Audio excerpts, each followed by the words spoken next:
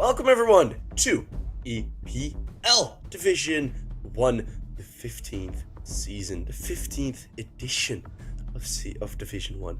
How far have we come already? Well, we are in the group stage now of this very season, and it is Group D that we will have the first matches of. So these are the final opening matches. Sampi versus PGE and ENCE Academy versus Team Secret. And I, for one, am very excited to see ENCE Academy play again. It's Zetko, Alive, Fino, Savannah, Mongoose.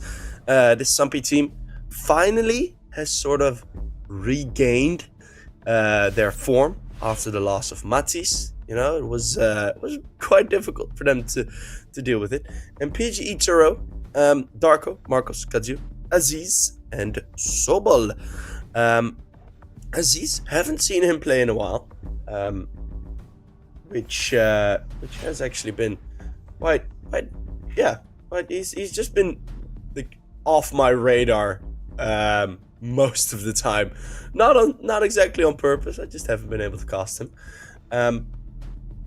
And here's the map veto. Of course, I already knew because omnipresence. It's Mirage, Nuke, and then the final one shall be. I forgot now. My brain works perfectly. It's early in the morning, guys. Forgive me. It's Inferno as a decider. That third map, Inferno, I always like it. If Inferno is like the first two maps, then it becomes a bit difficult. But hey, we are ready.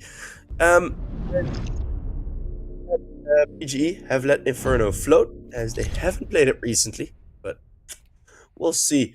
We'll see how that ends up. We are, for this first hour, the only Counter-Strike game live. So welcome everyone. You have no other choice. If you want to watch Counter-Strike, you're stuck here with us.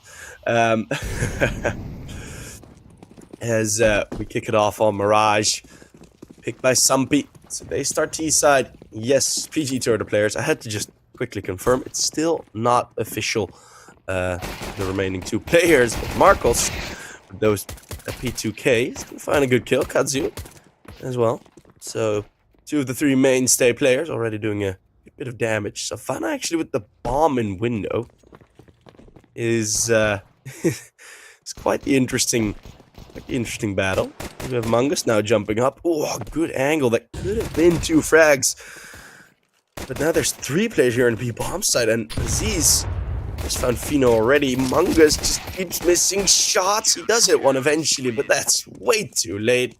Darko with two. And that's a very nice kickoff to the game.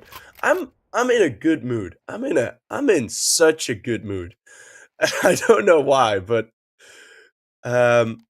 yeah. I'm in a very good mood. Astralis Talent versus Illuminar is also live with United 21.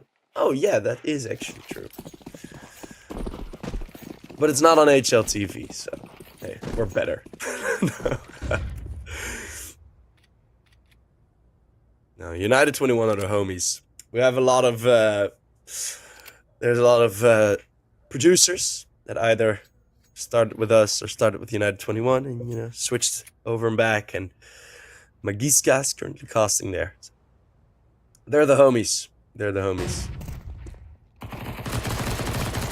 As Marcos, good 2 kills, and Darko is racking them up as well. So Sobol hasn't had anything to do yet. But if your team's up 2-0, don't think you'll care much.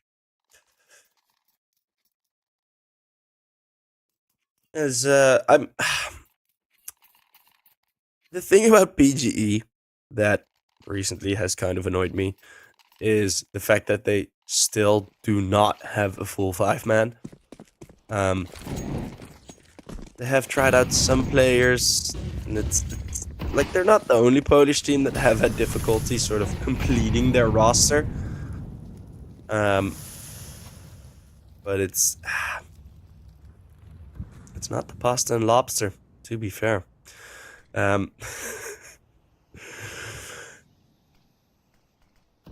Yeah, no, it's just a bit of an annoyance.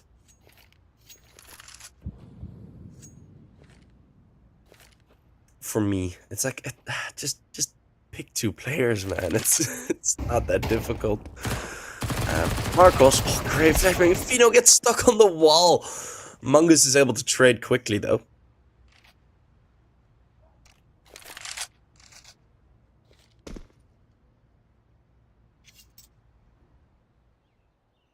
As it is the full A case. Slow start to the game. To this first gun round. PGE have had similar in the pistol round again, quite a decent rotate. Nice defensive smoke drop by Sobel. Gives him a bit more room to work with. There is also no, like, there's not any util left. Sampi in a very weird predicament at this point where Sobel can absolutely destroy them if he finds the correct timing. He's moved out the edge of the smoke now. And Aziz has found one long range. So yeah, now it's a 2v3 and you still don't have a smoke. And again, it's Darko and Kadzu combining for that final kill for the 3rd round in a row.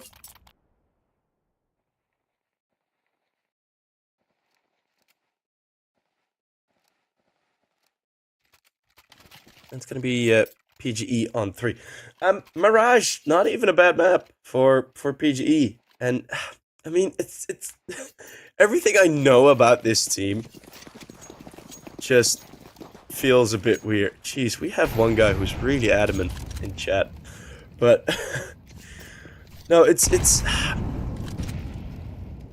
one of those things with PG currently. Like, there's so many matches and so many in previous tournaments of EPL as well where they've played. It's always like a different 2-man, and just want them to stick with 2 guys for a while, but it hasn't really happened. That flashbang's great onto Marcos. So the op gets picked up, and actually with the Tech 9s at the start, they have a very good shot. And winning this round, it's Mungus already with a triple kill. Aziz is now going to feed him, and that's the 4th. Mungus on course for the ace on 14 HP. It all started with a Tech 9, but wow, if you have one guy getting all the kills, oh, that nearly missed an ace. It would have been such a good start. As Kadzu now can clutch it, Savannah, that will save it for their team. So their good start doesn't go unrewarded.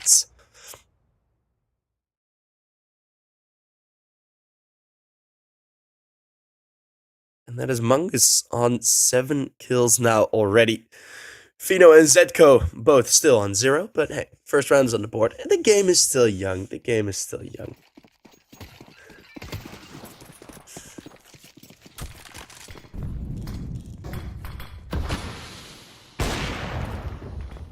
How is everybody doing in chat? That is also a question I'd like to ask. Because I'm having a jolly good time this morning. I don't know why. It's raining outside, it's cold, but for some reason, I'm just in a great mood.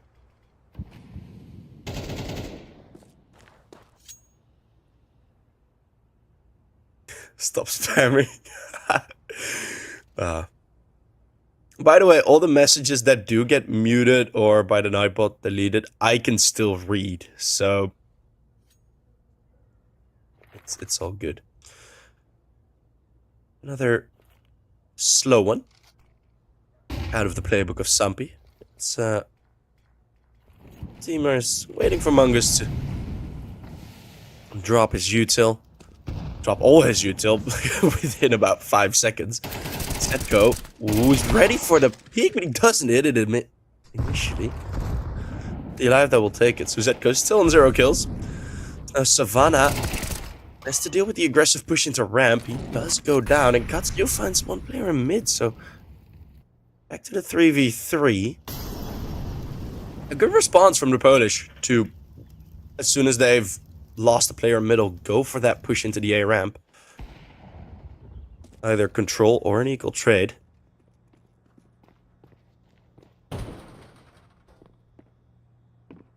Katsuyo's kind of boxed in here. Zetko is going to jump up, but that's an audible move.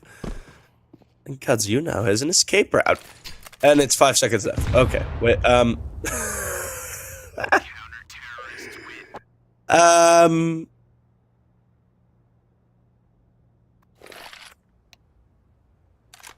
Huh. That is not really... I don't think that really went all according to plan.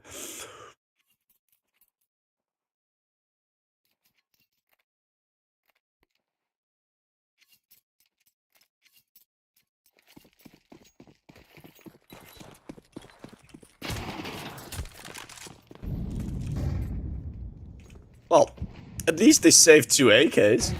That's a positive you can take from it.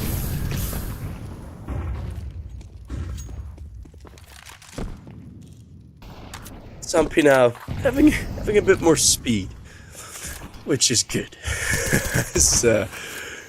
Well, if you're gonna be waiting for long, it's not really gonna work out all that often. So again, gonna try through a window. This time it's completely uncovered. That position.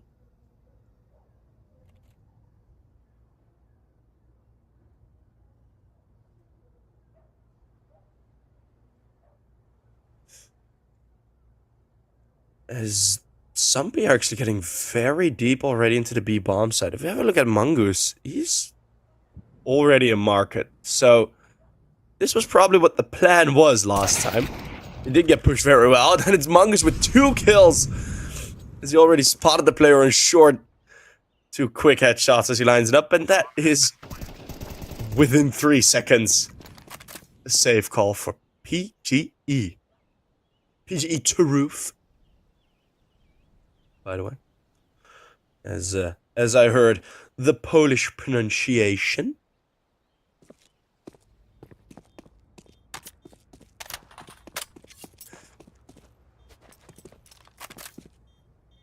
Is they do get the round.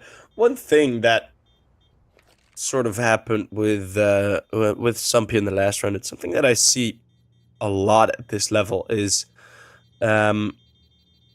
teams taking stuff from tier 1 teams and then the execution not being up to par.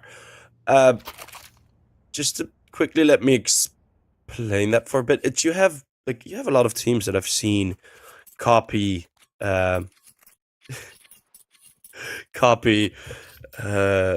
Virtus Pro and their sort of slower methodical play style, and it just doesn't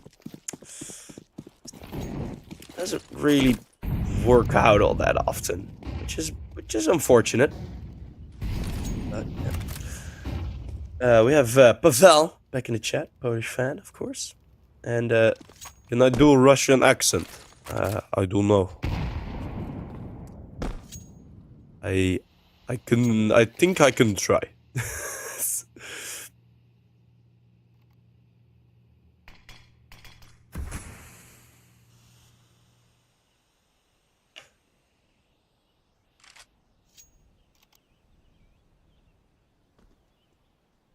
It's a heavy alien.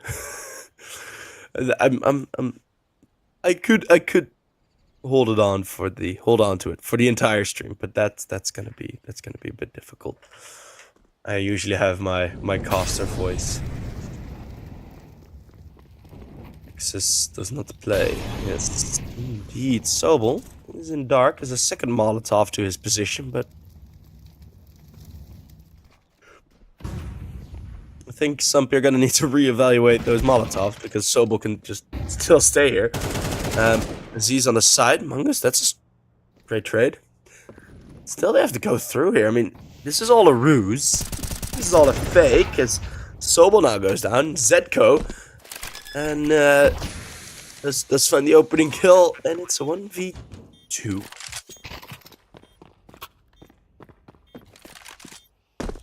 Have I seen Kaspersky and NIP Impact? Well, no, but I have seen Zedko with the AWP. In the smoke now, hiding. Sobel needs to hit one shot, realizes he's stuck. And they tried to play the same game, but Sobel just has a bit of a one-up.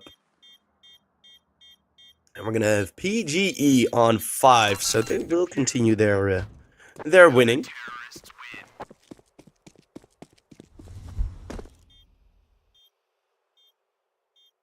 Was a very good shot, but with 20 HP in the AWP, He went for a play. And that play did not really work out. You know, it happens sometimes. It does happen sometimes.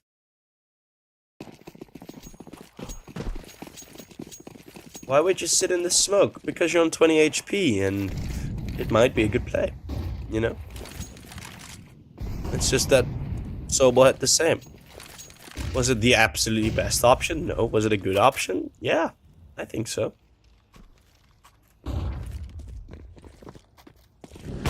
Ready. Zetko falling in middle. So died last round. Nice first. Now, Fino does get a tag onto Marcos, but then gets sort of shooed away by his supports. And with the alive, yet again, this lurk towards B has been quite effective for Sampi. Fino became the AWP. Heading into window Darko. If you held that angle, probably would have been a bit of a better result. But Sobel then on the wallbang finds the kill. The alive is boosted up, and Savannah with the Mach 10 needs to be the distraction, the lightning rod, that which the spark will focus on. The alive, if he doesn't get spotted after the first two fights, then they might have a chance. But Savannah is going to need to do a lot here. The alive is the first one to take the battle. Now Savannah suddenly is the unknown factor. And that is the wrong order. It's Sobel that will yet again get the final kill. Let Marcos go for the defuse. Kuba sticking it, 2 kills. And PGE, they just look really, really solid.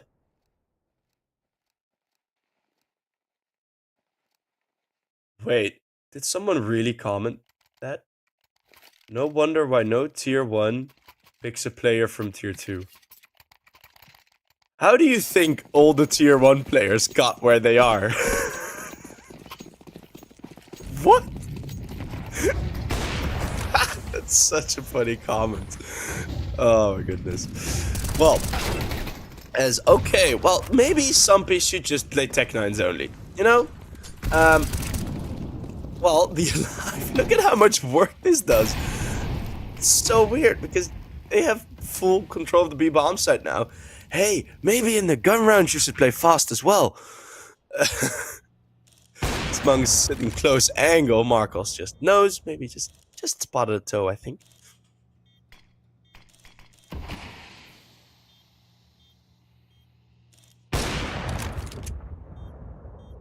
But they're going to be falling away. Don't want to give them the weapons. And yet again, it's going to be the Tech-9s for Sampi that give the round.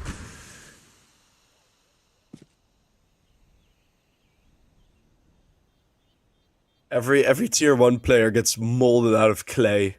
And then Gaben himself just kisses them on their forehead. And they materialize into the pros that they are. Gaben just comes up to him. Monasi, you are born.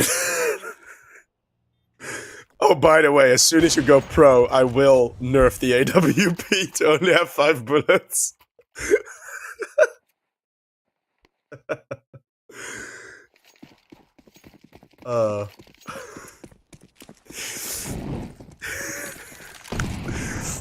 Yes. Commentator on weed? No, I'm just having fun.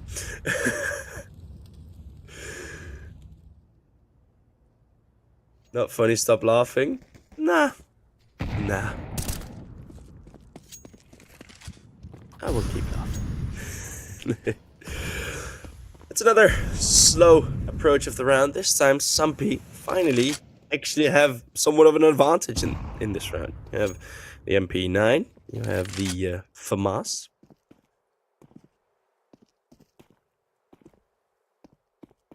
I hate jokes. Not funny. Sorry. I'll stick to casting. Again through middle, and it's PGE Turow that yet again have gone for quite an open mid setup. It has worked for them in the past. And now we have Aziz, who is checking window. Scared that Sampi might try it again. Aggressive from ramp. If Savannah falls here quick, there might be a bit of a problem. It is the trade, though. Still, the position is there for Marcos. As Aziz only finds one. It's a 3v3, but the fact that Marcos has the A ramp does offer some control. What a flick onto Mangus as he peeks out wide. Suddenly still in the 2v2. Elive and Fino are stuck on the bomb side. Only one flashbang to get out, but that's not going to be enough. Marcos with a third already. And now it's Fino in the clutch. And, well, before I can even hype it up, it's the FAMAS sidelining him. It's PGE with another round win.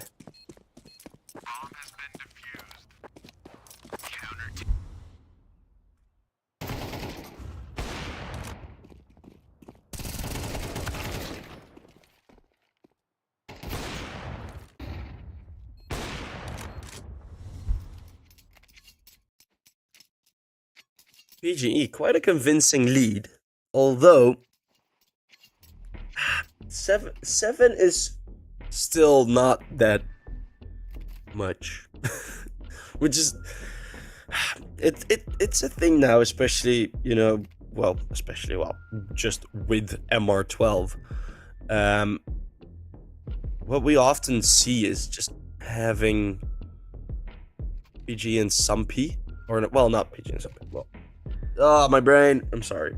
No, you have like a, oh wow, it's like 7-2. Ooh, big gap. But as soon as the team that is down gets to like 5 rounds, imagine if Sampi just imagine if they win the next 2 rounds, it's gonna be 7-5. After the pistol, like everything's gonna be settled again. It's weird how in some way those bigger leads can mean a lot and nothing at the same time, because it's easier to get to the round winning number that you need to be at, but it's also a lot easier to get back into the game because it's less rounds. Yada yada yada. I'm not the first one to think of this. It's not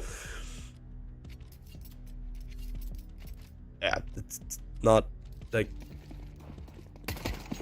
anything new that I'm saying, but it is interesting. Let's see, we had a bit of a timeout. And Sampi heading over towards the A bomb site. Let's see, will they wait until that molly goes out and then push? No, they will stick around for a bit longer.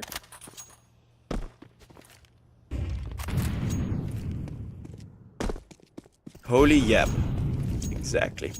Zetko finds Aziz and Sobol. Ooh, bit of trouble in the molly. There's now the wide swing from Darko. Ooh, could be more than one here, but the adjustment, it's just a bit too far out for him to really easily get to. Kazuyu is now close range. All the players are half HP, so Kazuyu can just line them up. A good peek over the staircase. Kazuyu. Ooh, they have to peek him. His bomb is out in the open. And Marcos held the line, and it's 8 on the board for the Turow. Very good play by Kazuyu on the staircase. And that bomb being dropped in the middle of the bomb site just hurts. As we will go for... Well, just heard in my earpiece that we have a tech pause as Fino has crashed. So, there we go.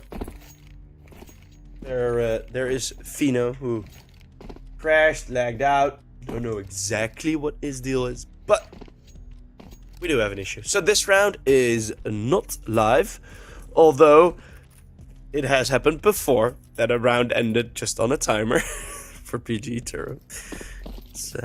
So, hey. Let's be careful on it a bit.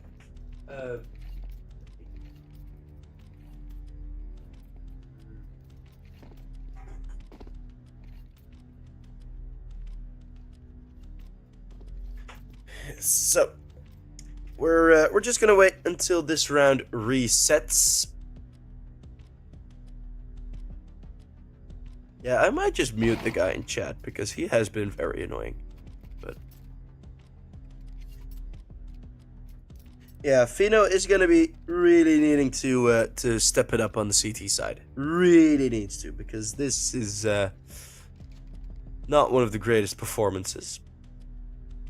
Everyone is so toxic. Yes, you are correct. You are correct. But hey. It's a quick fix, actually. Normally this takes a bit longer, but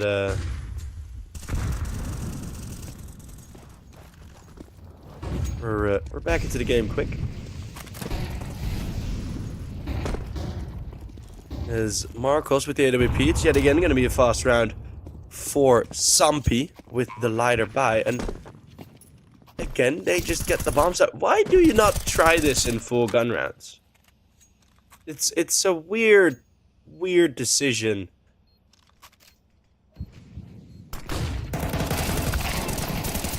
And Kudzu does get the turnaround, so it's actually 3v4. It's gonna need to be a multi-kill out of one of the Sampi players. Smoke goes on the bomb now. The Alive with the P250 long range finds one. Fino with the Tech 9 in the smoke. Found by Sobel. And the Alive now with the P250 is having a bit of a difficult time clutching. And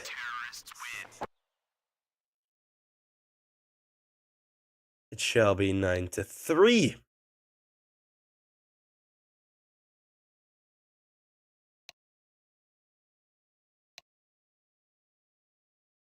It is a pretty fast game.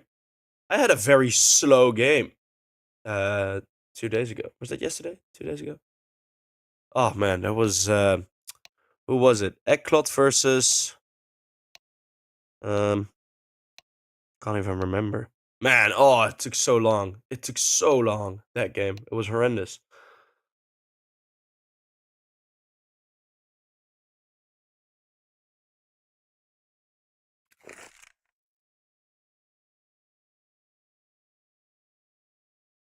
Brother, you're I'm just gonna mute you. It's not even that what you're saying is mutable, but you have said, like, there's some guy, legit every single minute he has put a message in. Every minute. I'm just gonna let you chill for a bit, you know? Casters. I'm on my own. So if you lose the S, you know it's me, and then you'll be alright.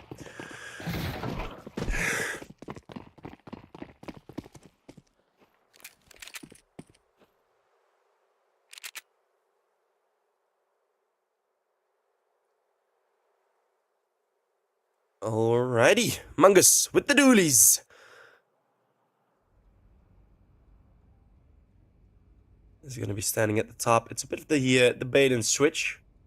We see this used by Mouse very often. Mungus then would be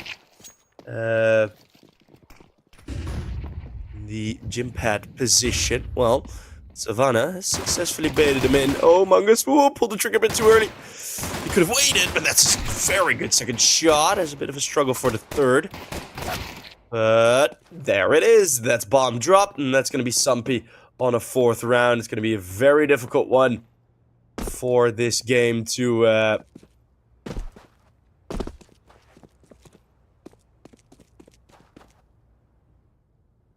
for this round to actually be won by PGE.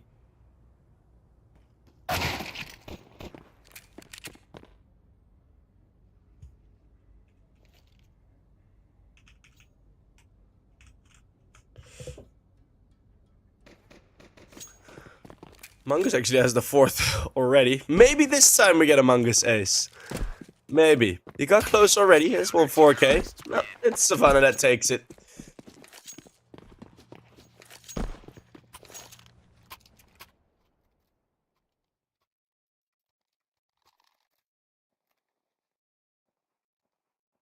Mungus on 20 kills at the start of the second half. He did wake up very well.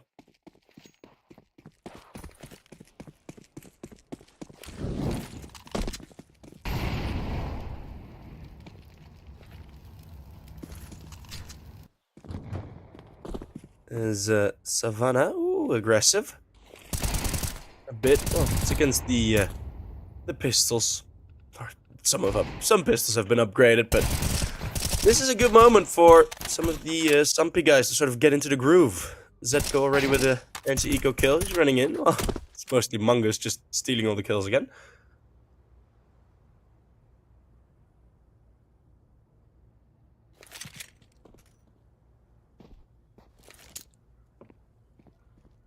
Oh, the Zeus.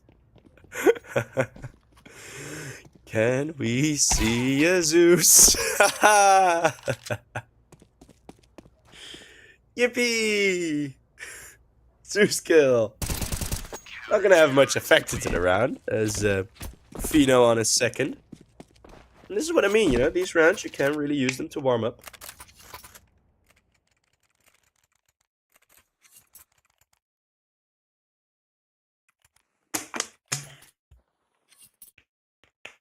That was my drink, by the way. Don't think something in my building is collapsing or something. Where's the kid who won't stop crying? Oh, I muted him.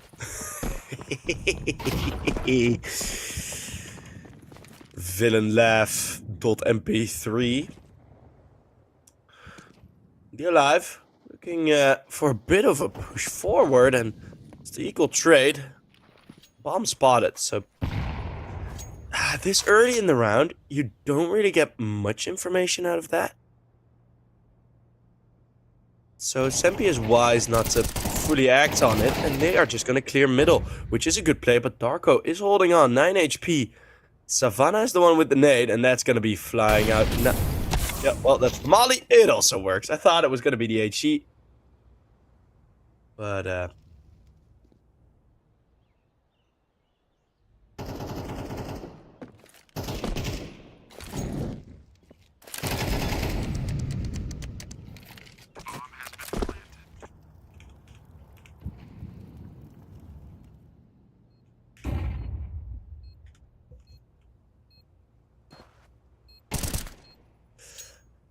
as the 1v2, nade from Savannah. The bomb site has fallen. Savannah. Staircase. Good angle. You can alternate your angle here a bit. That's about half damage to each. No kills yet. There is a defuse kit. Really difficult stick to AK spray. Woo! The spray transfer nearly hits. But it's Aziz that will hold on. Whew, that barely. That would have been a sick, sick clutch.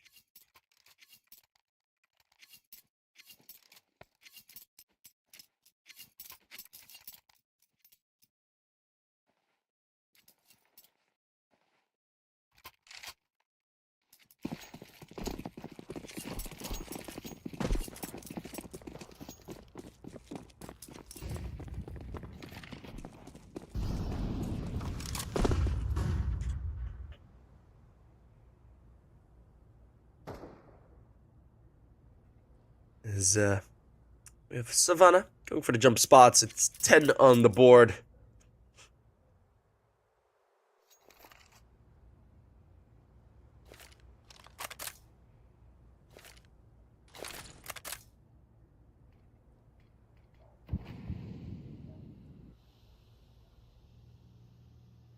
And this time it's PGE Turow's turn to go for a slow round.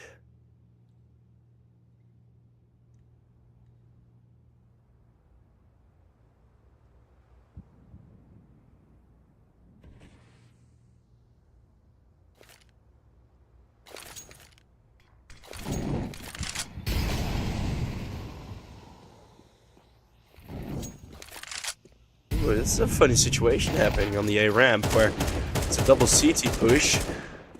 And also the play out of apartments as Mungus on shorts catching another kill again. Another round with a Mungus multi.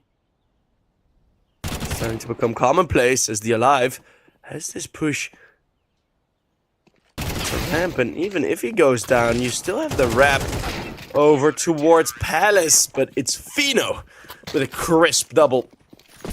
That brings Sampi their 6th on the board.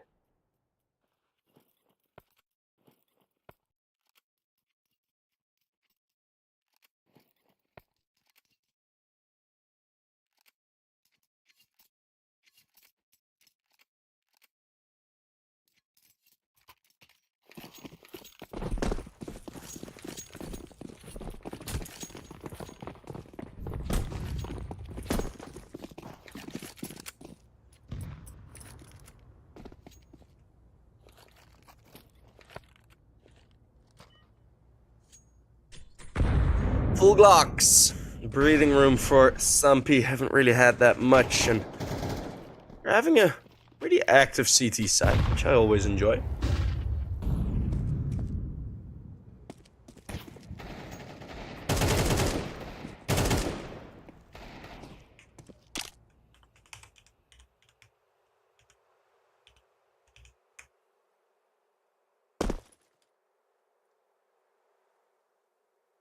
And of course, against the Glocks, it doesn't really matter much.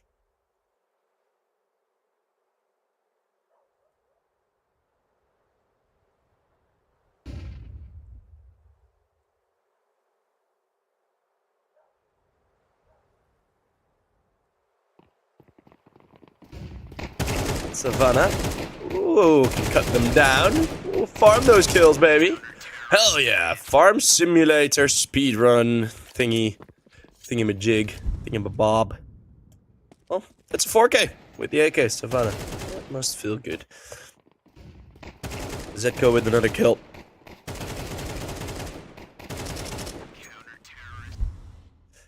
Slowly, they're getting back into the game.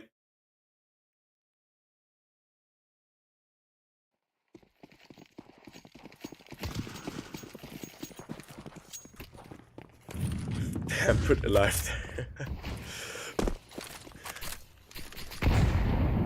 Breaking open the smoke. Nothing really revealing. There's already some util forced out of Savannah.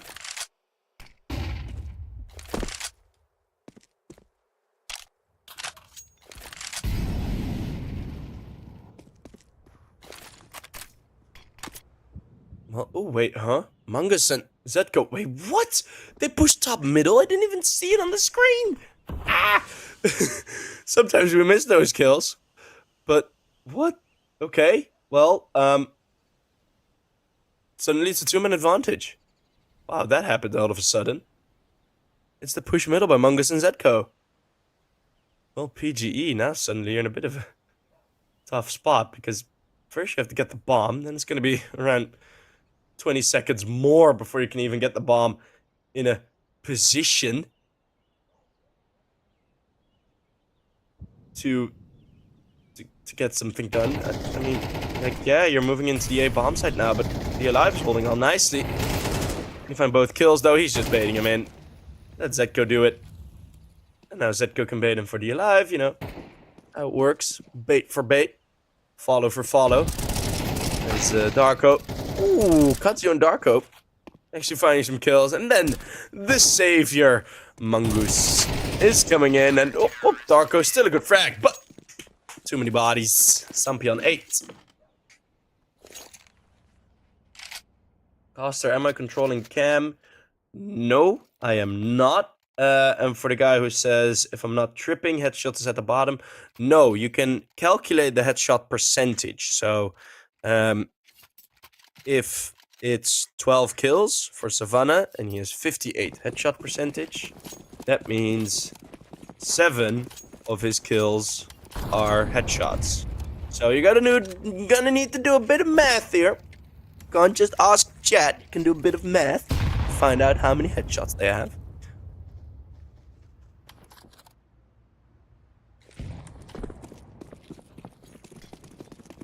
Aziz jumping in with the Tech 9. The Tech 9 rounds were very successful for PGE, or for Sampi, I should say. And the Alive and Fino are having a jolly old time. Fino stepping up wide, but Darko was a bit past his crosshair. When that peek came through, Zetko exchanges places with Marcos, causes Darko to die, and we just have a P250, which,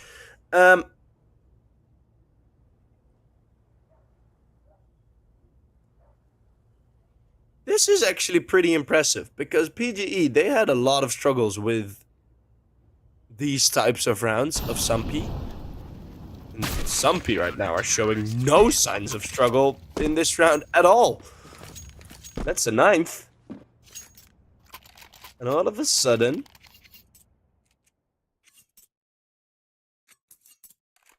we're gonna have a 1-round game.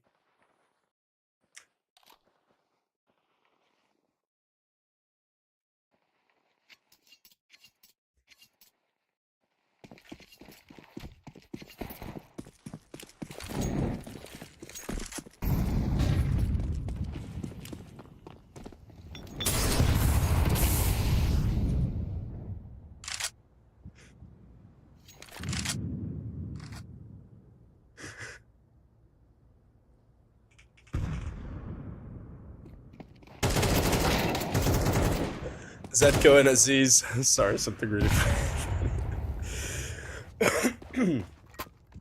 It's Aziz and Mungus did trade early. Well, that's the best shot PGE do have, taking down Mungus first. But the rest of the team has been playing quite alright. Fino was 1 in 9 in the first half. And then, in the second half, now he's 8 in 11. So his second half stats are pretty damn alright. 7 in 2.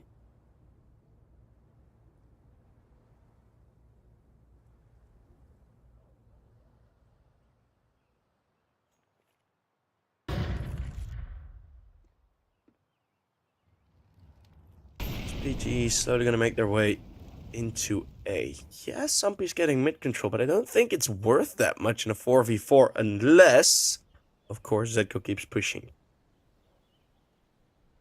And then suddenly it could become a power position, but he is still quite far away. Time is running low, so PG is gonna need to make a move. Now that flashbang is great, flashing them both. Fino, great shot with the AWP. Now stepping out wide to just sort of hold them back. PGE, it's 10 seconds. You need to get to the bomb side. I think that call has come through now. But the bomb gets dropped. Marcos doesn't pick up the bomb. Fino with a triple quad kill on the connector top. As that is him now in a positive KD. What a resurgence from Fino. You know, waking up can be a bit difficult sometimes.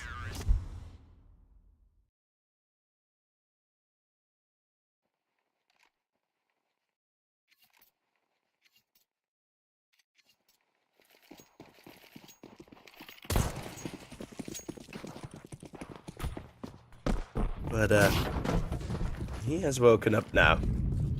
Maybe he's had his coffee, you know, that was the tech break. Him just getting a coffee. Imagine just leaving your PC, guys, just pretend I'm offline. I need to get my coffee. I need to get a Monster energy drink and just anything. Jeez, a whole barrage of util towards the B-bomb site. As that's only for Kazuyo to just get in. Oh, wait, that's a lot of mid-control. Aziz with the single AK. He's gone through a window. They aren't aware of this possibility this early. I think Mungus still has it covered. Oh, what a mistake in the planning from Sampi. As it's 3 kills and the bomb site falls. So yes, you get the 10 to 10.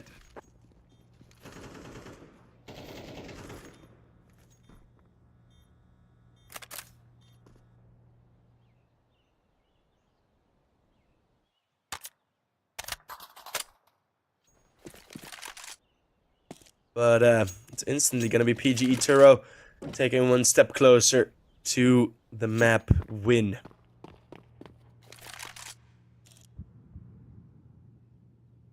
Open rifle will be saved, which is good.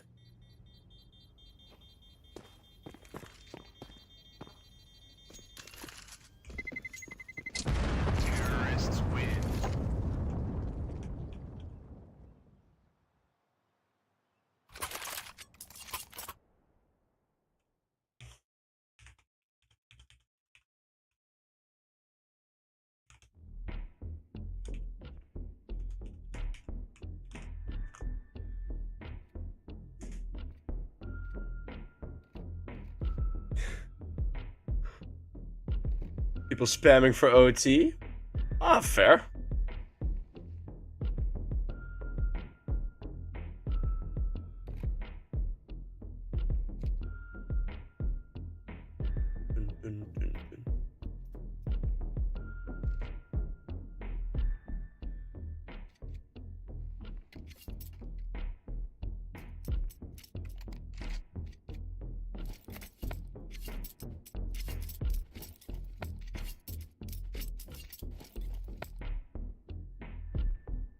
You know, you think after one guy has been banned, like muted, that people would sort of like stop spamming caps lock. I can't do anything about the bot at this point. Now I bought the biggest op. Yeah, I know, but just take it. Just I can't do any. Well, full gun round. And I like that near the end of a game like this. As Marcos with the AWP. We haven't seen much of Marcos' op. Even on the CT side, it's mostly been the rifles of PGE that did most of the work. I mean, yeah, he did get a couple of good kills, but not a lot of impact seen.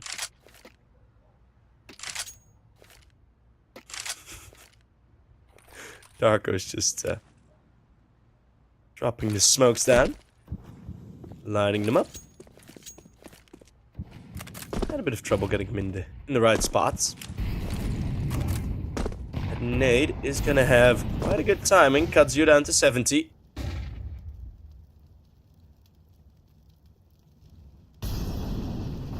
Ooh, and it's the slow entrance. I like this.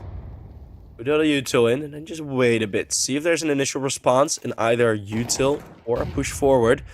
Then Zetko just... Oh, they break open the... Wait, what? The smoke faded? The smoke had broken open. We didn't see it, but Aziz finds two. Marcos then with one more. Gonna be 2v3. Nearly a very big mistake from PGE. Mongoose, he's unchecked going through jungle. And now it's 1 versus 1. Marcos versus Mongoose. Mongoose is nearly on 30 kills and the timing's perfect. As he reads it on the footsteps, the time was in his advantage. And it's Robert Cosper that cascades in an amount of kills unperceivable for PGE Turow. 28 already. He is keeping them alive.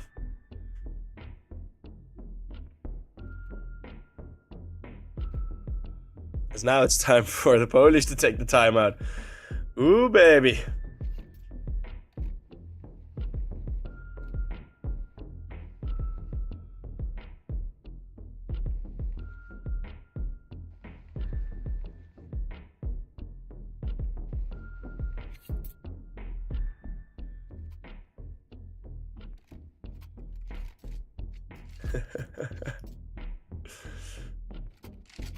Thank you, Caps, for also being in chat.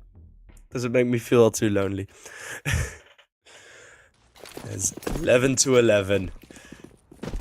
Let's have a look at the eco for both teams. Pretty poo-poo. Pretty poo-poo eco, you know? Ain't no PP there, just straight poo-poo. That's not good. Well, an important round. 1.5 minutes to decide who gets the first advantage, the first chance at giving themselves a map 1. This time a bit more control in middle. That's smart from Zetko and his team. Fino changing his position. We haven't seen him as flexible, so it's not like they are aware that the op moves around a lot, but still it is a good move. It's not going to come into effect, which is a bit of a bummer, but it does allow 3 players to be here on A. It's Zetko's attention that's divided. So to push in Sobel and Zetko, this timing is so near. Sobel's just pulling the rotate to jump in. Oh, making it soundless. What a peek into Zetko. Then Fino is under pressure. From short. There's now 2 players in the bomb side. Mungus and the Alive. They need to do so much here. Mungus goes unchecked. They just plant the bomb under their noses. And now Mungus gets the first. Now he's aware that they're there. The Alive finds one more. It's a 3v4 all of a sudden. They don't check the bomb site fully. And it's Sampi with 2 kills. Mungus gets mollied out of position. Still need to retake this. Mungus tried to go up the ladder, but he fails to do so. Darko now with one more. Savannah just wants to stick this bomb, but spray through with the AK. It's connecting eventually, and it is PGE Turow that have the numbers advantage. It's Darko from Connector holding a triple kill right into the faces of Sampi. And that was a dicey round from both. Whew.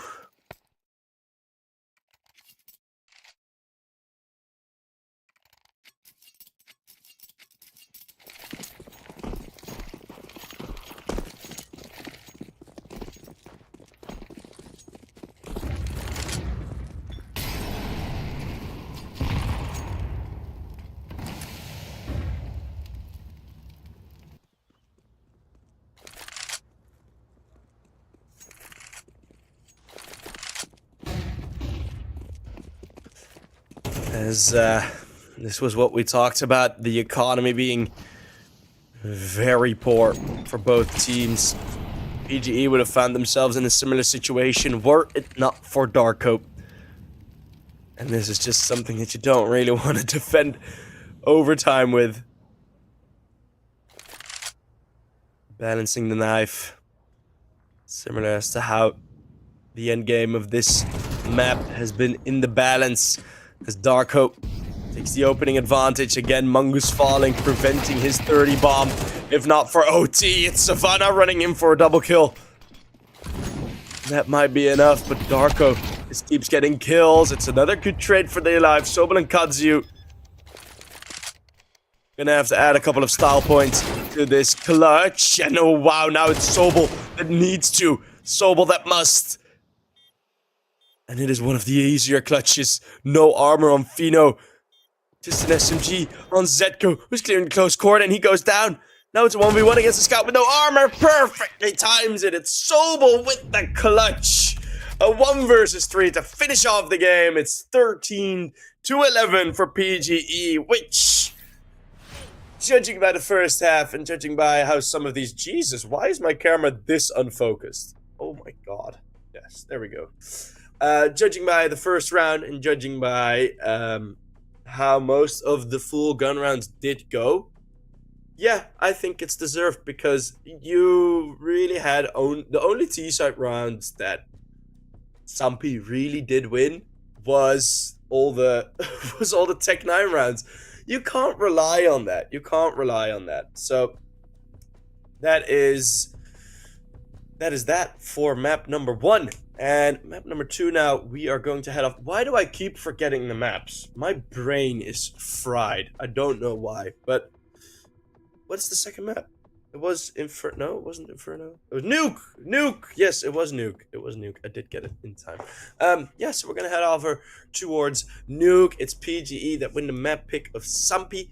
And yeah, that C round start was quite a good one. So we are going to head off for a quick break.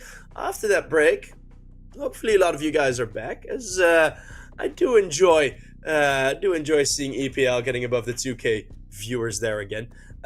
So yeah, thank you guys all very much for watching this first map. Why do I close it out like it's the last game that we had? Grab some food, grab some drinks, and be back for map number...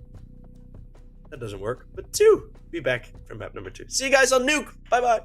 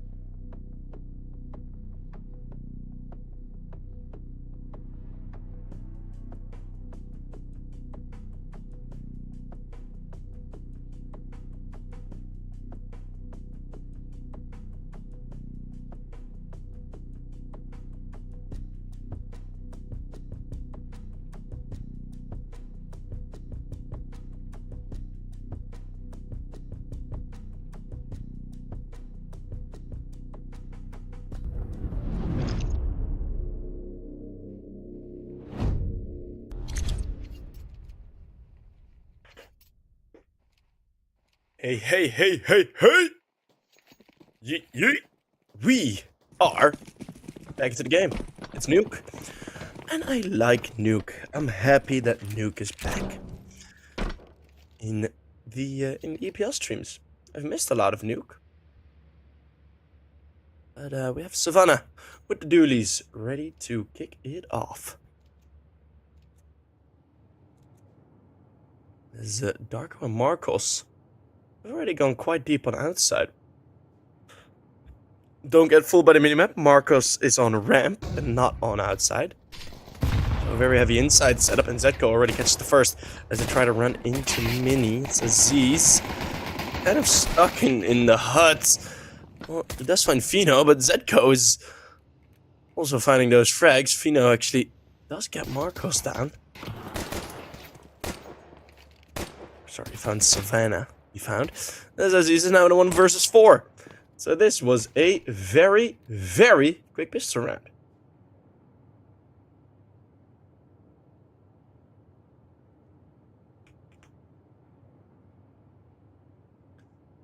Well, it would have been a quick pistol round if Aziz didn't decide to hide for a bit, but he is going to try and do his best in this 1v3, and Zetko is going to be the one to find the final kill. Zetko, who started with 0 kills in the first 5 rounds, now has 3 already in the pistol. So, a bit of a better start.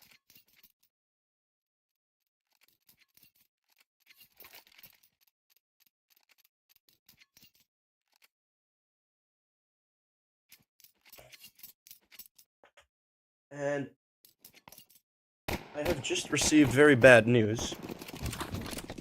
I have finished all my snacks, so I can't get a snack in.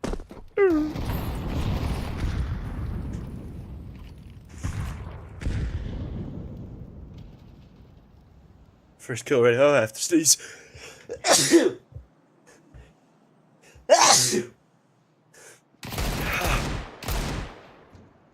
That's a good kill with the... Thank you. Even my producer said bless you. It's the hay fever. We already have 1 kill with the deagle, but I don't think much more will really be found here. It's just the 4 Glocks next to the deagle. Thank you all in chat. I keep the sneezes in for comedic effect. I could mute, but for coughs I mute, but for sneezes, I think sneezes are funny enough to just let them fly. As we have Savannah with the SMG breaking open the window. Oh. Sobel has a Molotov on him. Kudzu, if he goes unchecked here, might be some... Oh, well, Mungus is holding it, so they're gonna be good. Mungus is holding it for now. Let's just say that. Okay, there's Marcos with the flank. Still a 3v3. Savannah gets a couple of good kills.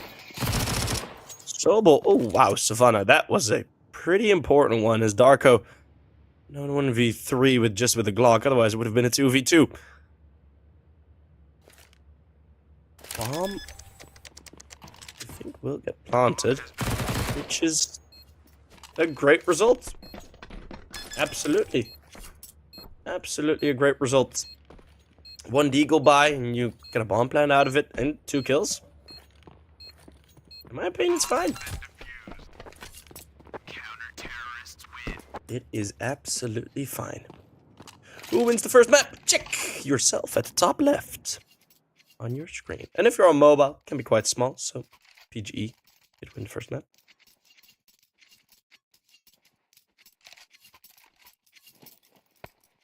As we have technical pause.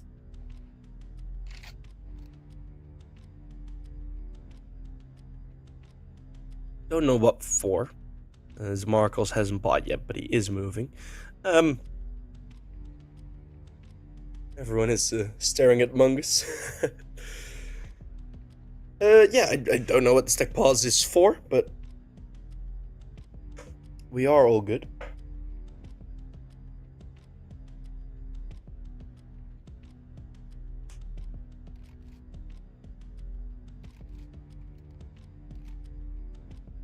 Hopefully, we're all good.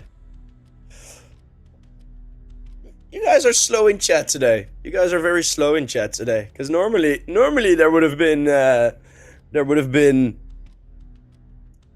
mafia pauses and money pause and negotiation and whatever. But no, you guys are being nice today. So, mafia pause, yay! We got it. Yes. Thank you guys. I got scared already. I got so scared. I was like, oh no, has chat forgotten? Like, this is not normal. I was like wondering if you guys were alright, but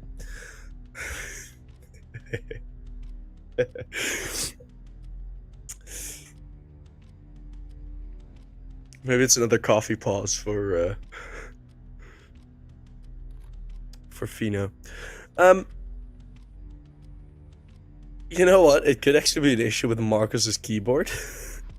As he was moving, but he hasn't bought anything yet. I don't know. I have no clue. No clue.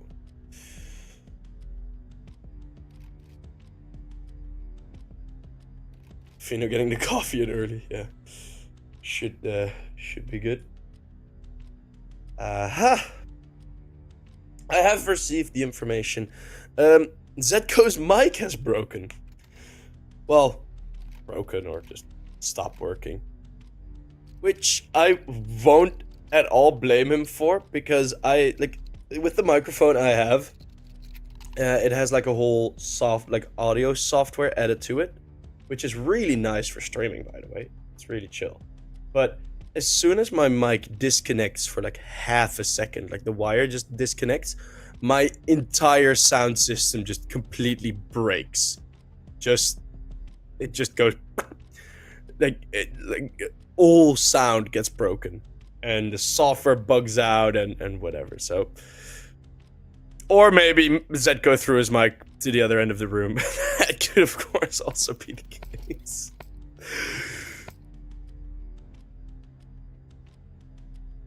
Zetko's mic is off because he's calling the mafia. There we are. Or maybe his mom's calling, you know? Imagine after like a 3-minute tech pause, someone just goes, yo, bro, didn't you just mute? And it's like, oh, yeah.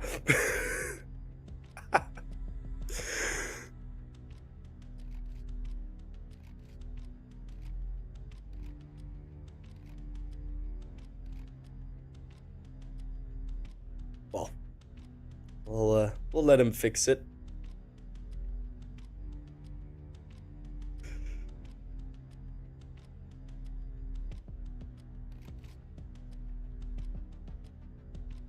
$13.5 bold prediction. Using the SVG. The fact that was still in the game baffles me. Absolutely baffles me. Like it's such a yeah.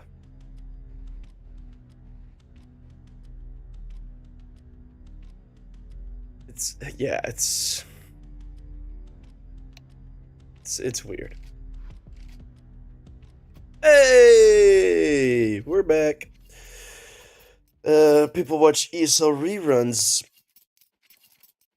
I think a lot of things with the ESL reruns, I think legit a lot of people are just like especially if it's like of more recent tournaments or classic games. Like if you just are working on stuff and there's no game that you're interested in, and you're like, oh cool. Like, we're just gonna wait. I mean, I think there's a viewer base for it. Mouse is doing great again. Well, let's see how they do in the playoffs. Womp womp.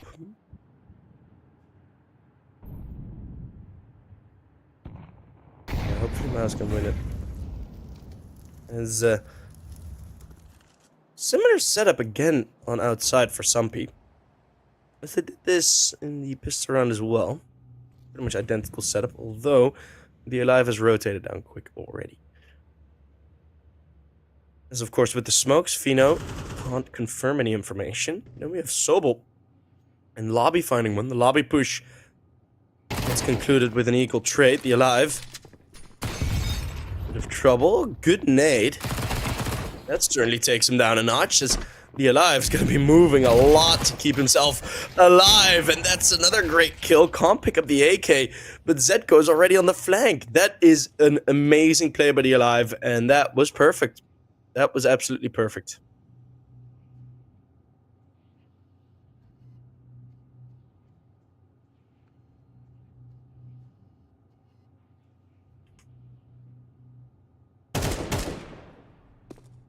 As Aziz now on his own. Sam is in a pistol. Yet again in a 1v4. Zetka will find him. I was fully boxed in. No option for it. Sampi, third round on the board. FlyQuest got sent home though. I mean, FlyQuest did perform really, really well. It is, yeah. It is very impressive how well they're showing. Was, and I hope they qualify for more tournaments. Recently. Why don't I have a co-caster? Multiple reasons. But mostly because we still are a rather small tournament. And hey, I'm never alone, because I am, of course, several. That's a terrible joke. But yes, several sheep. And I have you guys. I have chat. If it really gets boring. But the Alive is gonna wait at the edge of the smoke. Smoke does get dropped in as the Alive. Oh, line him up, baby. Oh, just didn't hold the spray long enough. But he has his teammates to cover for it. So no one gets out, no one gets through. Marcos and Darko. Marcos and Darkos. Or Marco and Darko. Which one would be better? Who should either add or delete the S?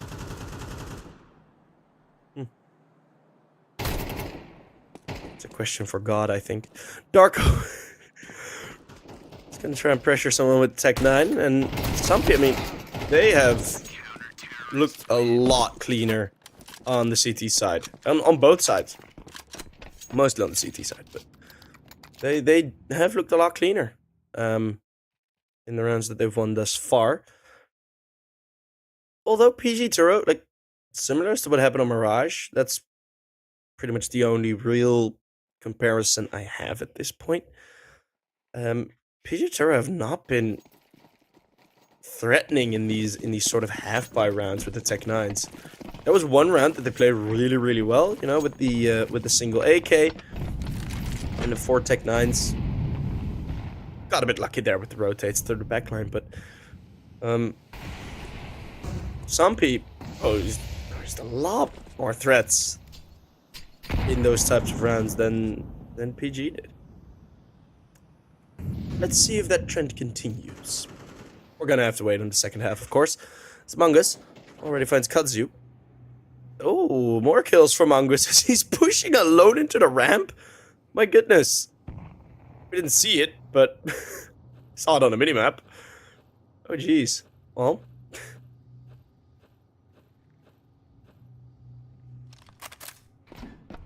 The Alive spots him and moves away. Knowing with the 2-man advantage, you don't really need to challenge anything. Whoop. Did he get spotted? I don't know if he got spotted. But Fino is here as well. And one quirk of the B bomb site is you cannot enter without a sound cue unless you go through the ramp. So either go the long way around or make noise. Fino under a bit of pressure. The Alive has gone down in the bomb site, so yeah, he did get hurt. He did get pre-fired. Fino. Ooh.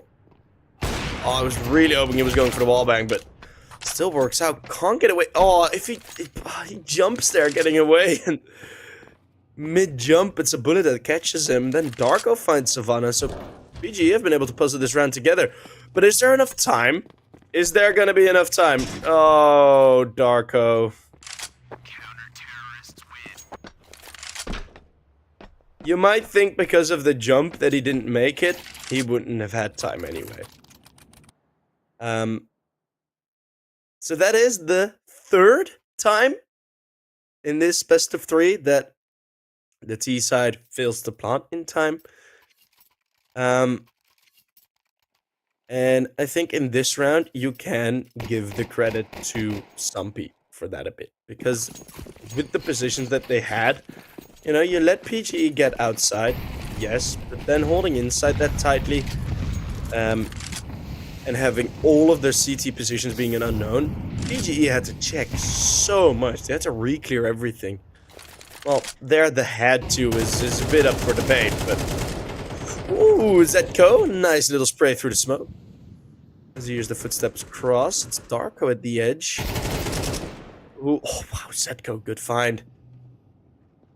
As he's mobile on the outside, finally outside getting challenged a bit. And it's again a 5 versus 3, so Sampi, they did have a bit of luck in that past round. Not gonna lie, but... What was it what Thomas Müller said? Luck is when, well, he wasn't the man to coin the term, but luck is when preparation meets opportunity.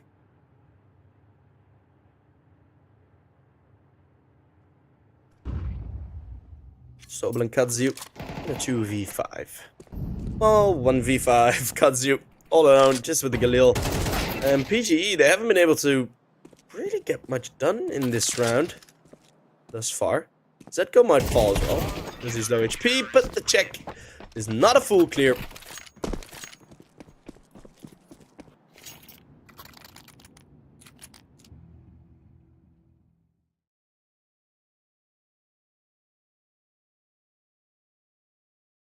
And Sampi had a return to form in the latter half of Mirage. And they have been continuing that.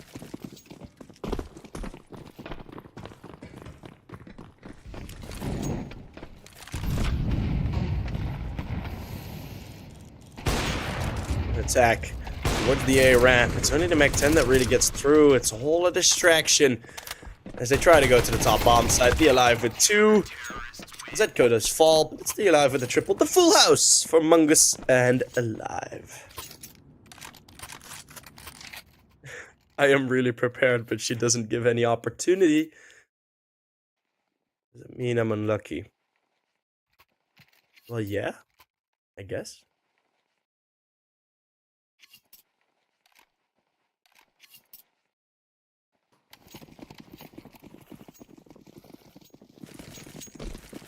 You know, you need to plan your A execute well.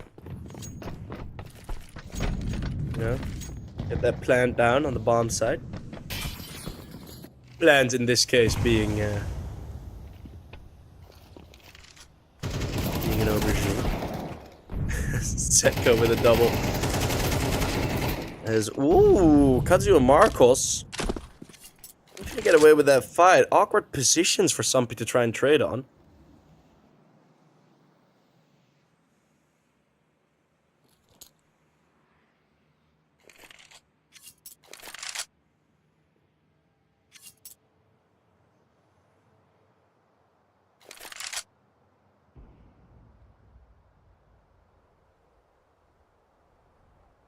Oh, Fino with a kill, huh? Where did that happen?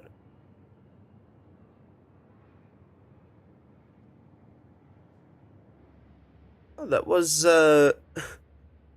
Sobel walking through secret. That got found by Fino. Didn't even hear the op shot, so that's why I got confused. Just boop, kill on the screen. I was like, okay. Well, 30% of the rounds in these situations get won by the T side. Let's see if PGE can increase that percentage. Savannah already out. It's Kudzu completely isolated, but that flashbang's perfect. Marcos helping his teammate out. Mungus a chaotic spray, but it does succeed in connecting. Marcos can't escape. And that's a very big brain molly Inferno has a defuse kit. Sampi, yet again, also survived a difficult round. So it's not as if only with good starts they can convert the rounds. As PGE trying something different on the outside, getting some decent success, but yet again in the late round, it's Sampi that haven't yet had a round response. A response against them. You know what I mean.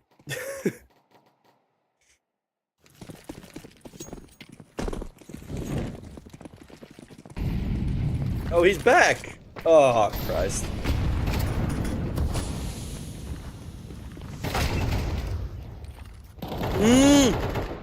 Sobel, what? Okay, that's a start. Got you coming in with a kill as well, Mungus. Well, Sampi, let's see how well you do with a man down situation. You haven't had many of these. Let's see, smoke into the bomb set. The alive. The edge of this smoke. His position is gonna fade.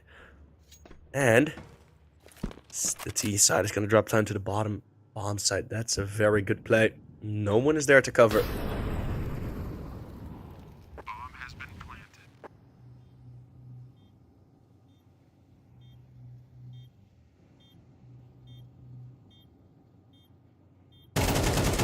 Zetko spots Aziz. He still has an opportunity to go for it. You're alive. He's able to trade, prepared for the position in the vent. You have Darkle and Sobel both in dark. There is a single grenade on Mungus, which will be thrown in there. The alive getting one more kill. It's only one play on the ramp, but the nade has gone past them.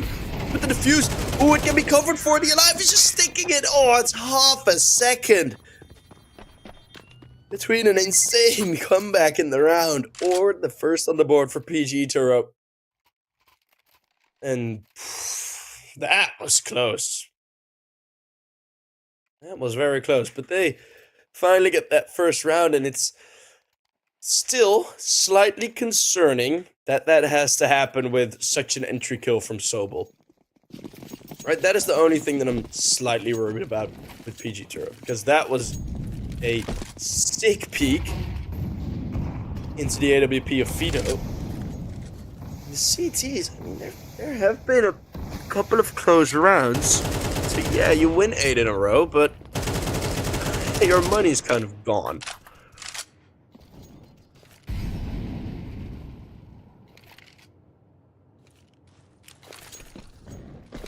They've been very passive on the util usage initially. The alive is able to find a blinded kill through the smoke onto Darko. That's gotta be a bit frustrating. Like, oh, you go down. It's like, oh, didn't I check an angle? It's like, nope. You just got full blinded guy sprayed you through smoke. It's like, ah, okay, nice. Aziz.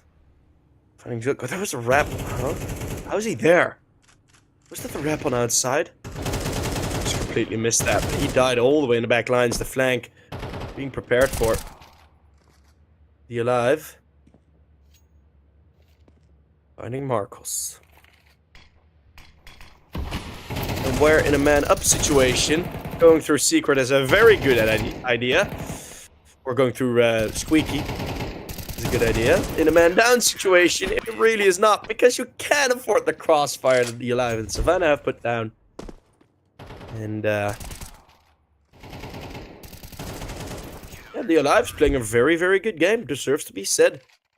Sometimes I also am critical of the Alive, as he is, like, his inconsistency is still something that he really needs to work on. He knows that. It's not like if I tell him, it would be anything new for him to hear. But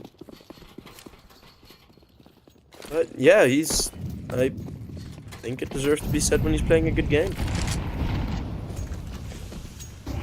9-1. Sampi got really pissed that the comeback didn't work, huh? Another nade. Just haven't seen many change-ups from PGE. I mean, so weird. Let's equal trades on the ramp, and Aziz makes it fully equal now. Good move. It's all individual plays. It's nothing substantial. from the Polish. And they kind of have that playstyle sometimes. And if it works, if everyone's online, it's really fun to watch. It's really enjoyable. But the problem arises when it doesn't work. Or not as well. 2 versus 2. There's still a good chunk of util up for Sampi. And at this point, yeah, this round, even if Sampi win, this round would hurt the economy. But at this point in the half, you're not really going to care much about that because you're already 9-1 down. The best option now is a 9-3 PGE. That nade is decent, but Aziz in the top position. Fino retaking 1v1 or 1v2 with an AWP. If you're not Simple or Monacy, you can't really do it. So he's going to fall away, save it for the next round, and give PGE their second. Sometimes a small amount of pity is even worse than complete domination. Domination! Or something. Multi-kill! I don't know. I don't know if my voice is good for that.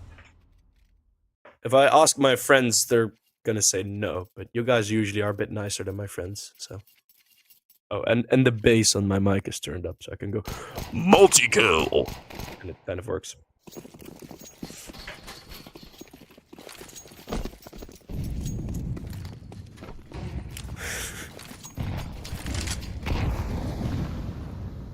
Well, enough kills in the previous couple of rounds. Does make sure Sampi has a bit of a struggle on the weapons vibes. Quad kill.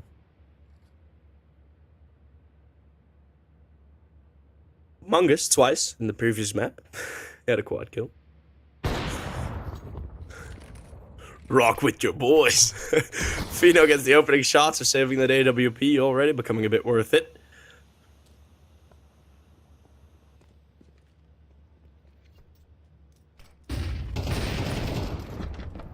Sobol, pressure. Fino gonna jump up. It's 3 players looking at the squeaky exit.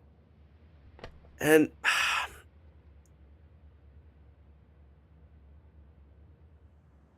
one thing that I'm not happy about from PGE Turow is the fact that they haven't really gone for like a full A execute. It's just something that if you're playing T-side on Nuke, especially if it's your map pick, you should have a full A execute that should at least come near to success. The counter util shouldn't be an issue. And Mungus, since about 1 minute down, he has been in this corner. He will be checked, but not fully. And then he even finds half HP off of Marcos. The Alive will finish him off, and we'll finish the half with 13 kills. Together with Zetko, as they have been playing a really good game. It's Aziz and Marcos, pretty much the only ones that have been able to keep up. And yeah, looking good. Looking good. 10-2 for Sampi. Wow. That is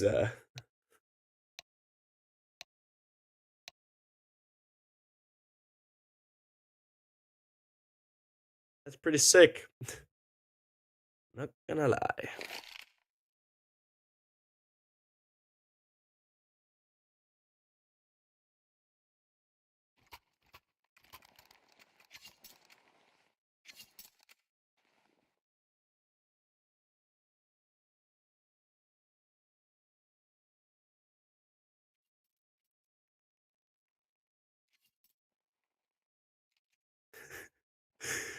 Every time I'm quiet for longer periods of time, just know that I'm reading chat. As the halftime break is over. If Sampi win the pistol here, which with a full ramp push does become quite likely. Very Break open the door. Ooh, nice. Simultaneous push. Sobel. Crisp on the first, though. Bit of a weird clear there, but I understand. CTs did have one of the better positions for it. Bomb has been planted. This is also an interesting one, because you want to go through double doors. You want to go via here, but if the alive falls quick, there might be some trouble, as Marcos finding 2 frags, Savannah holding on, and that's the round over. So, that's quick.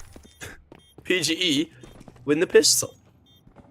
But, crucially, the bomb has been planted. So, there is going to be a force buy for Sampi coming in. A very strong force buy.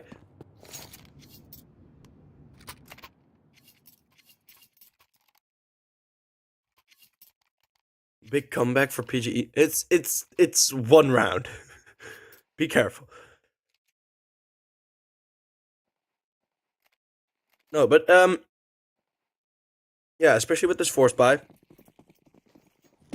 it's looking good for Sampi and for this round in general. As I imagine, we're gonna have quite a fun one here. Let's see, Marcos. Ooh, gonna be pushing like this. Oh, Mongo's just 4-man push. You have to be really one of the greats to get away with that one. And this is a very well-educated response. I like what PGE are doing on this CT side, right? They know it's a force buy, so they know it's kind of, they want it to kind of be bursty or lurky, and in both situations, good to have 2 players close together. But fully across towards heaven, Marcos will go down. It's low HP for Zetko. But if they hold this heaven position, then there'll be something to be said. That's a good smoke drop out of the vent from Katsu. Preventing the Molotov from doing any more stopping.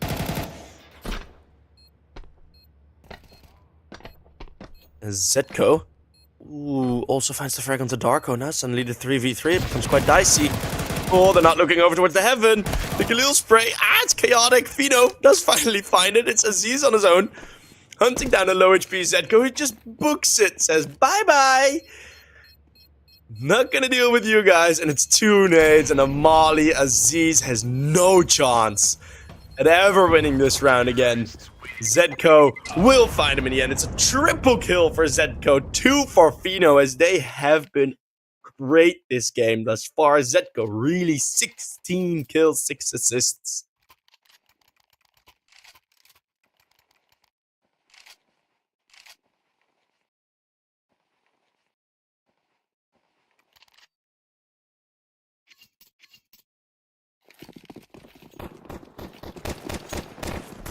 And this is what it's forced as a response from PGE.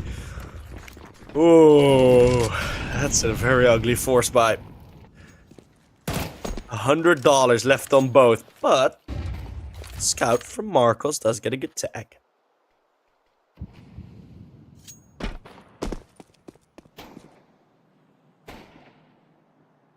Marcos has an op. No! What? Get those Valorant ass terms out of here, man. Take your ass back to Riot. It's a scout. A scooter. Scooter shooters. Fino, that's your teammate. Fino does get tech. Ooh, good headshot actually in response. My goodness. Mongus and Fino. Kazu does get 1 kill. Marcos has gone down, still on 10 kills. Ooh, dicey. But bomb has been planted.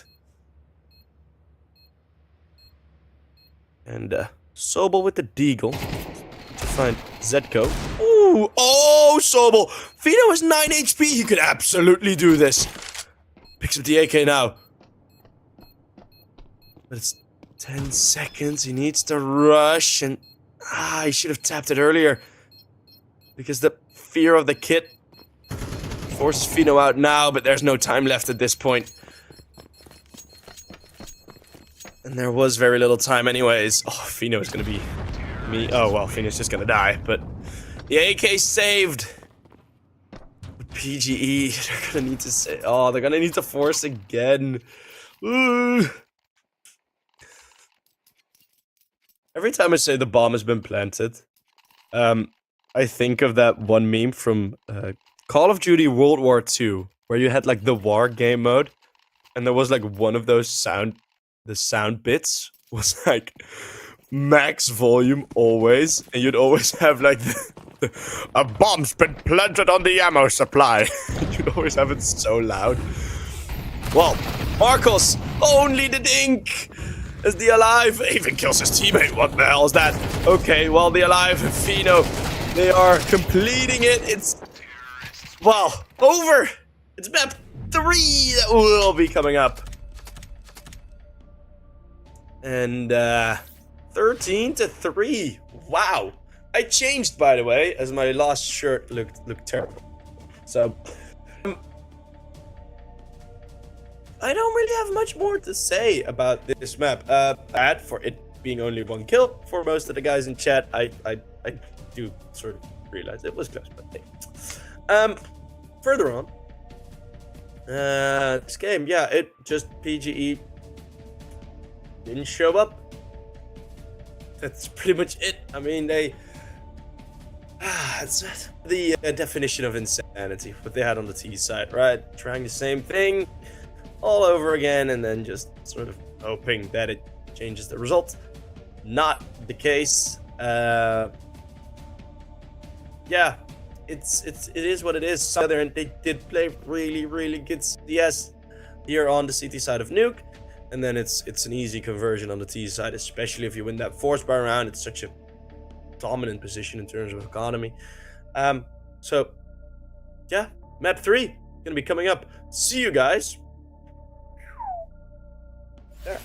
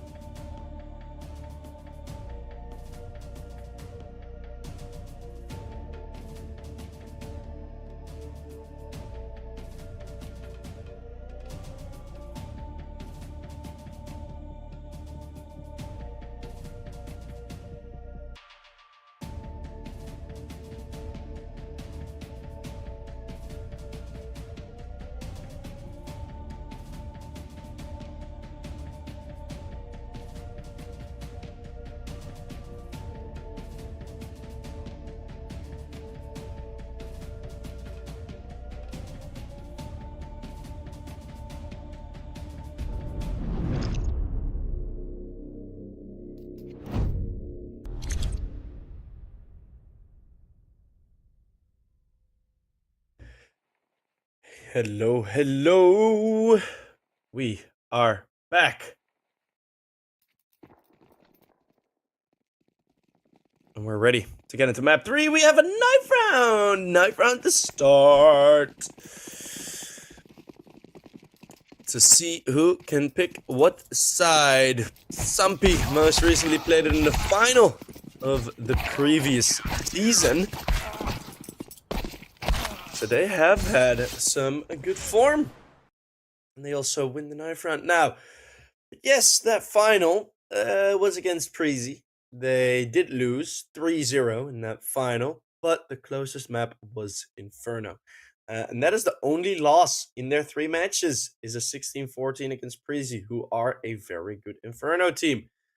So now, some trouble arises when your PGE Turow, who is looking at 0 maps played in the recent 3 months on this very map. Of course, that is a bit skewed, because there have been maps played in United 21 and in ENCE, for example, on Inferno. So it's not a map that they have completely unavoided, but at the higher level, somewhat higher level, the HLTV matches, the Polish have not played any Inferno.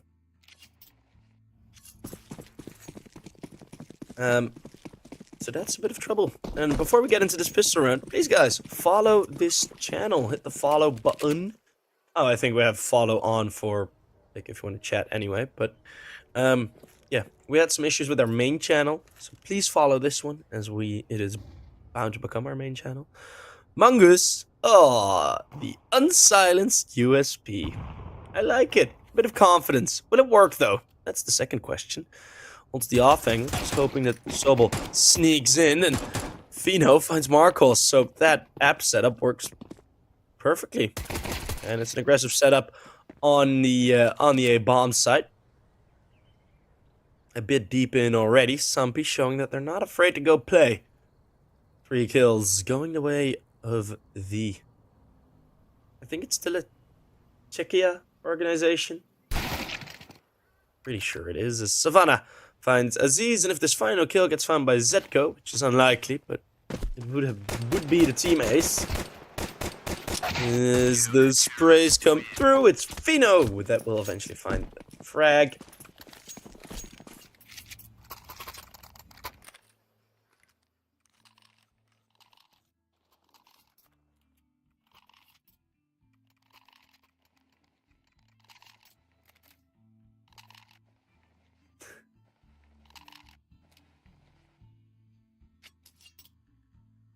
There's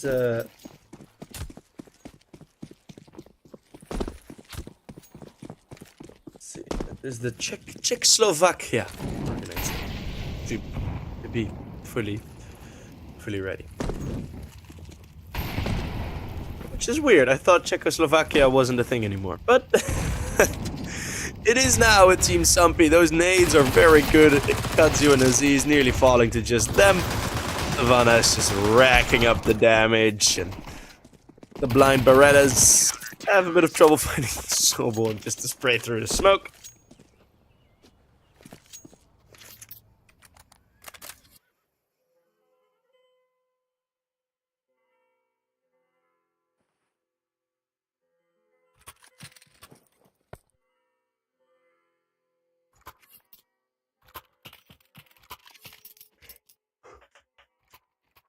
And we got the first 2 rounds with its typical conclusion. Interesting that PGE go for the force buy, even though they don't have a bomb plant. One thing that I can prepare you guys for is force buys are a lot more common on Inferno. I sound a bit like a broken record as I say that every time we play on Inferno, but I know there's a lot of new viewers who may have never heard that knowledge. So hereby, force buys are a lot more common on Inferno.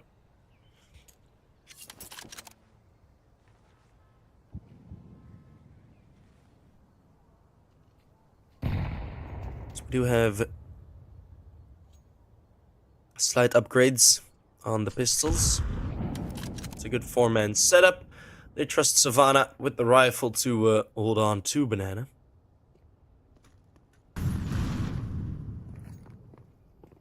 The alive. Mungus. Gonna try and mow them down with the SMG. The moves are good, so he only finds 2. Only 2. That's the default result in such a situation. And Zetko and Fino chiming in as well. Those SMGs still being alive, meaning it's gonna be a bit of a bonus in the upcoming 3-0. Sampi already 1/4 of the way to map point. And if you say it like that, suddenly 3 rounds becomes a lot. Well, to be honest, 4 rounds was also 1/4 to victory. I'm sorry. That was a yap. That was a yap. That was me purely yapping. That's actually like a good... If someone had said it at that point, that would have been deserved. That's you. Still making it silent. Again, it's this deep banana setup that Zetko has been enjoying. Sampi's biggest issues on this map lie on the T side. Their CT side has always been very good.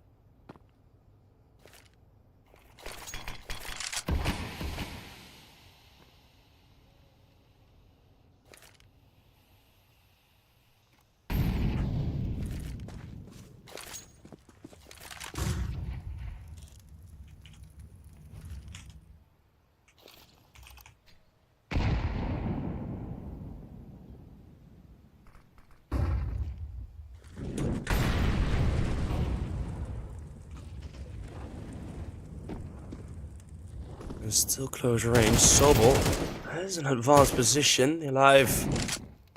Checking in, and that 1 kill motivates the British team to go over towards the A-bomb site. Are you aggressing into the apartments? They want to split it. Flashbang's good, and the move out. Oh, what a play. Mungus throwing the flashbang so Zetko can exit the smoke. Doesn't hold on, and then Fino, it's not really the right weapon for here on the bomb site, as well. That's exactly one of the problems.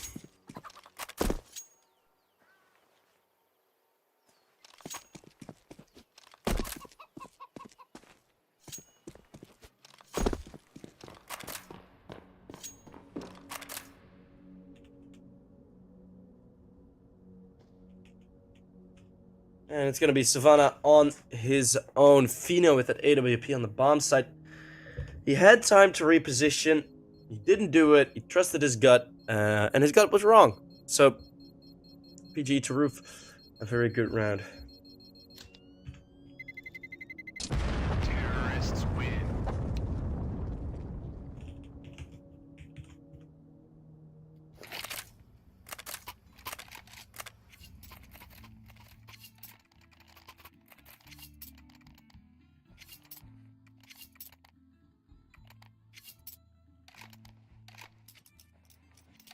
Wait, someone is telling me to shut up?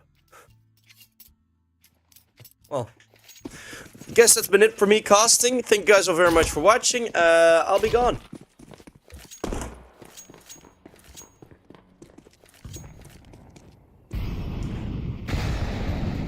Nah. I'm not going anywhere. Money's starting to run out for Sampi after 1 loss. You see that a bit. You see them play a bit more passive. You don't need to...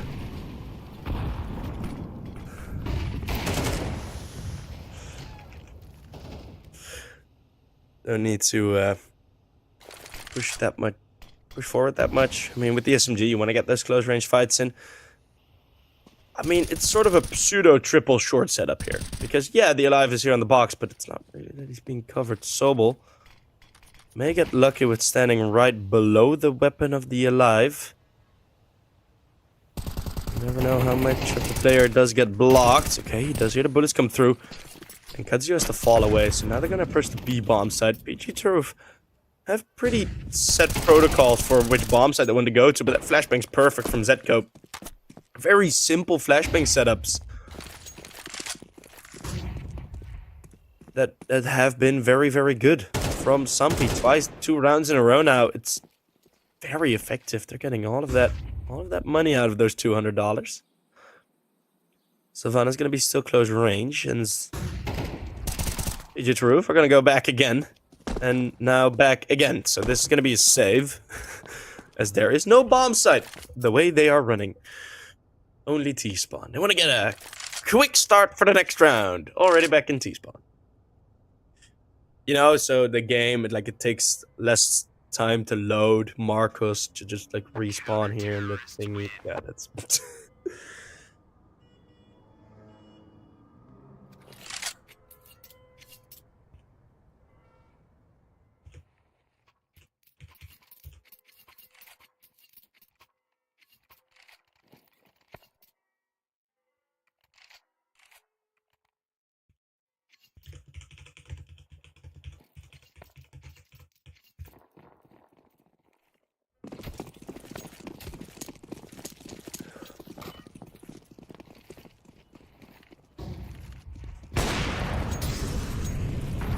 Missed shot from Fino. Get close. It's a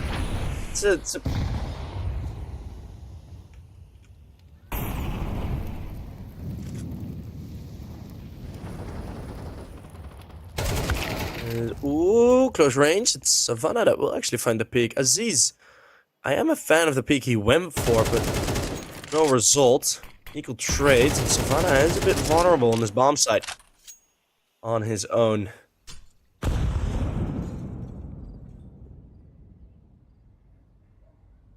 But Savannah has done enough work, and Sampi have held on.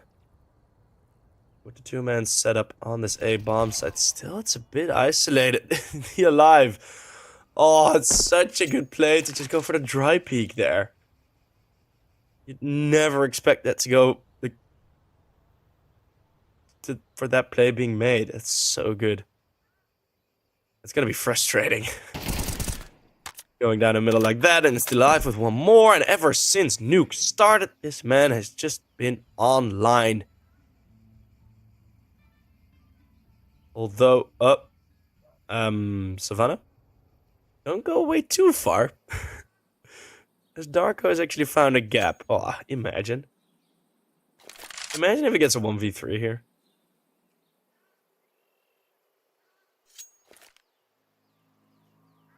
Being so quiet. Well, now it starts. Bomb gets planted. Savannah is gonna be too late, but he's okay. That got a bit scary. But he's gonna let his team, well, be alive, go for an AK, and then the defuse will start. Ooh, I got a bit scared there. Got some flashbacks from the major final. Of Brokey just bolting into the bomb site, like, yeah, guys, I got him. And then going down to JL in the 1v3. But Savannah, apparently, is a lot better than Brokey. Oh, that's a statement.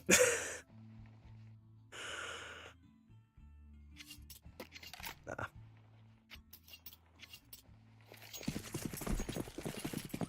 I'll keep my opinion of Brokey for now to myself.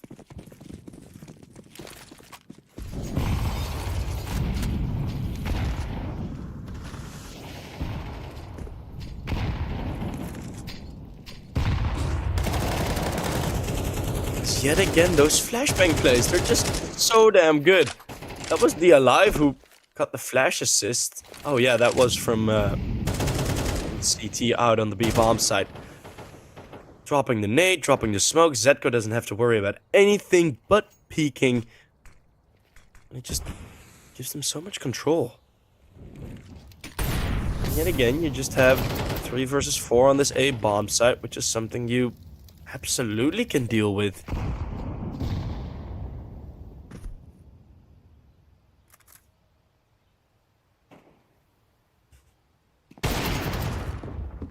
Fino missed another shot. He's 5-1, although it doesn't really look like it the times we have been spectating him. The Alive going aggressive again.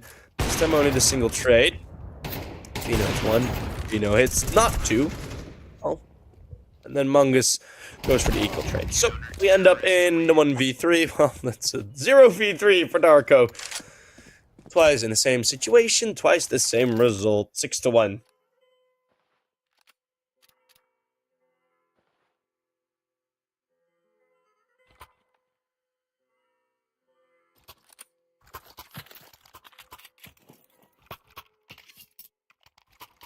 I wonder what motivates him to, like, consistently spam. Like, some people in Twitch, most of you guys are absolutely lovely viewers, and I get some frustration, whatever, it's the thing with, whatever, I can deal with some. Oh, let's just quit the yapping for now. Fino, with the AWP, finally PGE Turow go for a fast round, right as I want to start talking, and that is over and done with. Fino with the triple kill. 9-1. Wow, Savannah 11-1. This is damn. No. Okay. Well, that was a sick round, by the way. Going for the force buy, and it's a good to hold on. Good way to hold on. Sampi expecting it by playing a bit more passive. No, but what I was gonna say, like, most of you guys are absolutely lovely, and some frustration I can deal with, whatever.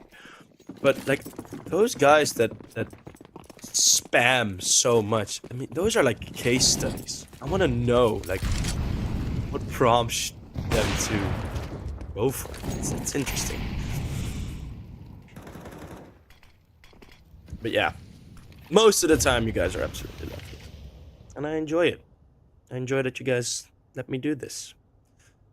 Mungus goes range again. Oh, slightly different angle. It's just...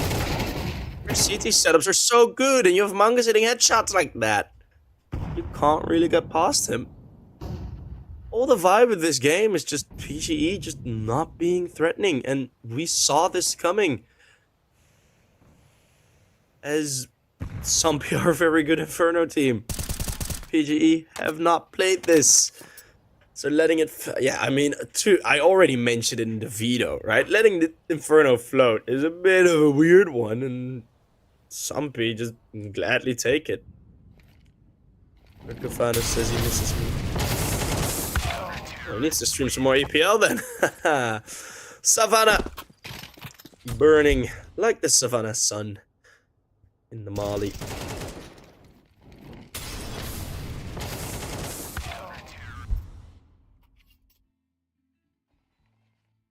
Not even a timeout called with PGE.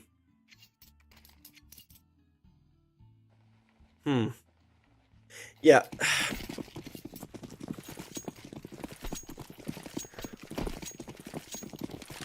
It's sort of the same story as on Nuke, where there just aren't any setups. PGE on the T side of Mirage, they had plans, they had things that they went for, and now again, Sampi know it's going to be a half buy or a bit of a force buy, so they're going to sit more passive. This time, they might run into some trouble. Savannah with a double kill. He's going to need more, but it's Marcos with the single AK to find him. 1B rush will always work. That's also just a law of Inferno. You can always get through with 1B rush with the Tech 9s, and Mungus and the Alive, I don't think Sampi care much. Their money is still more than good. I think they're just going to be saving for a bit. You know, let them have the weapons. Mungus trying to go towards Banana, so to complete the exit frags, as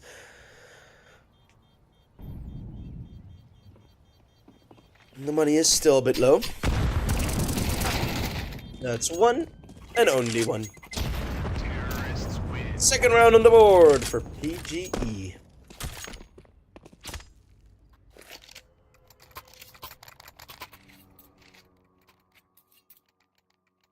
Yeah, he's done. In a week he can come back. I've already muted him like 3 times, still hasn't learned.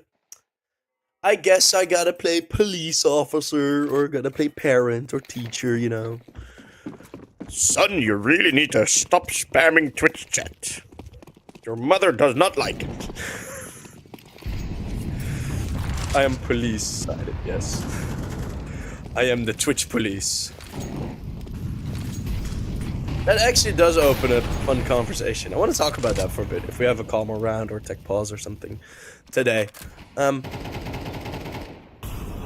Mungus, holding the apartments, this time also a bit more passive. He's gonna re-aggress into this. If this becomes a success, that's gonna be outrageous. He just wanted to hold close range for the walk through the smoke, which I do understand.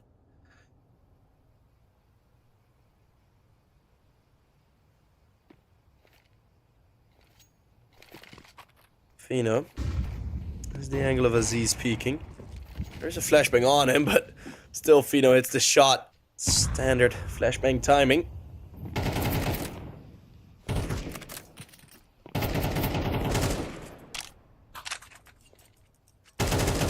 There's Fino. Ooh, good shot. He's from Marcos. Now all of a sudden that A-bomb site does become a bit weak, but the bomb's not here. Not allowing PGE to really push in further, so again it gets slowed down a bit. The Alive taking advantage of the mist spray of Kudzu. Mungus is still here, but he's alone. I mean, oh, good find by Sobel. He has been hitting some crisp shots.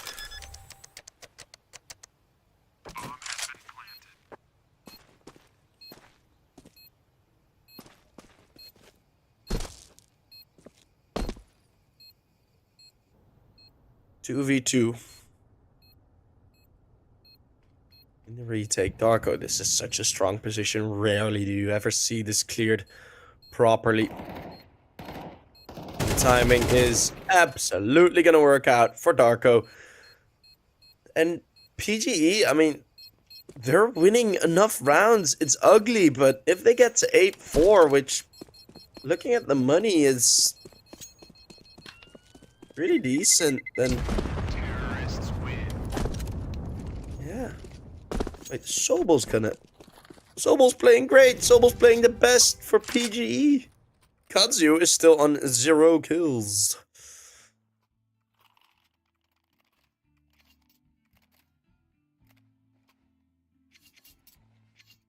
Yeah, PGE Turow have really been their own worst enemy on these T sides for the past 2 maps.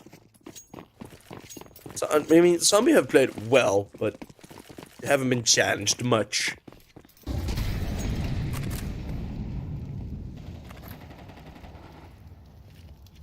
And I'm happy to go for some more B control, because they lacked some aggression in the previous 2 rounds, and that has its expected results in them not getting the round wins. Zetko is pushed all the way in. He's on 1 HP. There's an SMG that might clear him. He's tucked in behind now, so they know he's in behind. And if he can just sit in the kitchen and waste 40 seconds. Because they're gonna have to go towards the B-bomb site now. They're gonna smoke off. Look on the minimap. Zetko finds 1 more kill. Look at how much attention Zetko is taking from PGE Turow. They're just gonna have to ignore him and go towards a bomb site. But if Savannah gets 1 or 2 kills here, or all 3 for the Savannah. 9-3. Zetko pushing all the way down banana. Absolutely destroying the round of PGE Turow. Did you see on the minimap, just everyone just rotating back like, oh, damn, we need to deal with Zetko.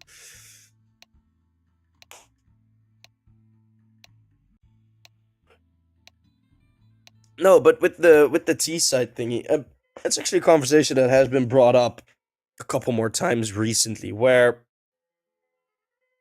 also the video of 3 Clicks Philip recently talked about it, where the term terrorist and counter-terrorist is very, like, it's a bit skewered, right? It's like, makes it a bit more difficult for sponsors to enter and whatever.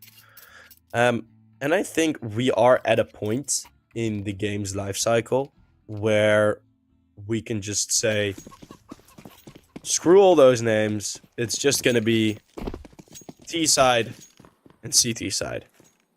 That's it. Just call it attackers or something for attackers. But like, Just get rid of it. Just pick T side or pick CT side. We know what it is. Like, it can happen. I mean, I think that would be a good move to make. Because does it really have any impact? No. We still know if they want to make an operation, you can still have like a story mode game in there where it does. In the last story, they didn't even highlight it. It's interesting to think about. Fino, straight through the smoke, finding Marcos, as he was already dinked. And now there's a bomb site under attack. It's a slow walk across long, and Sobel's response is to push him, but that smoke there, oh, it's fading. Sobel's timing is wrong. Mungus just sees someone jumping through. Then in church, it's 2 frags from Aziz as they don't check him. Ooh, 2 versus 3 now. A bit of a difficult one. Let's see if Mungus and Zetko can do this. Well, it's Aziz. Oh, Aziz! From 2 kills to 6 in 1 round. Preventing the bomb plan, getting a 4K. That was crisp. Sheesh.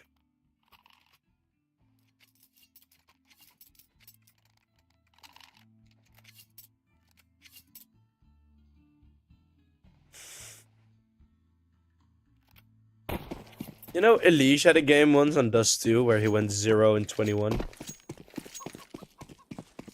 Are you gonna bench Elish? Never let him play again? Some food for thought. Bullglocks! Why did PGE not ban Inferno? I have no idea, mate.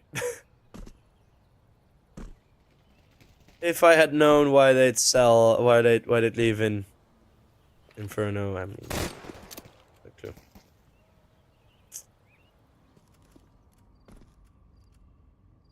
Darko, close range with the MP9.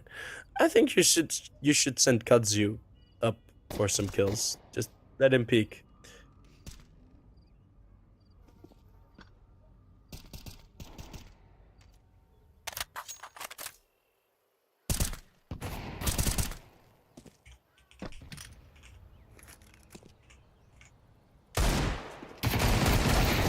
As the Deagles are going to be run down. Well, the Deagle. Single. Deagle. Darko. Get some kills. Kudzu! Woohoo! Kudzu with the first kill! Let's go! I'm proud. I'm proud. He's gotten his first kill.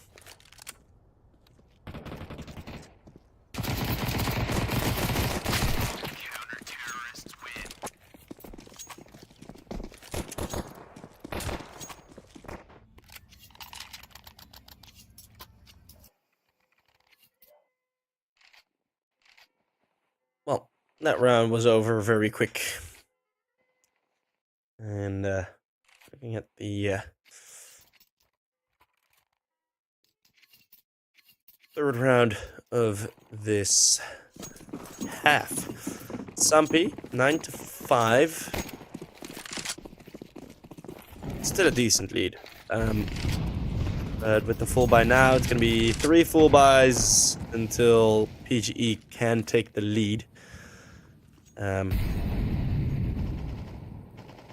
lot of util used early. In these types of rounds, you need to like show yourself to bait out util, which brings its own risks. Of course.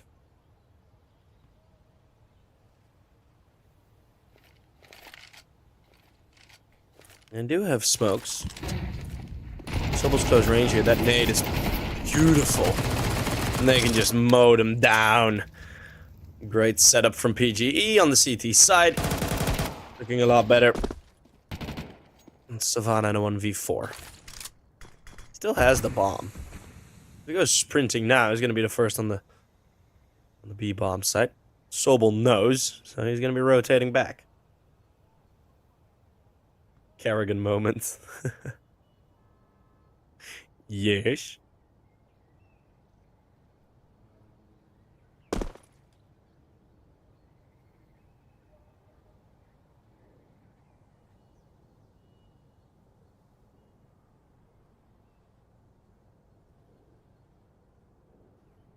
I think Savannah's just gotta be saving.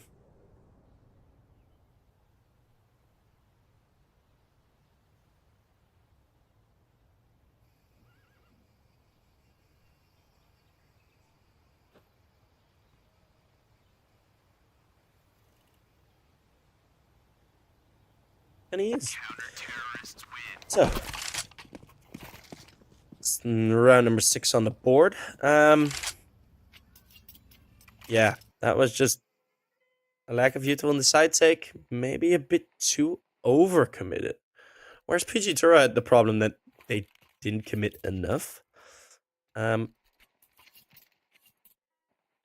had a bit of a problem that they just did not really commit at all. Really, so... Hey, what up? Axamelx Z? Or Amelia, something. Good to have you back. Welcome to the new channel. It's been a while since you've been in stream. Been a while. She's the most popular Counter-Strike Twitteress on the X.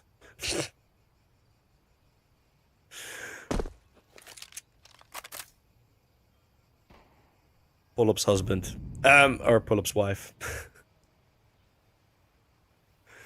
Well. Bit more of a passive setup on the A-bomb side. Next to it, in response, PGE Turow have pushed down banana. So, all in all, nothing really wrong to see. Mungus, though, finds the player in pit. Ah, that's an opener. And all of a sudden, the Alive is going to get close range. Sobel has the advantage there, though. Flashbang goes in, dodged by Marcos initially. Savannah then finds a kill with the saved Galil, opening up Zetko's Deagle 2v2. And now there's a very big opportunity. Savannah over the top. Zetko into bomb side. Oh, there's a bit of a gap in the smoke. Darko never considered it. Aziz. 4 amazing kills in the pistol round. A couple in the half-buys afterwards. But Aziz now in a 1 versus 2 clutch. He's gonna need to do some big work here. But the bomb's planted out in the open. He only has a kit. Tabbed off once. He has to commit at some point, and it's the 1-2 combo.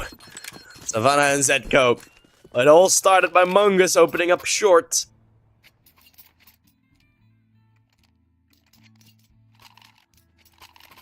It's 10 rounds on the board. Kerrigan.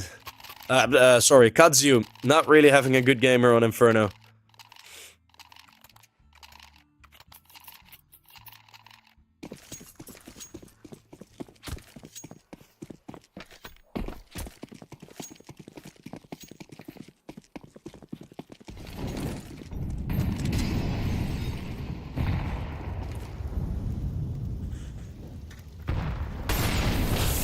Molotov on Zetko. Oh, you missed them. Oh, you missed the smoke. That's all on you. That's not a CS. That's not being CS2'd. That's all on you, Zetko.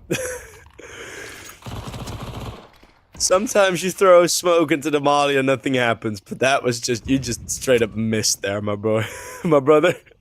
That was, yeah. Well, the nade did blow the AK away, so Aziz can't pick that one up.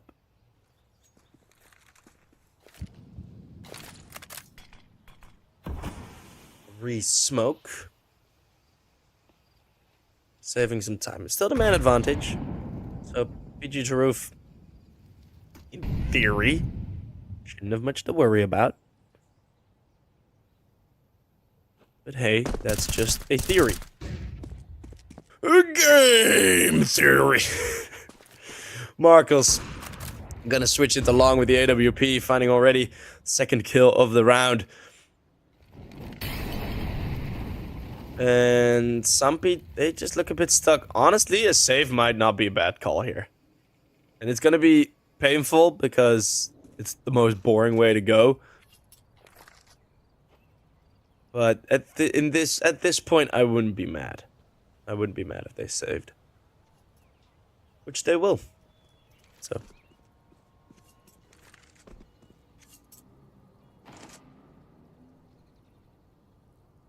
Counter-terrorists win.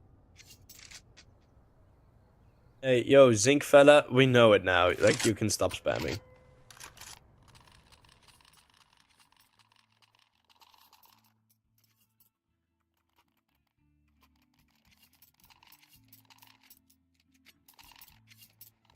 Saving simulator. Well, yeah, as you mentioned, it is Inferno. I didn't want to beat the dead horse.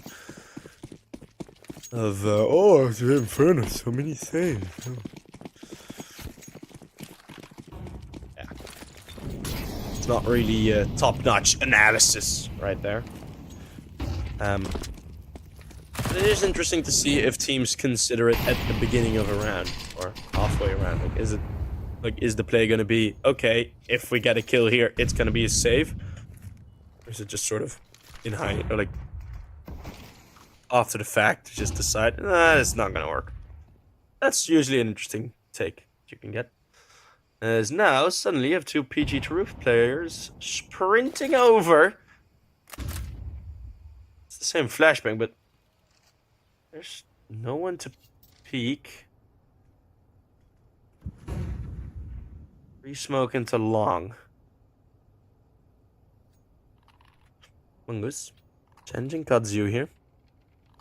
Should be a kill for Mongoose. Looking at the KDs for both. Is he gonna peek wide? Kudzu, a second kill! As he finally gets put into proper position. Darko mollied out of position. Oh no, Zetko missing the trade. Well, eventually does get it. In the meantime, Aziz found one more. Low HP on 2. Be sprinting back. Marcus on the AWP. There is a single flashbang. If that connects, yes, then you have a shot. If that does not connect, you're in trouble. Ah, well, or you just shoot full blinded. Fino. There's the angle. Oh, good shot by Marcus. Both. It's a tag on Fino, but he peeks out wide. Fino not being a good bodyguard there. I don't know if the round ended because of time or because of the kill. I think it was because of the kill. But it's Marcos on his own, on the bomb site, holding on.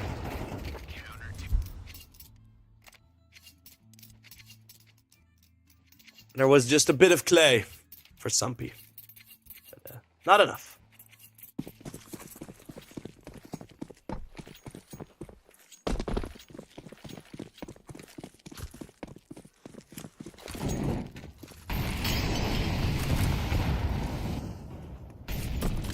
And yet again, we're gonna see these Tech 9s in the Wind Eagle on Savannah.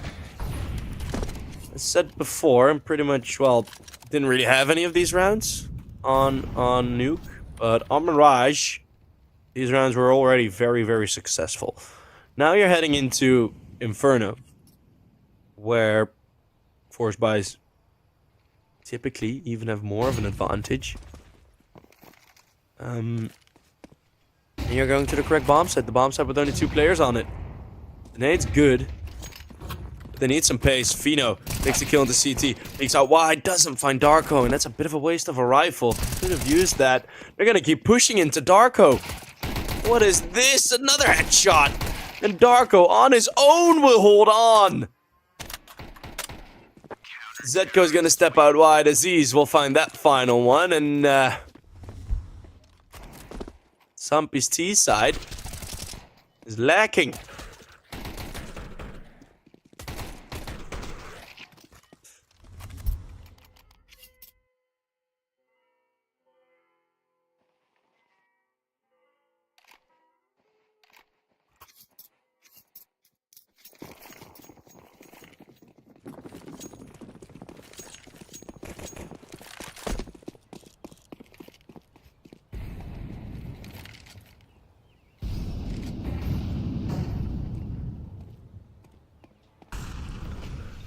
Another round with the weapons. Fino trying to clear mid. Marcos ain't gonna peek. Flashed off one angle, flashed off the second. Still standing here. Sampi, they've taken top mid control so often, but they just haven't really been able to do much with it. Mungus getting away lucky there with the bullet clipping the wall. And the flashbang's perfect. The peaks, though, aren't really. Well, Sobel again with the double. Fino needs to enter with that AWP. It's the nade that will hit Mungus, but Fino brings the map into contention. And bombs dropped. Fino's waiting for a flank, but if Fino doesn't make a move, they start to get suspicious. Fino, this is ballsy. He's gonna get checked on long, but he will find the kill. And now the rotate through CT is dead. It's locked in. If Darko finds his kill on Savannah, I'd be baffled. But Darko, found by the similar position, he got the 4K, and it's Sampi just in time. Holding on to the 11th.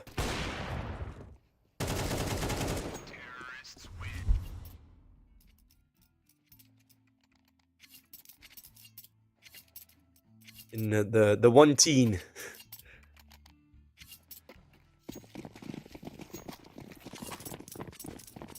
One-teenth.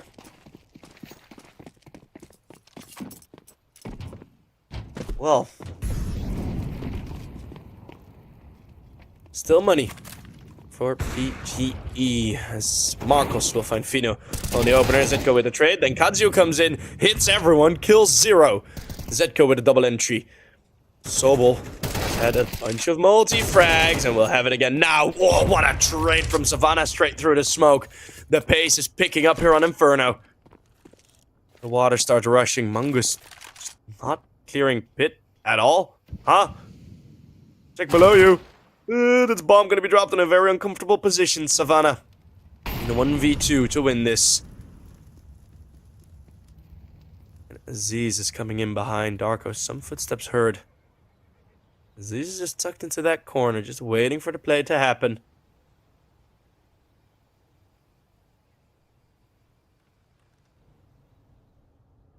And Savannah now is not checking behind anymore. Aziz wants control over apartments as the bomb is there. I have a feeling at the point Savannah is going to jump up. Aziz has rotated back, and Aziz will get that final kill.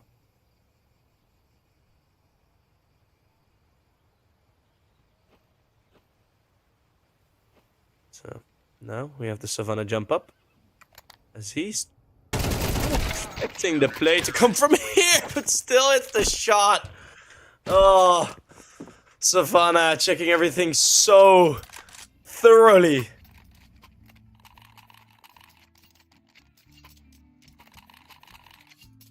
And then actually missing the spray.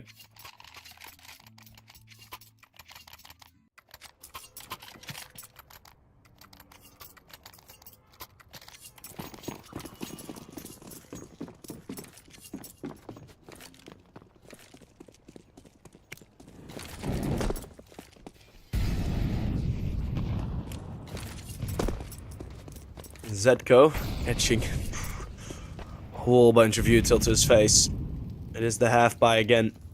Sampi hold their nerves. It would have been very possible to go for a first buy. What?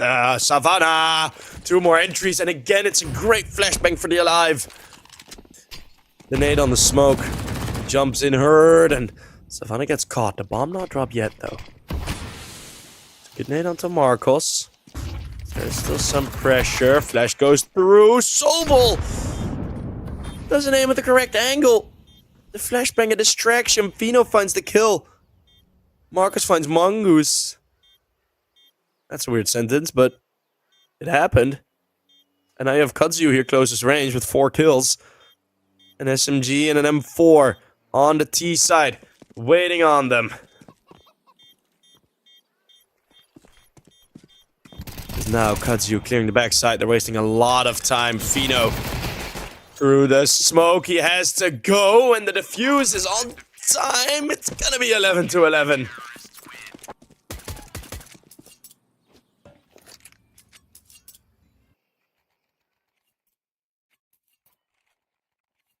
The retake does work out. Stuck in the bomb site. Not really a spot to run off to. No util to smoke church. We can't really get back into the bomb site. CT was, I think, still smoked, but...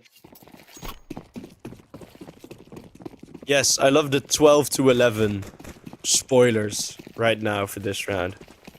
Everyone who spoils is legit the stupidest person alive.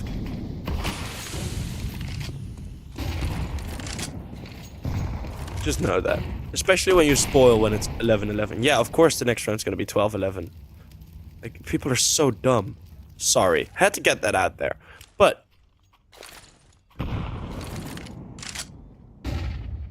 it's gonna be close towards the B bomb site. Not a lot of pressure. PGE, they sort of... go away from...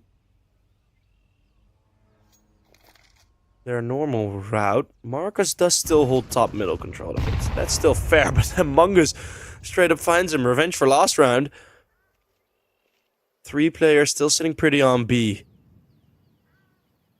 There's no util anymore. There's pretty much no util anymore. There's 1 smoke, but there's 2 Molotovs. 3 Molotovs! No, 2. I'm blind. 2 mollies. So one's gonna go into Aziz. Where's the other molly gonna go? That is on second orange, and it has missed. Okay, so it is for the fountain position. Maybe a bit. The nade gonna come in. Aziz position found. 2 players coming in from dark. Sobel is the surprise, but Sobel will only find 1. A man, a machine for double kills. In rounds where it matters, it doesn't happen, and Godzio finds nothing as Mungus hits the flank.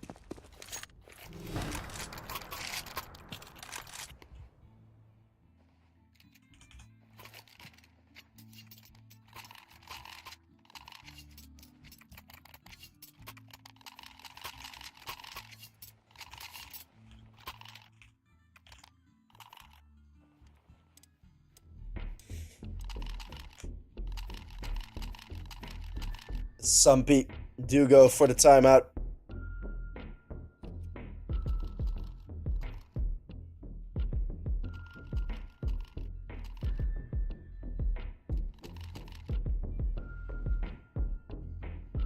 They want to make sure they get this over the line. It's been 1 failed comeback already. 1 failed close endgame. 2 pauses. 3 pauses? I just want to have 3 minutes. Just that PGE Turow bacon it. But one of the things is, I mean, the Polish side can also cook up a plan now. And Polish food can be pretty good. So, I like this. I like this. Possibly the final round. Either we go for 6 more, it's gonna be done here, and we're gonna go to the upcoming game. But it's 4 MP9s and a 5.7. Both teams have had their chats for about a minute.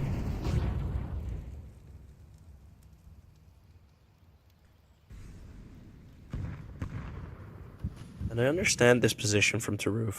Going for the triple B setup early. They're going to go for a retake of top B control, but the Alive is ready for it, though. Too many bodies here. So 2 players go unflashed. If you really want to be thorough, you got to need 2 flashbangs, but...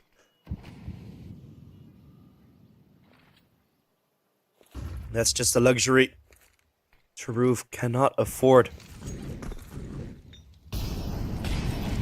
Smoke on the boost. Marcos can do a lot here. The Alive gets stuck on the wall. It's Zetko who saves him.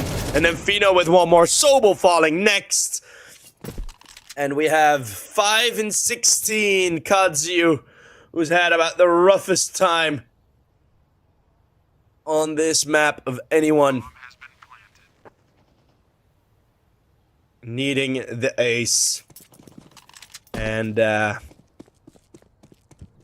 I'm just gonna go on a limb here and say that is not gonna happen. And I think he knows it too. Fino gives him 10 seconds longer to live.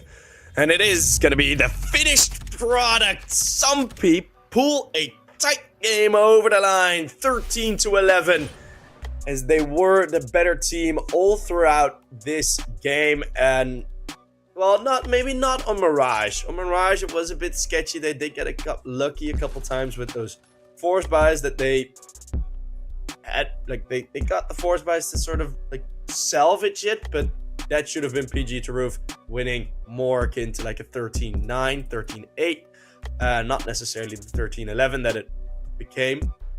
But then Sampi just kicked into gear. Nuke, absolutely dominant. First half, absolutely dominant. Then PGE did make a bit of a comeback all the way until 11. So PGE go to the lower bracket. It's a spot that they are very familiar with in our competition, but also quite fond of, as they have made some pretty decent lower bracket runs. As now we are gonna head off to the second map. I always confuse game and map. Yada. Second game of today. Let's see who will face off against Sampi for that playoff spot, and who will go against Turow for elimination. It's gonna be ENCE Academy, back since long gone. They return to EPL, and Team Secret will have another shot at going through after a couple of unsuccessful tries. So maybe one of these teams can give themselves an extra kick up to see who can make it into those playoffs. We're gonna be right back after this short break, and then the next game is gonna start. I'll see you guys there.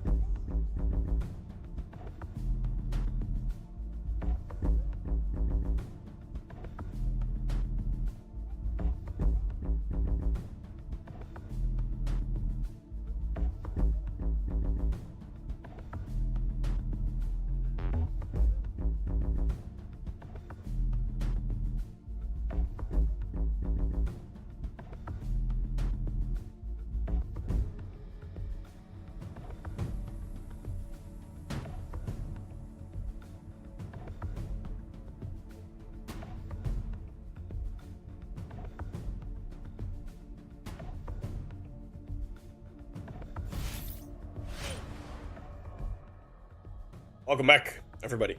I salute ENCE Academy being back in the server. Oh, it's been so long. It's been so long since last stuff. No. That's a reference. Holy hell. Yes, they're back, finally. So many issues, such little games the past 3 months. But ENCE Academy returned. Podimilti, Teme, Inu and Sirvas. Teme is one of the newer additions to the team. Of course, replacing UEC. And then next to it, Milzi has actually been playing really well the past 2 games, as ENCE Academy have won 2 of their 2 most recent best of 3s played.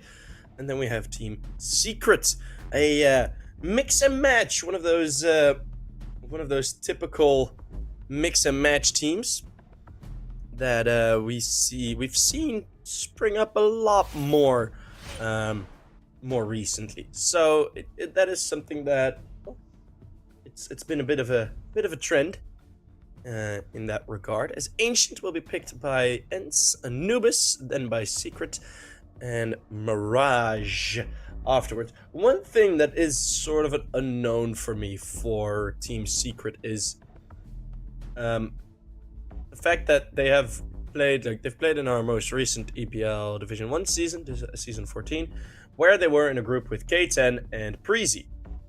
One of the problems with Preezy is the fact that they won the entire thing.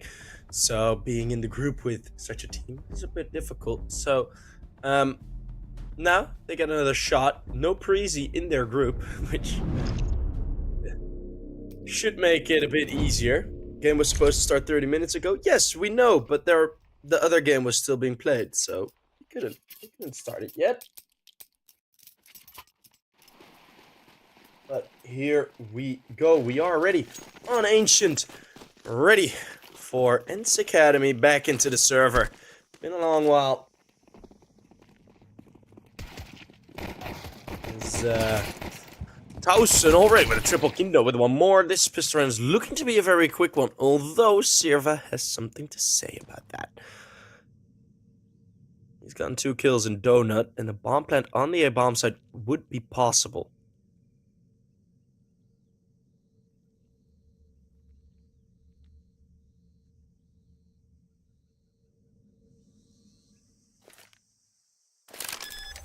As the bomb goes down now.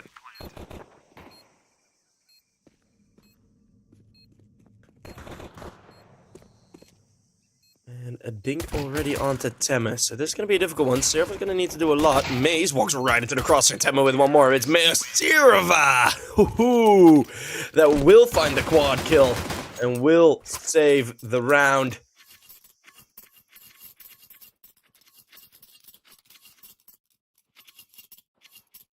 And it will be the first pickup. So even though the first 3 kills come through, Towson might feel a bit betrayed after his double kill, that his team doesn't finish off the job. And with the guys saying that 16 is too young to play, just a reminder, Jimpat he made his debut for the Mao's main team, and Jimpat was absolutely destroying fools when he was 16.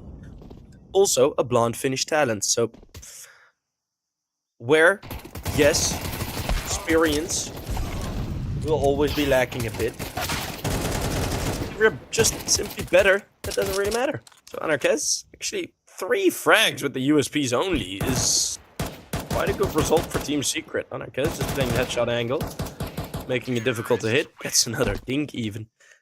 But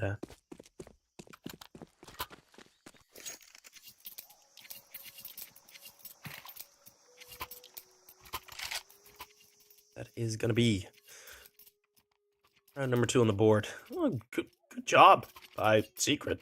I mean, 3 kills in such a round. Economy is nowhere for ENCE Academy. Wait, who is 16? Teme. Teme is 16. Love Jimpat. Well, Jimpat was 16 when he was balling, so he's like barely turned 17. I mean, it's pretty much the same thing. But yeah, in theory, yeah, the experience will always be lacking a bit. But that's why you have an academy team, right? That's why he's not on the main team. And I like the academy rosters. Although, one sort of quirk with the academy rosters, ENCE Academy, also a great example, Astralis Talent is a good example, is that as soon as stuff with the main team is sort of going badly, that will transfer to the academy team. Which is a bit of a bummer, always. It's always like, just... Yeah. I don't know, I see it happen often, and it's just...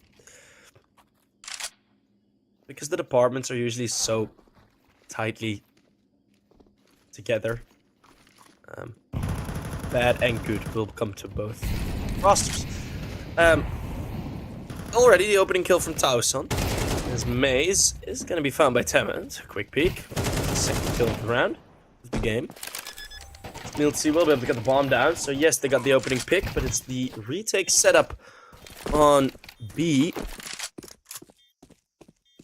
Tauson with the defuse kit, but there's only a single flashbang. And that flashbang may fall very soon if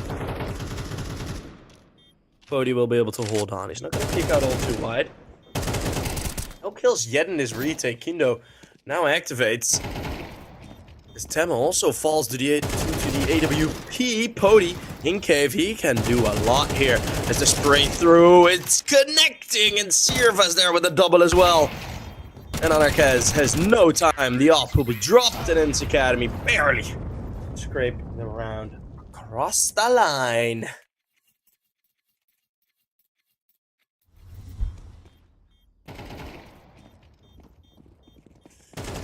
2v4 in the defense. Pody with a good spray. I don't know if it was only Pody if that kill would have gone through, but it's Anarkez waiting for the peek out cave. The peek out cave never came and was the wallbangs, allowing Sirva a clean 1v1.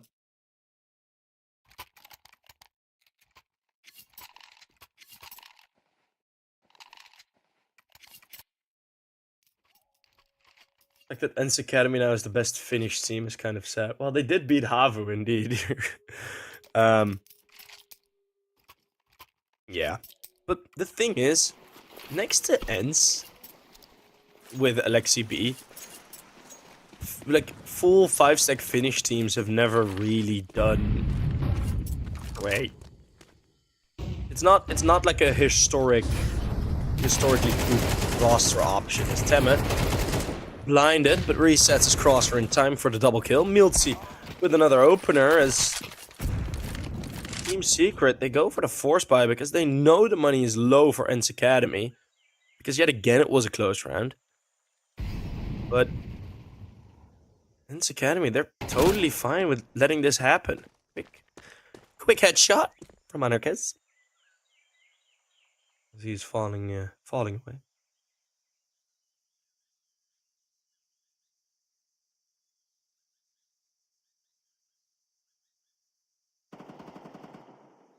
Inu, meanwhile, in middle, finds Kindo on the flank, so a lot of aggression from Team Secret, which is good to see if they continue it and if it works.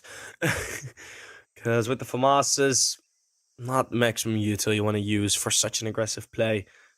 Just kind of falls apart here.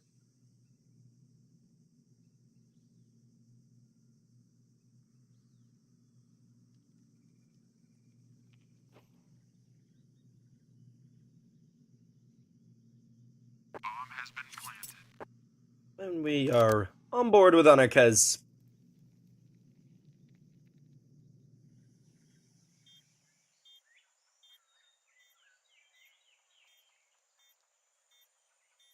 Are those I Buy Power stickers? The DreamHack? I don't know.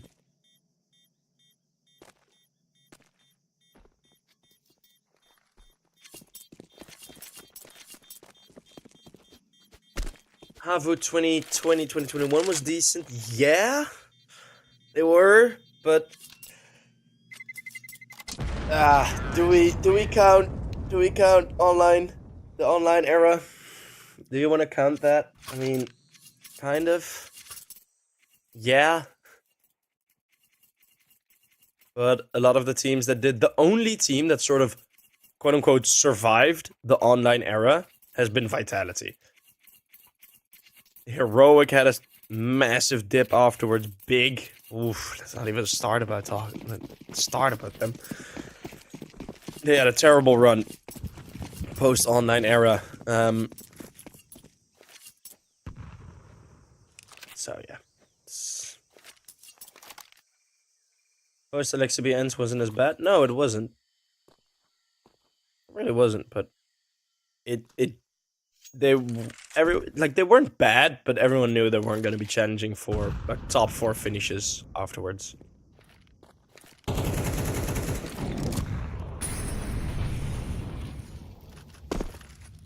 As Sirva currently 9-3, so good spread of firepower for ENCE Academy after they sort of restarted their playing.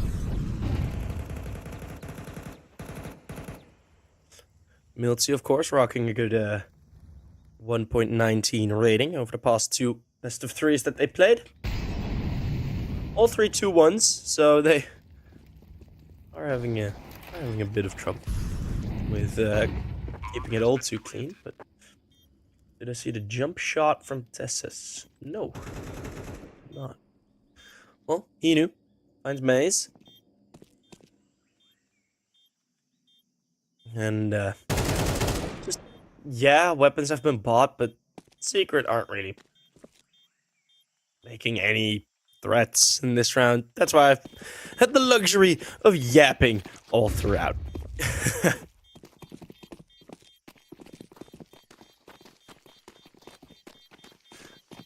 People use volatile and think their opinion is valid. Sick. Terrorists win. Sorry, that's a bit mean, but it is true. Letting go of the Mac, of the Swag 7. Lying there on the stairs. So sad. Just use the Swag. Put it in your back pocket.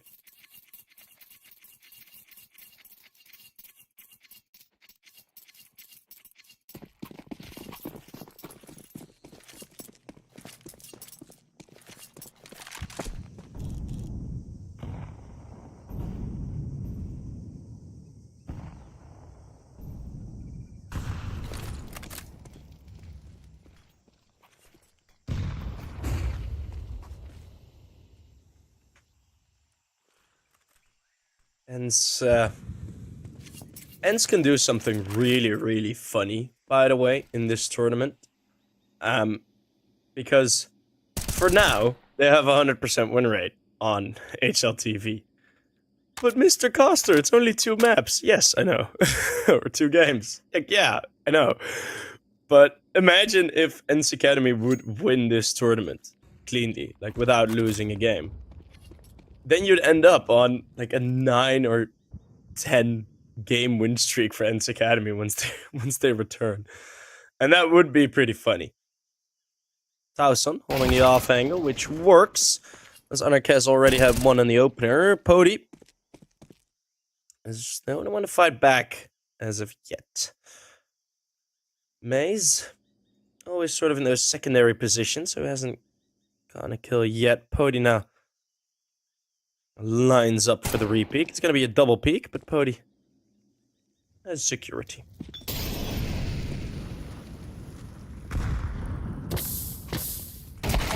Burn on Maze, and he goes down again. Not having the greatest of starts.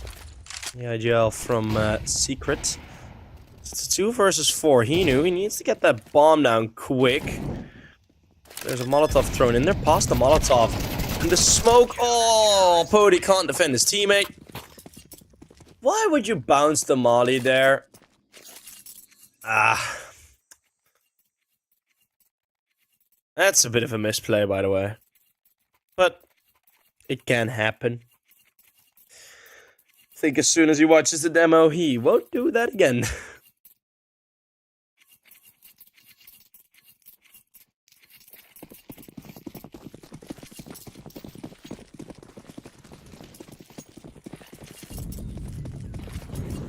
Smokes towards top middle, and it's the full util used for Team Secret after they win their first round. So finally, they have everything they want and need.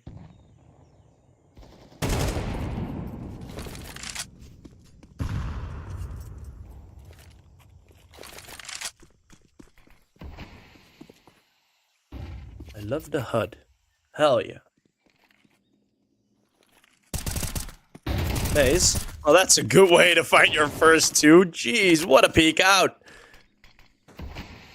Oh, round over. That's the call. I mean,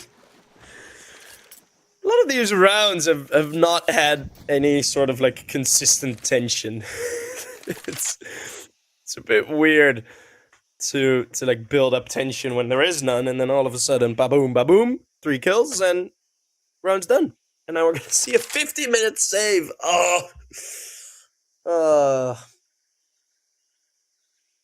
Anyone got any good stories?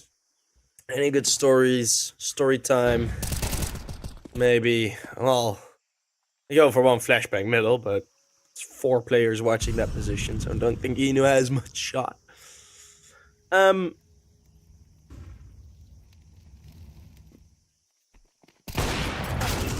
Bodhi will only be able to find 1. Have they had the time to build the money up? No. Could be a decent force buy for ENCE Academy, but Secret, as soon as the util's out, they were already playing aggressive when they lacked util. It didn't work then. Now with some more util, the pushes, you see how much, like, it's a bit more secure. And, you have Maze with a bit more confidence, you know, going for that peak. There's an extra flash. There's no one pushing middle. It's just a bit more comfort for Team Secret, and you see it instantly work. ENCE Academy going for the lane control pretty much every round. As that's Kino again, picking up the lane as Maze trying to challenge the B ramp.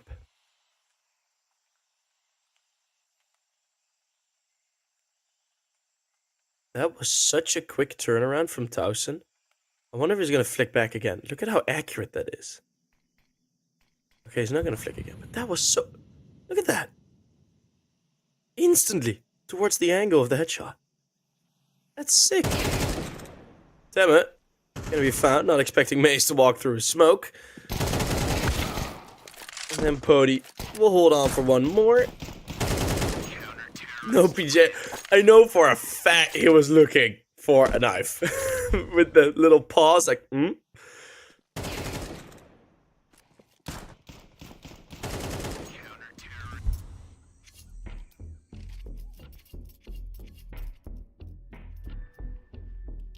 Interesting stories from that happened. I saw someone get hit by a bus downtown.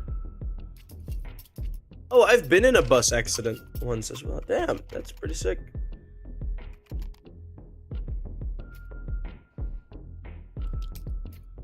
That's pretty hefty. No, I was in the bus once. In such an accident, I was one of the people in the bus. Driving it, no. No, just sitting in the bus. It was pretty horrible too. It was a weird experience.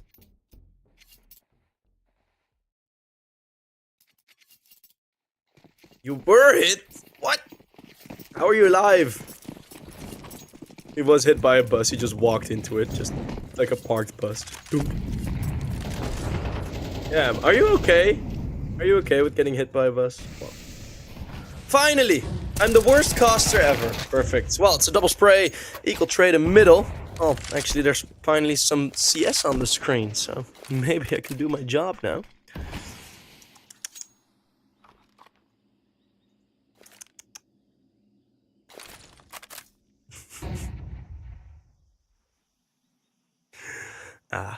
Chat's fun today. So yet again, it's lane control. This time a bit more passive of a start from Secret. But you see them slowly advancing towards middle. Volleying the Heaven. Mostly the box behind it, to be fair. So I want to hold them off with a stick. That is a mist smoke. Maze has an open angle. Hasn't worked yet. Oh, nearly lines up 3.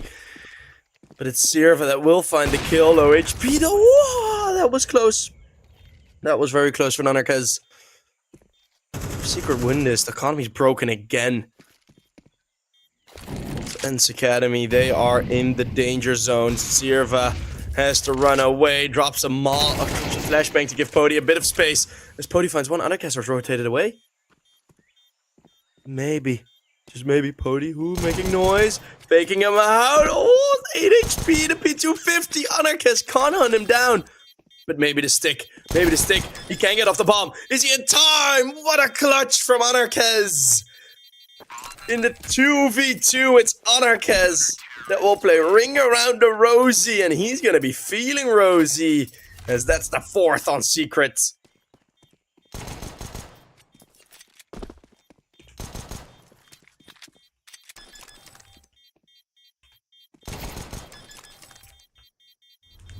And what a clutch, getting on the bomb just in time. Good decision making from Anarkez. Where's the IGL and Team Secret? That will be Maze. At least Maze was the IGL on the 3 previous rosters he was on. Oh, Kindo. ENCE Academy have been avoiding bottom mid control on the T side, and it has been biting him. Team Secret just don't even really need to throw any util anymore. ENCE Academy are just not trying for any control. What was that? That was just a mowdown. That was a full buy? Ew. Brother, ew. That was a full buy that just ended like that. My goodness. My goodness. First time on this channel. Welcome, my guy. It's vibes. Going towards A. Late in the half, going towards A. Usually a common strategy across a great many T sites played on Ancient. Let's see. The shadows will be spotted, and Anarkez will not give a damn about those flashbangs. Tema has just walked past. Towson has let the ball pass, but he's gonna be taken down. Milty checks it like the 4th player into the bomb site. And Milty boosts himself up. Now he has a rifle in a very powerful position. Grenade into the temple. Won't really damage anyone. This is a good angle. It's a bit of an off angle. It will be cleared. So much util going over. None to respond with, but Milty with 2 more. Has time to reload. And Anarkez and Kindo, they're just forced to fall back. There's nothing here for you to find. They wanted to save the weapons, not let them get the AWP, but ENCE Academy, what a round. The Tickety Tech 9s do their job.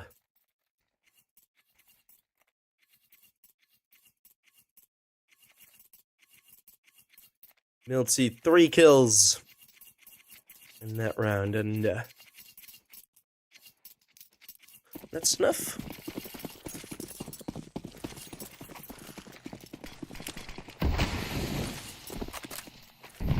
Is it K10 versus Viperio now? Oh, that's awesome.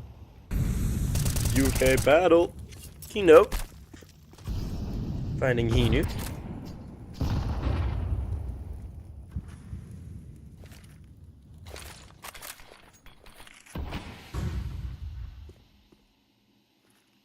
As smoke gets dropped in. Maze. Put a spray through. Sierva, you gotta be careful. to be very careful.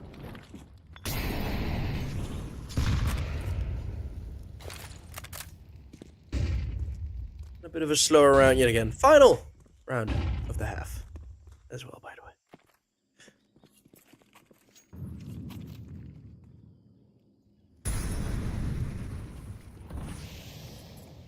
Totem pole setup in cave.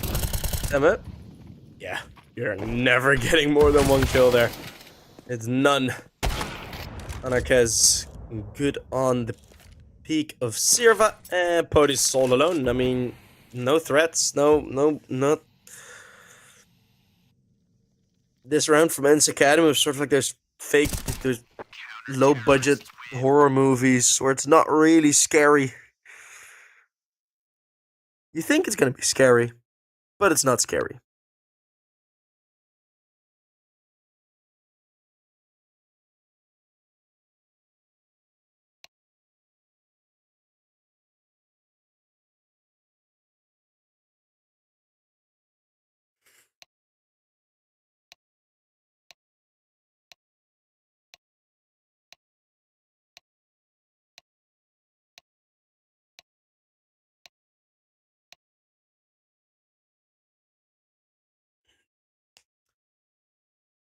Cracking the knuckles, getting ready for the second half pistol.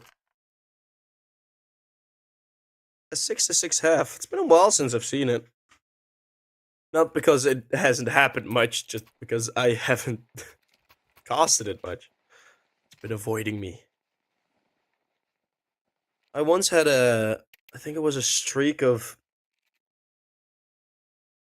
16 games I casted. 16 best of 3s in a row, which all were 2-0s. 16 best of 3s in a row, all 2-0s. It was so weird. Like, I just had a curse to never get a third map. It was so weird.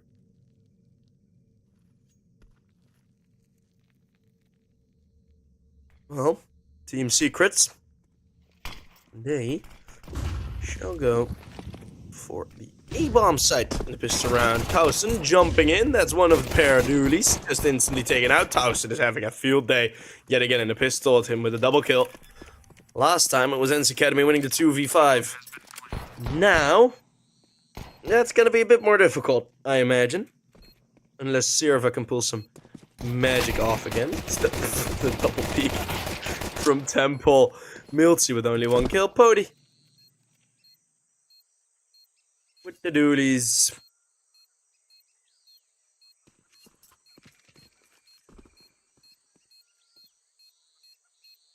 I mean, Towson just bolting in there. Armed robbery in the A-bomb site. Towson Glock got a switch on it. Extended mags. Blah, blah, blah, blah, blah. He's running into the bomb site.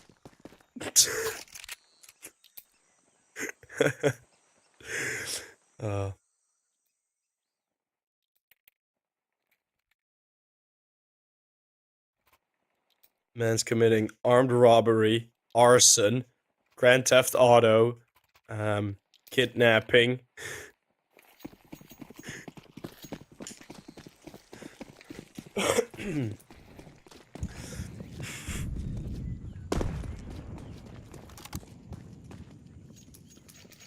Bodhi having the only rifle, but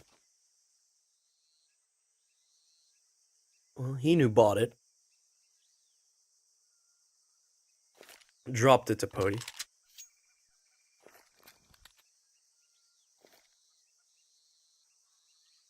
I want to keep the pressure on. I want to do the same thing what Team Secret did to them. The Team Secret wasn't as successful in it. It's going to be interesting to see where we're going to end with it here.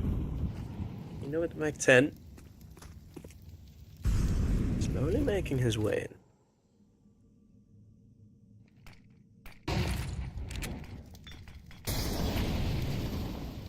Hinu doesn't have to take a fight there. Alright, he has the dualies. He's there pretty much for information only. Sirva and Pody, though, this is a good response. If they get success here on a player boosted, well, that's Pody with the first And now all of a sudden it's full ramp control. Towson, here's the footsteps though, so he knows that they're back on the bomb side. Flashbangs don't work. They also don't work on Maze. So, yeah, Maze getting himself the double. 3 versus 4.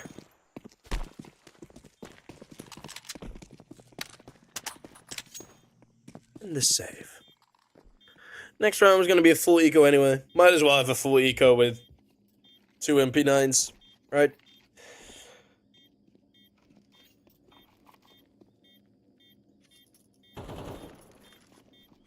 Oh, I have a notification on HLTV. Oh, well, with 1 MP9. If they continue feeding Towson like that. Towson is hungry. Hungry Towson. Something. I don't know.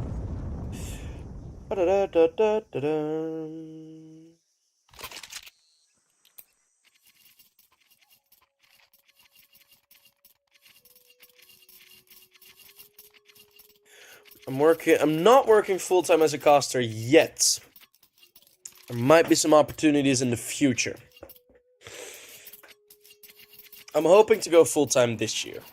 Which would still be quick, because I haven't been casting for more than a year and a half now. So it's less than a year and a half I've been casting now. So if I'm able to go full-time within 2 years, I think that is pretty good. 1,000. Throwing some util over the top.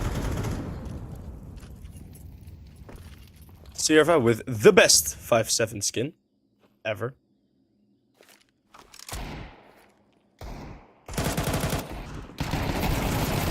Yes, the 5/7s will rush the cave. Pody, though, out in the open, doesn't really want to challenge it. The one SMG brought in makes it a one-man advantage, and now the rotates are there. In contrast to the last round. Boost over, maybe. Yep. We're on the wrong player here. Just run boosting. Aw, boring. Miltsy with the dig, looking for this first fight. Towson is going to try and help his teammate. Miltsy's there with the frag and the tag. Now it's only 1 bullet needed. It's Miltsy with the 2 on the dig. And ENCE Academy in the quote-unquote full eco round. It's going to be 7th. And now they got a whole bunch of money.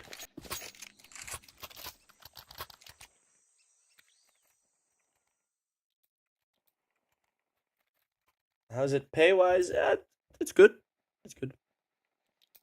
It depends hugely on the production and how much is expected.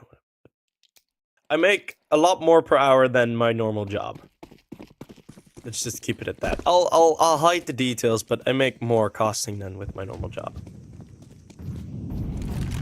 So I'm hoping to go full-time soon. Oi, Pody! Oh, what a headshot. Only spotting a third of the brain of no PJ. Still drops to the floor. Anarchaz a bit slow in a reaction. Missing 2. Letting him get away with a kill. Anarchaz, you need to hit those bullets. He knows how to hit those bullets. He's 16 and 5, but...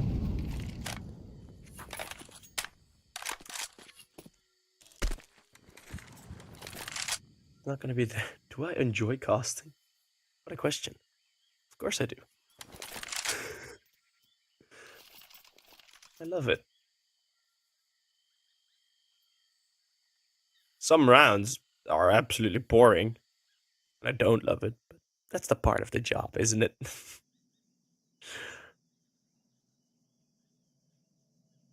3 versus 5. I still have a feeling if Team Secret play this correctly, might be an option for him. Because there's a triple cave setup. This is avoidable. We don't really think they want to. And I think that's more of their own design. They're very fearful of middle, but there's only one player here. That's Hinu, and he's half HP. Like that nade from Maze, if you yeet that towards Red Room, Hinu gonna be pretty much dead. So, peeking out, the JL angle, Major, it's only gonna be the 1. Trade it.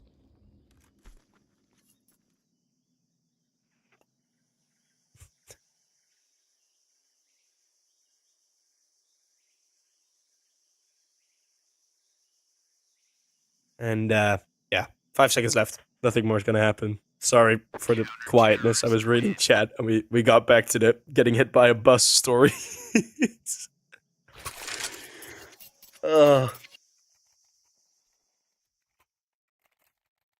Funny.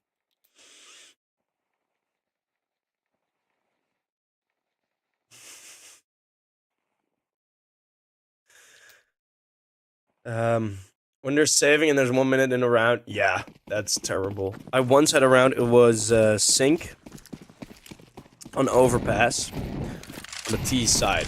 Full buy, mind you, just complete full buy. Halfway into the first half, they throw like maybe 8 pieces of util and sort of try on short. And then after 1 minute and 30 seconds, they decide, nah. They had 1 peak. They had 1 peak, and they just went like, nah. And then they just went to save. 5-man, no kills, no shots fired, no bullets hit that round. And they just went for a save. And then a timeout. Ugh, it was terrible. It was so bad. I had like 5 minutes of nothing to fill. And that's when people get angry at me. Because then it's like, oh, this man yeps too much. Well, there is nothing happening. Now, there is something happening. Because we have Anarchist with the AWP, Maze with the AK saved. And if they play this well, you can have some human flashbangs on the Glocks. You know, Towson with the paintball gun. See if he can paint some brains. Maze is going to be boosted up quite. Passive setup from ENCE Academy might be a bit of a risk here. Maze plucked out of the air by Temme. No PJ does trade upon him. And the bomb goes down. That's a decent success. Now they can defend it. Pody though cuts Anarchist down. Wasn't even aware of the temple position. Sliver gap, 16 on the HP points. That's a double, I know. The health, HP. And no PJ is gonna go down. Kindo is just gonna save the AK, which, fair. 2 of your players got no money in the last round. Maze and Anarchist, might as well drop them an AK.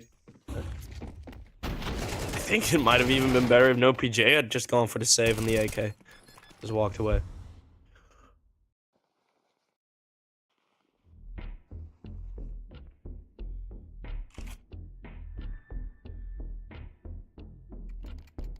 The bus went into the liquor store. What? Well, that might be... well, if that's the story, then you might have had a really, really drunk bus driver. Need more bottles. Well, we've had the timeout.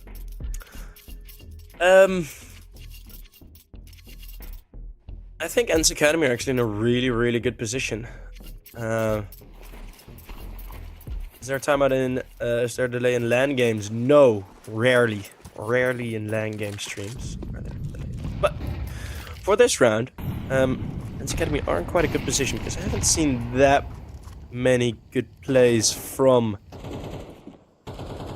Secret yet, or at least in terms of setups. I mean, they've made some good plays individually and maybe with duos, but I haven't seen many real setups that have tickled my fancy.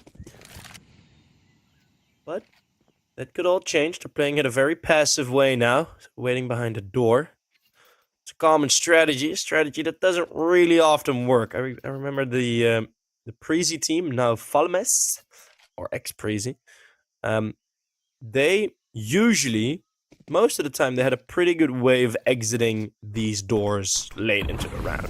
And it was a pretty powerful weapon to have in your arsenal. Because you can just let the CTs waste all their util. What's happening now is that Sirva has just crossed completely for free. And there's no possibility of a response. So Sirva and Miltsy, they have free reign over this entire side of the map. And it's effectively a 2v5 on this end of the map.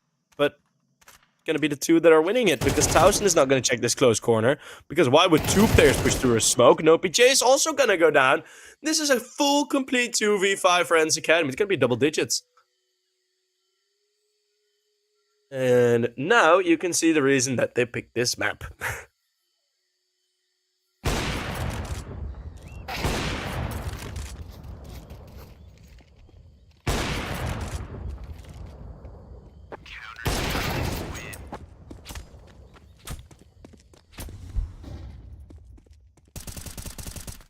Oh yeah, they have Juve as coach now. I forgot. Innocent was on there. Yeah, Juve, the new coach from Team Secret, was for the longest time the coach of Into the Breach. Into the Breach, of course, major semi-finalist, quarterfinalist.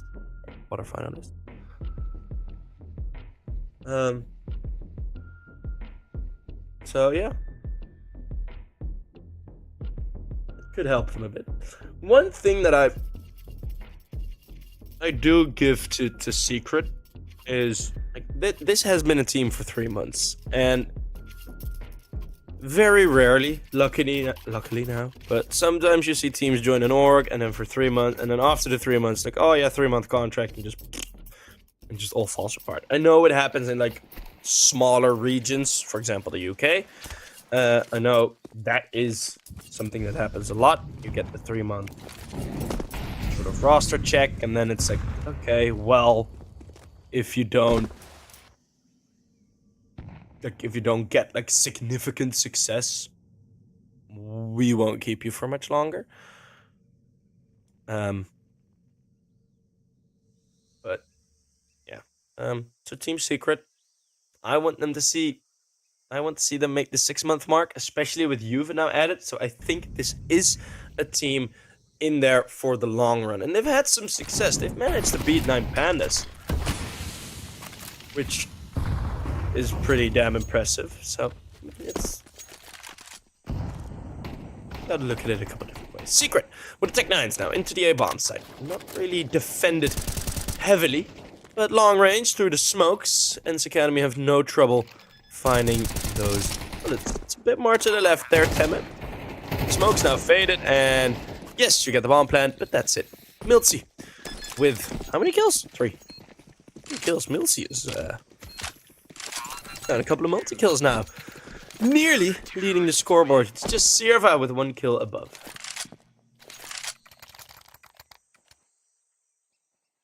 Oh, so yeah, it is like yeah, they beat 9 Pandas, but Team Secret also haven't shown a single sign of consistency yet, which also does deserve to be mentioned. And of course, 9 Pandas, I imagine, lost a bit of motivation after the whole major debacle. So you have a 9 Pandas not in their best spot, and yeah, it's pretty hefty.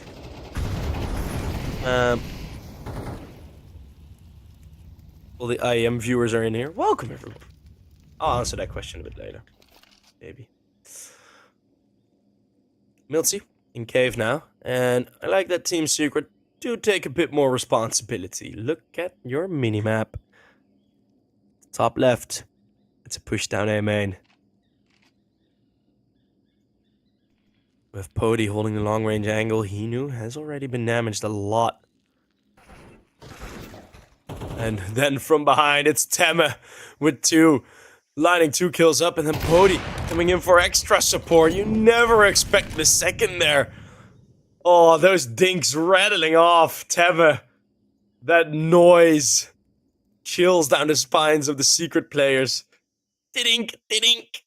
Just, oh Christ, what is happening? We are getting flanked. They're wondering if they're next. They haven't spotted anyone. No, PJ can't hit the shot onto Sirv, and it's Anarkez, who's had a great game, to be fair, but oh, look at that flick then. But in a 1 versus 4, you just don't really believe in him, right? He walks against the wall, Sirva, and he knew it wouldn't have mattered anyway. They take him down. 12 on the board for ENCE Academy, who, before their break, also were quite a good Ancient team. Before their break, what was becoming an issue was ENCE Academy were becoming the kings of inconsistent. Oh, a bit like Secret are now, haha. No, not that much, but no, not that little. Like ENCE Academy really had really big problems with it. And on Ancient as well, which was one of their main picks, but they just, it was a little, So it's very good for me as a bit of a fan of ENCE Academy. I'm just a fan of Academy teams in general. And I want them to do well. And it's looking a lot better. Very few mistakes from ENCE Academy. Moments that Team Secret are playing well. And can deal with it most of the time. And, they don't let any mistakes of Team Secret go unpunished, which is all the characteristics of playing a good game. So it's good to see, at least for this map, right? For Ancient, it does feel like they have sort of returned to form. As Sirva finds one in middle, Pody, one on B, then Cave just gets abandoned because you don't even need to hold it anymore with 2 men up. Sirva in a bit of trouble. Oh, the spray transfer, nearly the third. That would have been way too sick if he got the third there on the spray as well.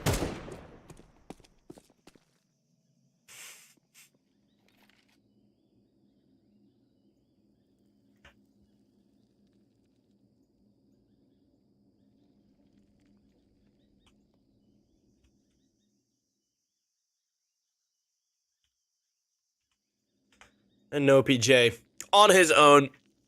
Pretty much a loss already confirmed.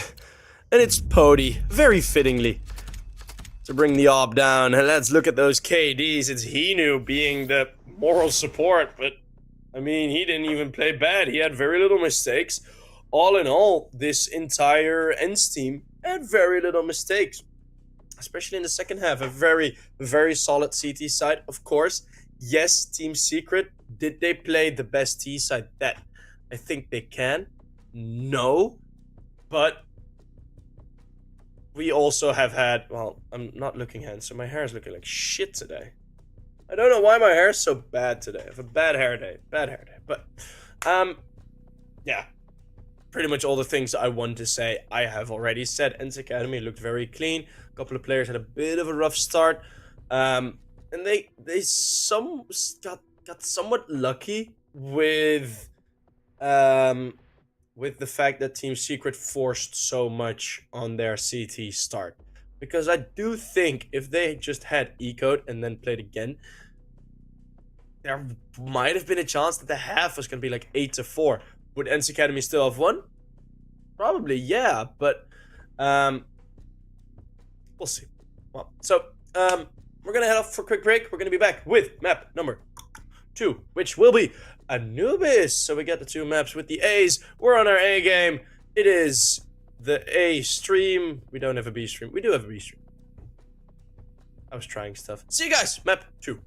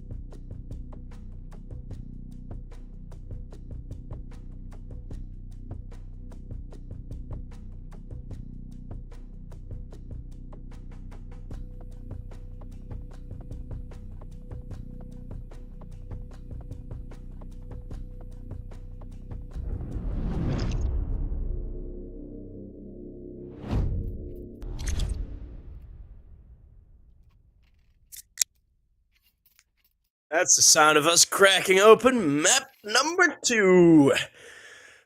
It did take a while. Some players had some connecting issues.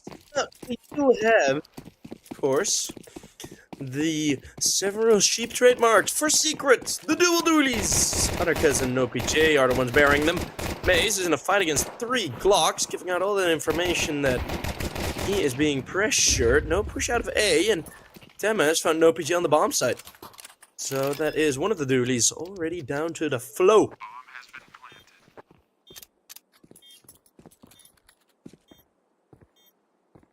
And a bit of trouble, Sirva. Can't hold this angle. It's a difficult one for Towson to fully clear. It's nice and active on the angle. And Anarchas and Kino, they shall just be saving armor. Although, at least Kino will. Anarchas is looking to take some kills. That's not gonna happen.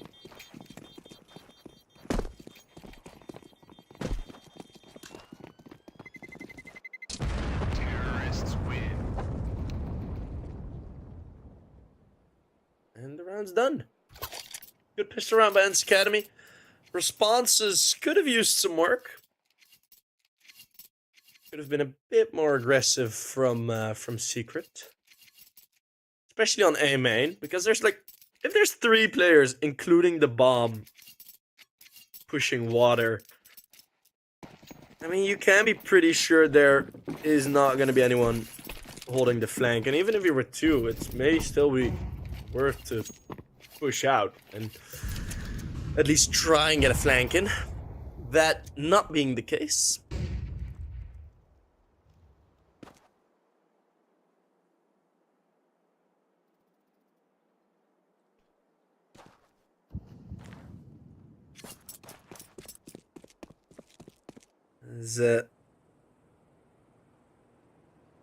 It's a full mid stack.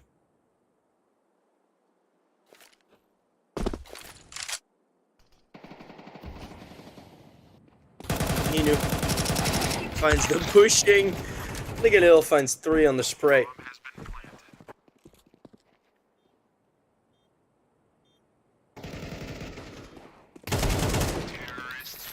Tim and Pody clear it out. Someone's saying, oh, ENCE Academy 02. Yeah, I just looked it up. One of those games was a 1-13 against Sync. Sync, who are pretty decent on Anubis. In a best of 3, they still won. And the other was against Havu, which was a 23-25. The most recent game from ENCE Academy. So hey, who knows? Maybe we get all those overtimes here as well. That'd be something. Something terrible. No.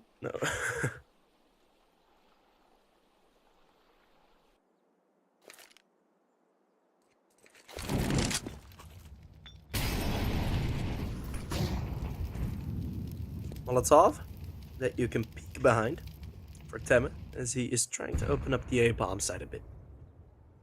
He is the closest one to a fight. A double peek out now of Cave, and 2 players hit for half HP, none dead.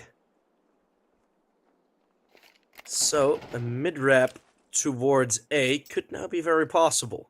Information that the players are on bridge is given over. And the smoke sort of locking ENCE Academy back in.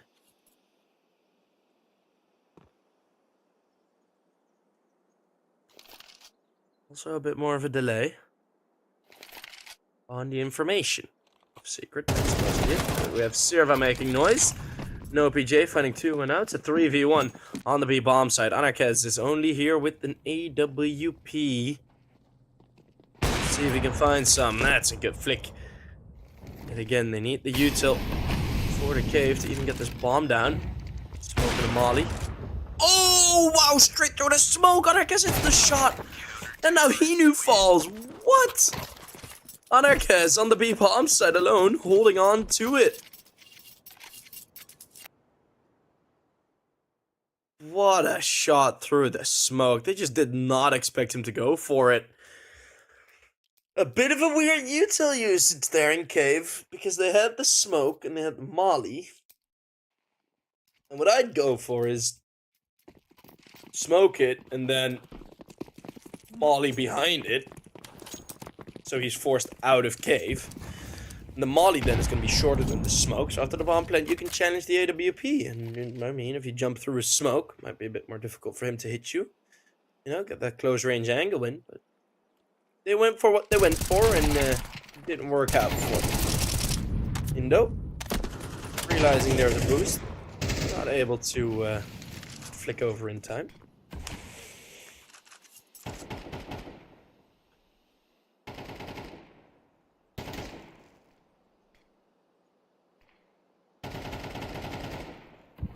$800 on the line. Oh. If you win, you can give me a knife. Woo! No.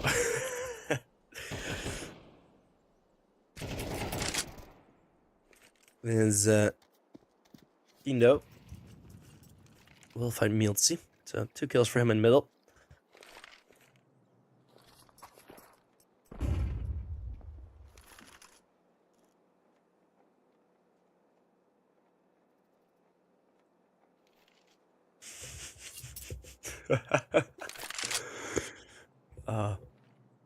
Fun convos in chat. But this round might still be something for ENCE Academy, although they don't want to challenge the smoke, as they only have 2 flashbangs. And, well, that's the round done. See you guys in 20 seconds. Ugh. I understand this save, but it's just, you're gonna have 3 players on $100 into the next round. It's not really a decent advantage, but Counter-terrorists win.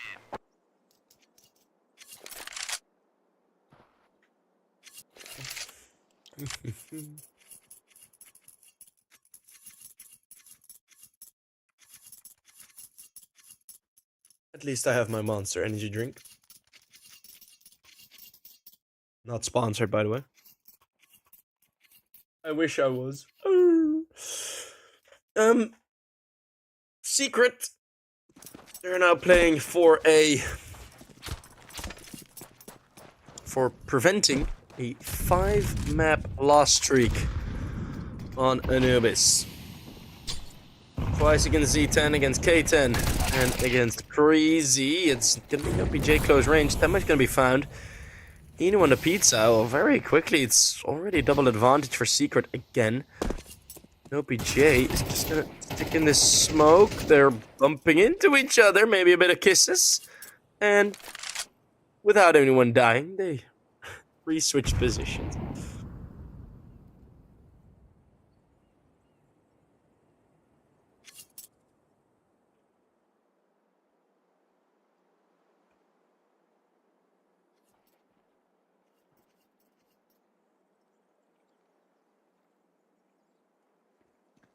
Well, Hinu and Pody, the 2 of them together, and that's Hinu going down to Tauson, and Pody also not hitting his shot. Secret, getting a good start. The full eco, maybe that will calm ENCE Academy down a bit. They do have a lot of loss bonus, so maybe we're gonna see like 1 deagle pulled out for Temme. Or Temme should just save and be able to drop an op to Pody for the next round. He buys the deagle.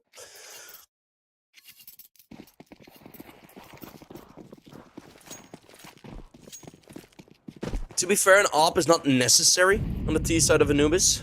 It's nice if you have someone who knows how to play with it, but it isn't such a major advantage to have.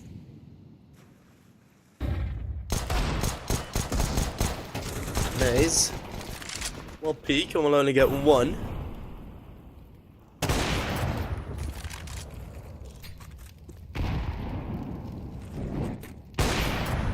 It's Kindo through the smoke and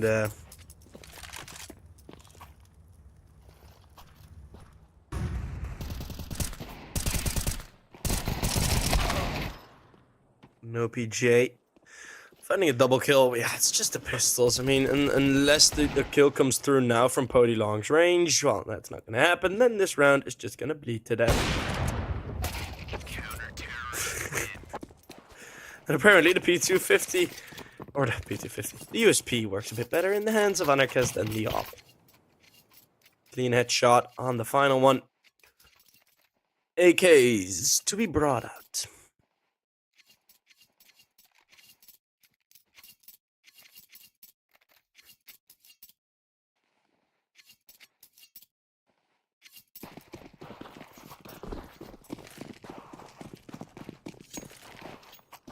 It's a bit of a slow start, as in we haven't seen a lot of rounds with real tension. Pretty one-sided, all previous 6. So we yet again have the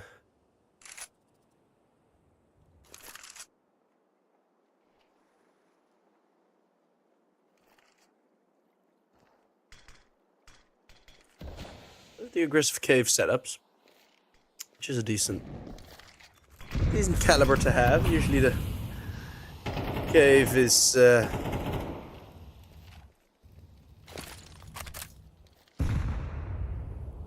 pretty important position in this map.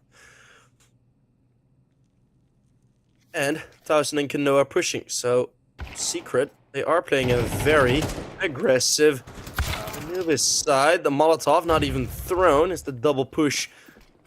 Well, that Molotov would have done well, because there's 2 players in cave, and that's going to be difficult to clear out.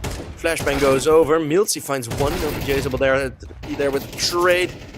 We want more. Pody crosses the smoke. He can go for a pump, but they're already into the bomb side. Pody in 1v3. Maybe he can bring the tension back in.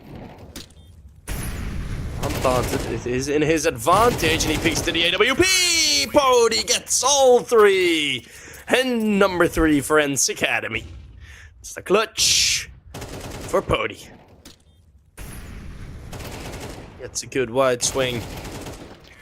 And I guess in Kindo, it's very, very difficult to play that position with 2 players and like actually play it decent. Like, it's more difficult than players imagine because you don't want to line up for them. It's such a thin angle that it's very easy for, if you're playing a 2v1, to line up and just get mown down. The teams always try to sort of trade it a bit and fall back and this and that. Well, Nico and Hunter even had difficulties with it against Alexi on the major, so Secret are not the only ones struggling with 2v1s in that area of the map.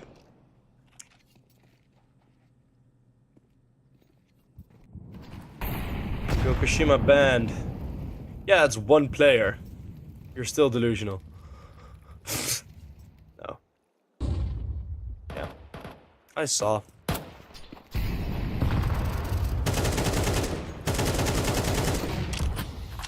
Oh.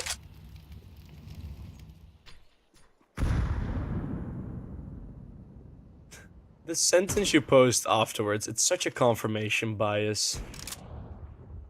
Oh, Pody! I'm just gonna do my job. I'm just gonna cast. I've muted that guy 17 times already in different streams. We'll see. Serva! Looking to find Towson. Did Towson spot Serva? No, but he does hear the molly thrown. Jumping down into water. It's Kino and Maze. Getting calm, but this is looking a lot better for ENCE Academy as that control over middle. Straight went through Temple, no coverage after the first falls. Mid-presence disappears.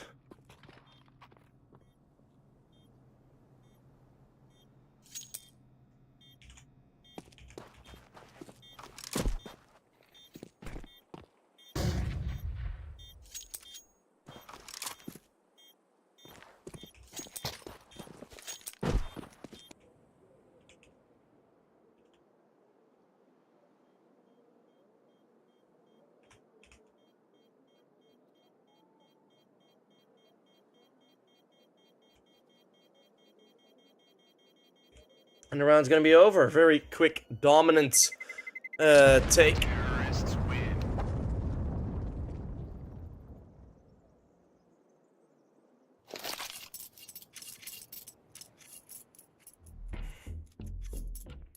Secret are gonna hit up with the timeout.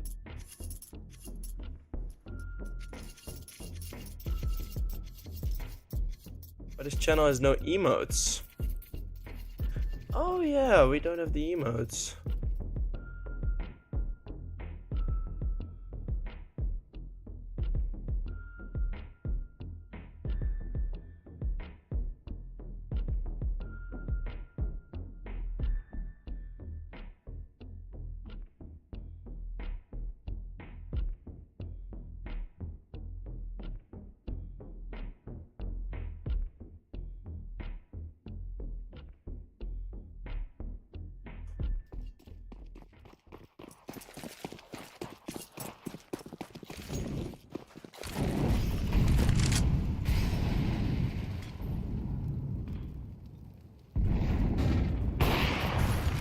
Let's see. Less aggression from Team Secret to start off with. And ENCE Academy looking to break the economy of Team Secret. That's the reason for the pause. There's dink onto Maze. Long range. Out of the M4. Or the smoke, actually, that dink. Maze is looking towards his teammate.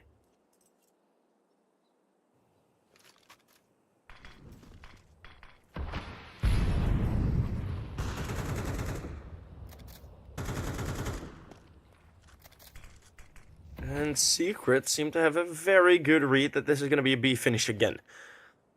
3 players walking around A main, and you have the triple setup here in the bomb site. Although cave is not covered, that might be a bit of an issue, because if you get through cave, you're going to have such a close range fight, which is very easy to trade with, or you'll be able to trade very easily.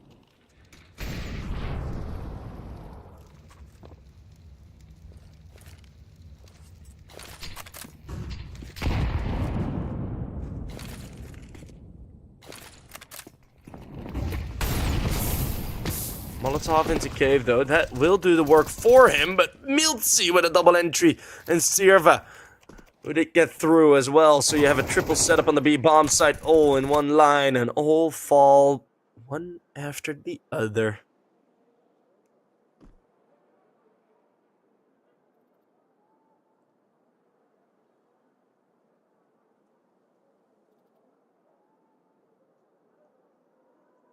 And it's gonna be save again. 40-second save. Anarchist wants to keep the op. Taos in the M4. ENCE Academy they would have had money to go hunting, but the save was called so early that you didn't even have an inclination as to who was hiding where. Terrorists win.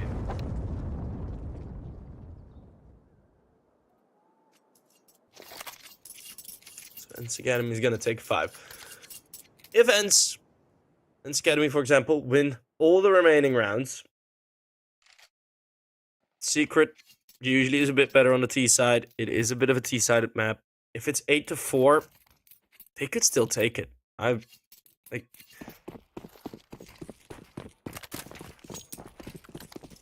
Could still be all right.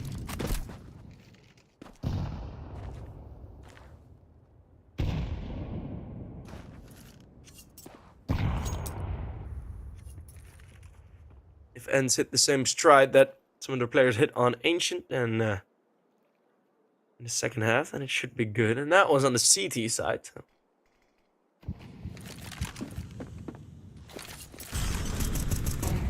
Maybe it will carry over. 1000 peeking out and just nips one kill and books it. He does get traded. That's a bit...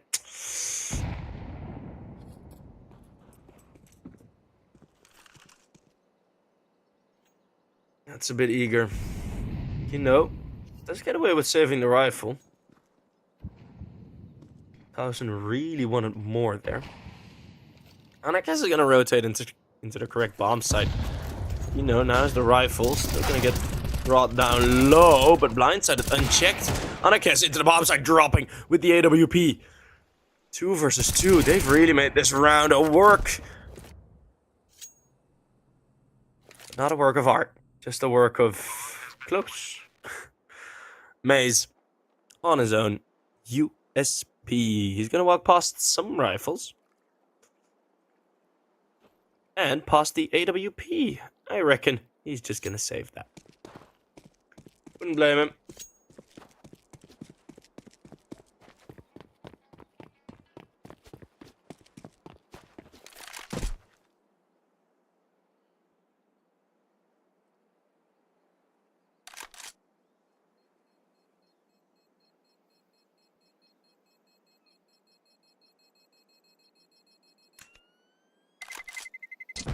Terrorists win. ENCE take round number 6. Would love an OT. Be careful what you wish for. As the previous time ENCE played this, it was 23-25, as I already said. So be careful what you wish for when wishing for overtime. I did that once. Someone said, "Oh, I really want OT," and I made like a blessing. And then we had 5 overtimes. That was one of the bigger jinxes I've had. Someone was like, "Yo, can this go to OT?" I was like, "I don't have influence, but I can bless it." And I blessed it, and it became 5 OTs. Yeah, it was... Yeah, it was interesting. We had a good laugh about it, that's for sure. AWP of Pody is going to be looking for the opening kill. Especially on that angle, Pody surely will be quick enough to find the kill. Maybe, if he finds the timing on Maze, on the jiggle peak, because the op is going to be ready, of course, for the shot. Maze on the jiggle falls. Oh, that's going to be so annoying. Jiggling the entire round and then going down. Sirva needs to support Nope. Support his teammate. Prevent Nope J from getting a kill. Peeking into the molly. Pody still hits the flick. Expecting his crosshair to be at the other end of the pillar. Towson fighting back though. Still don't want to force their way into this B bomb side. I mean, not necessary, but you have the numbers here anyway now, so might as well. Kindo in the corner with a double. And leads 2v2. Ooh, Pody can clear it. Jumping in with the Tech 9. Pulls back out the AWP. Goes aggressive, but his legs show first, so Towson gets a freebie. And now he knew.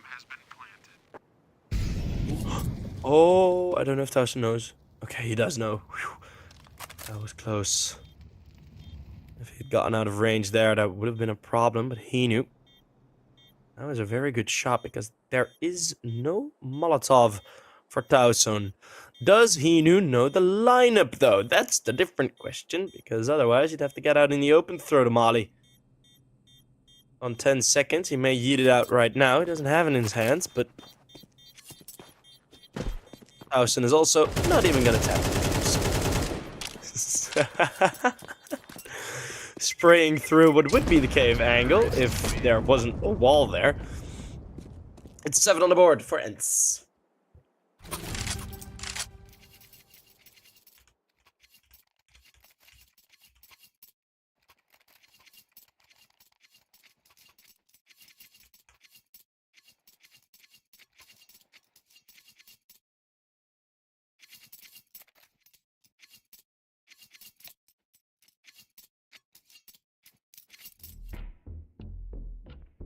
And Team Secret going for another timeout. It's been an interesting game on Anubis here. Anubis sometimes can just be a bit of a plain map to play. It's weird, but...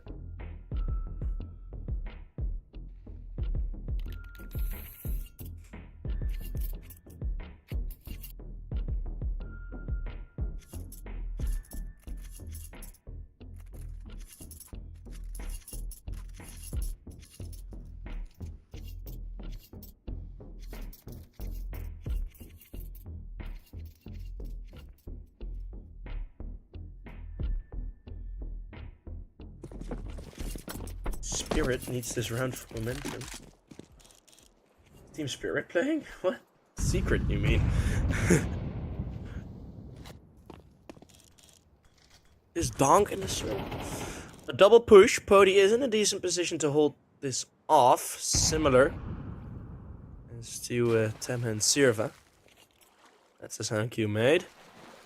I think you know we're gonna push forward. Oh, Tema tried to bait out the crosshair for the one peak, but it was two.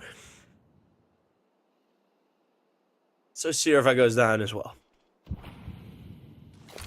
I like the idea of that peak. It's a bit of a bummer that it doesn't work, but I do like what the plan was there. You have one guy running so he can get into the corner, and then you expect the crosshair to be aimed at the bottom right. Peek out of the main corner, and then all should be good. But there were two players, and they were already way up close. And Secret prevent it from happening. So, a 7-5 half for Secret, especially on the CT side, wouldn't be at all something to be disappointed about. As the flashbang's good, Kindo finds one more, Anarchist with one more, and that is the first half done. Well, it's not officially done, but I don't think Miltzi's got a 1v5 within 20 seconds in him. Maybe he does, who knows. Nope.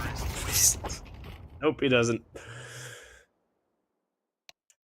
5-7 is the score as we switch sides. Second half pistol, of course, yet again gonna bring a good bunch of importance with it.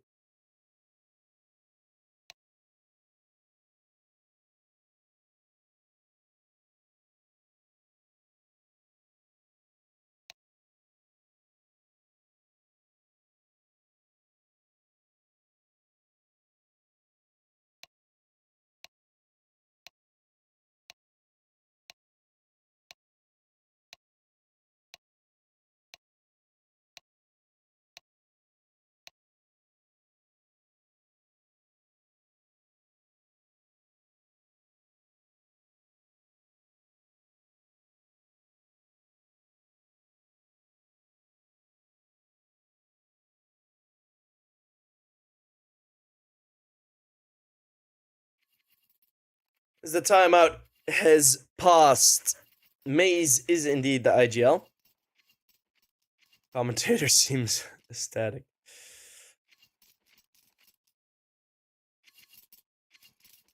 It's Maze who is IGLing. It was a timeout, so I was taking my timeout as well. You know, the halftime break, the halftime pause. Let me rest my voice and my brain a bit as we kick it off into the pistol round. What to expect? ENCE Academy going aggressive out of the cave position, having Sirva to support, and Sirva's gonna get trouble in mid. Ooh, nearly finds more than one, but Tema quickly dinked, as that was an expectant re-peek. All the crosshairs were aimed towards him. Now, only really 1.5 players holding off, well, now 2.5 players holding off this A push. Towson's gonna go straight through. Oh, they might make a mistake here going back towards B. Because still in cave is Hinu. They are giving ENCE Academy actually a bit of a shot. Still another great kill. Then from behind, oh, they're just running right at them. Secret. Just not slowing down at all. Straight through the train. Leaves straight through the middle of Anubis. I don't know how well you guys picked up that whistle. I know you gotta be careful with whistling into microphones, because it can be really loud. But I wanted to flex my train whistle for a bit.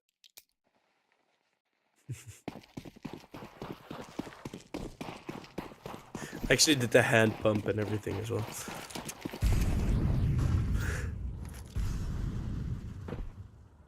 Cool whistle, bro. Thank you.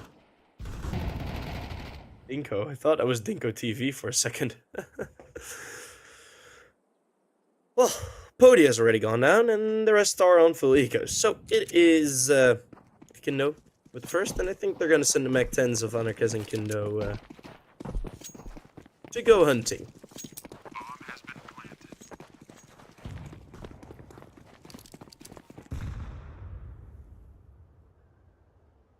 And what are we betting on, guys? Is it going to be 4 kills or 4 no PJ?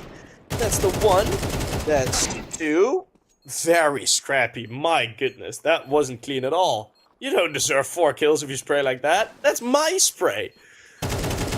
Ah, you don't deserve that. You absolutely don't. Okay, oh, dinks. Tell me with one.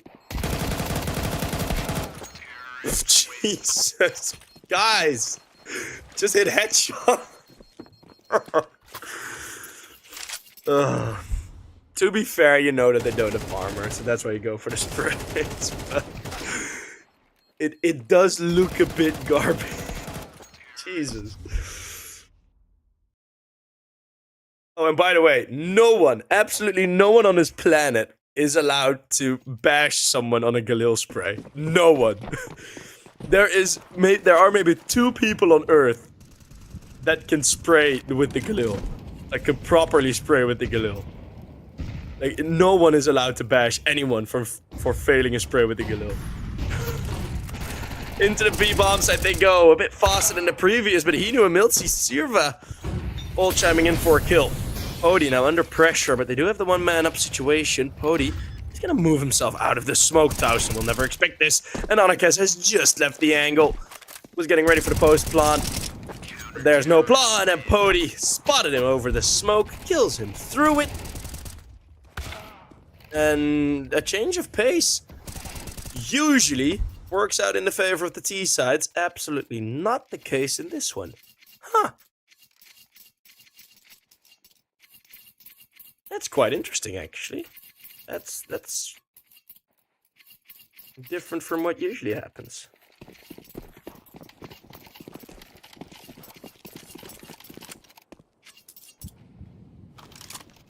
They have to take some risks sometimes. Although on T side Anubis, it's not necessary to, at least, well, you always have to take some risk, of course, but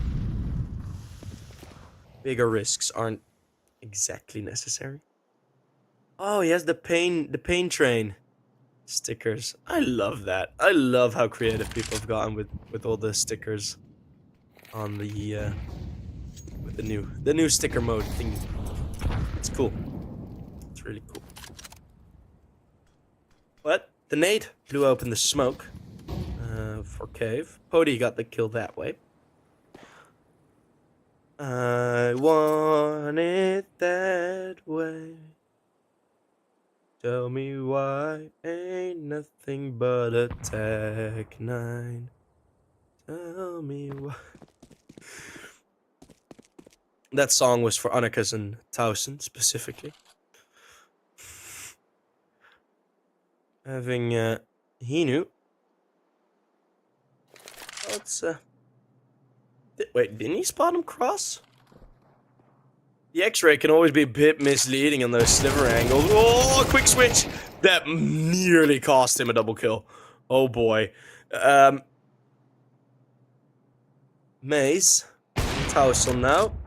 Pody hits a good shot with that red line. Flatlines Maze. And now we have Towson. Tech 9 Towson. 1v3.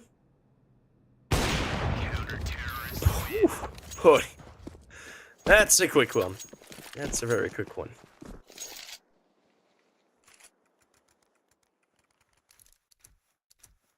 Nine to 7. This CT side is actually pretty good. Pretty good from ENCE.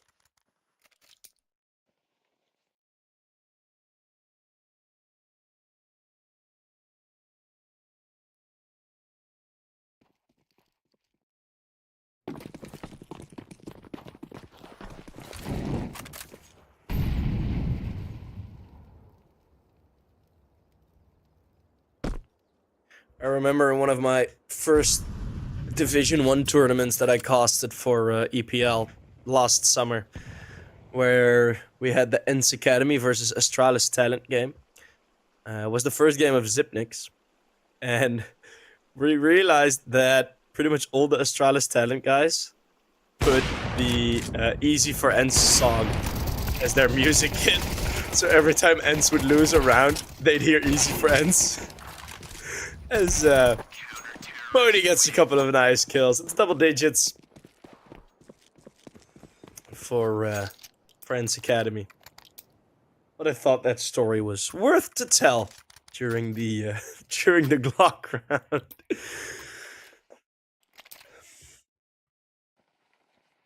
Oh, but just imagine you lose a 1v3 clutch and just hear Easy for ENCE. It's like, oh damn it. So mean. Well, at least ENCE have a song. Mouse have a song as well, but that's old and not that good anymore.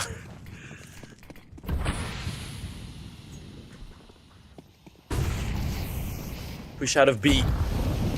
ENCE Academy haven't been forced to make aggressive plays, but if Secret don't come turning up at your doorstep, might as well search for him.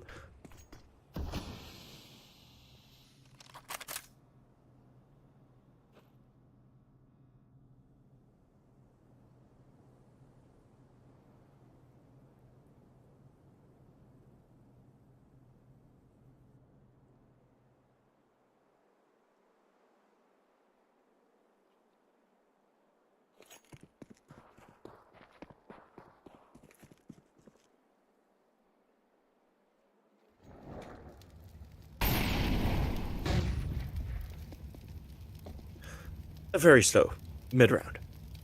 Initial fights abandoned, mostly by Secret on B main. Didn't want to challenge it, ENCE Academy didn't want to push any further. But that means the slow mid-push and A pinch coming in, and Pody... Oh, okay, well, Pody's just leaving the battlefield. Temme, what do you got for us?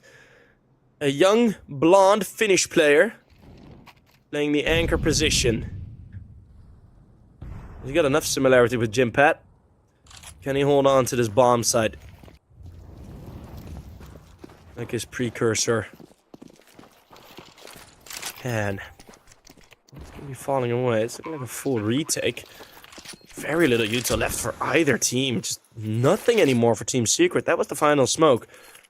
Also, final smoke has been gone for ENCE Academy. It's just a couple of flashbangs. You can't really get back into a bomb site with this. Can you? Question mark? Are they even gonna try? We're gonna flashbangs. No PJ turns away from it, and that's Maze with one more, and that should be the abandonment from the bomb site.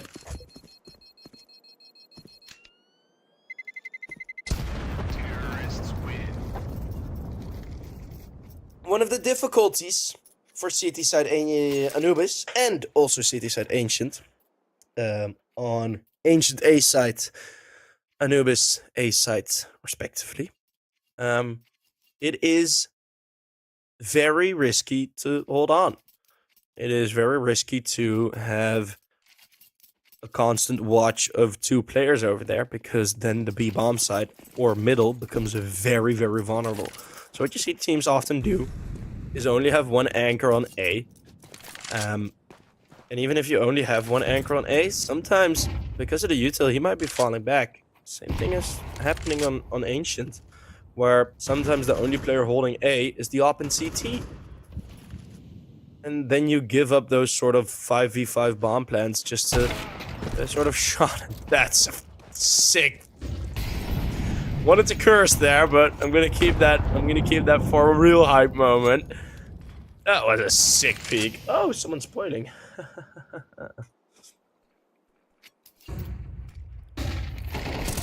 Well, Flash is good again. That's mostly the coverage. Temme just got straight dry peek. Ooh, grenade. Well, Anarchist has passed it.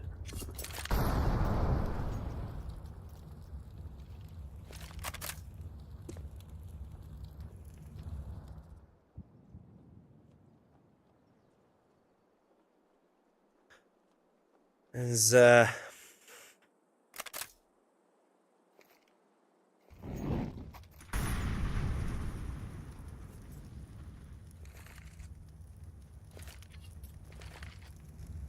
setups are being completed. 2 on each bomb site for the ENCE Academy.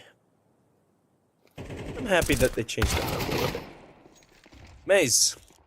We'll trade on to the first Pody.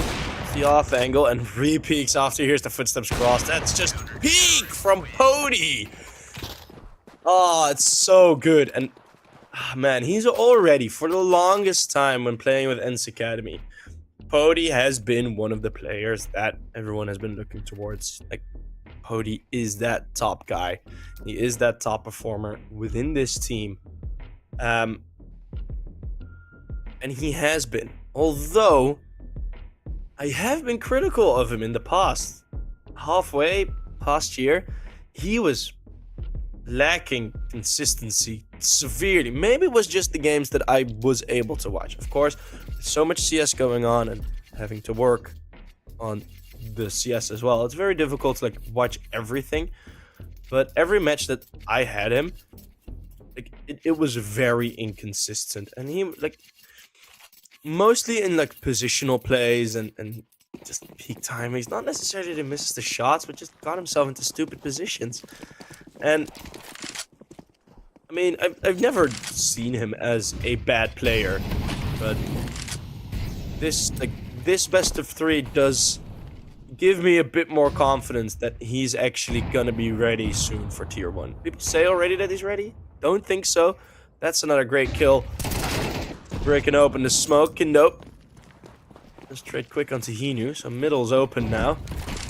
Temet, under a lot of pressure again. What can he do?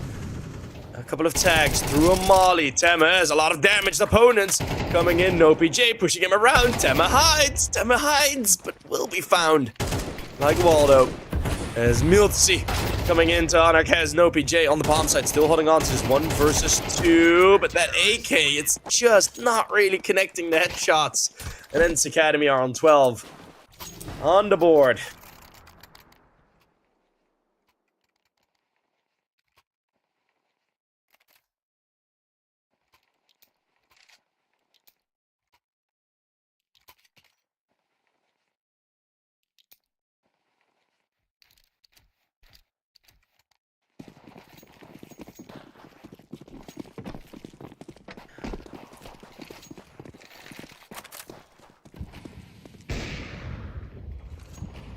ENCE Academy.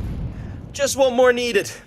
Do I think Pody can fill in for Hades? No, I don't think so. I don't think Pody is ready yet. I think this year Pody will make it into tier 1. That isn't such a hot take. But I think this will be the year where he can move up. I really do think so. And I really hope that he gets that opportunity. Because he deserves it. Temet. Holding on. Finally gonna go through A. Let's see what Tem has got. It's a double kill. Could have been a bit more. And that Galil spray long range from Kindo is actually pretty damn alright. But then, enter Pody. So much util. No PJ forced forward. Now hits that shot. Goes straight through the molly to escape the crosshair of Miltzy.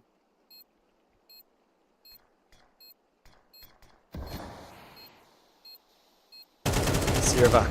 Peeking out wide, the flash is a bit too late.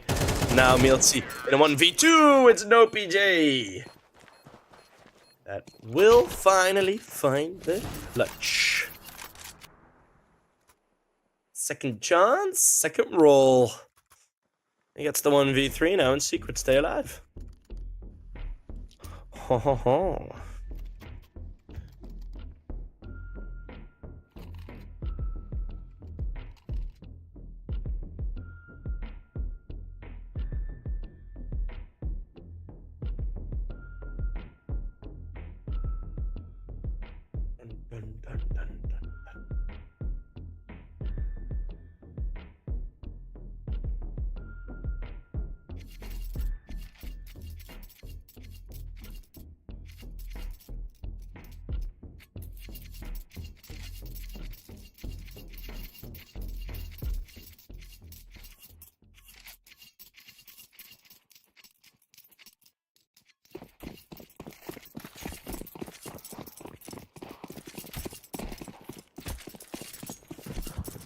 Well.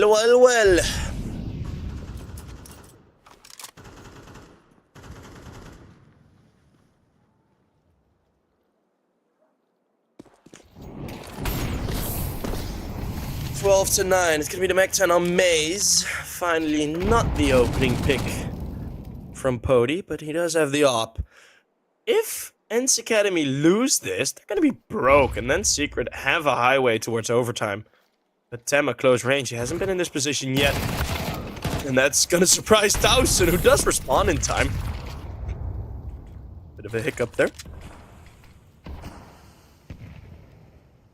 Both for Secret and for myself. A bit of a hiccup. Ooh, Sirva. Ooh, yeah, I wouldn't repay into Anarchist if I were you. Another flashbang thrown from his teammate. He does re-peek into it. Anarchist missing another shot, but Sirva forced to reload, so he can't prolong the fight.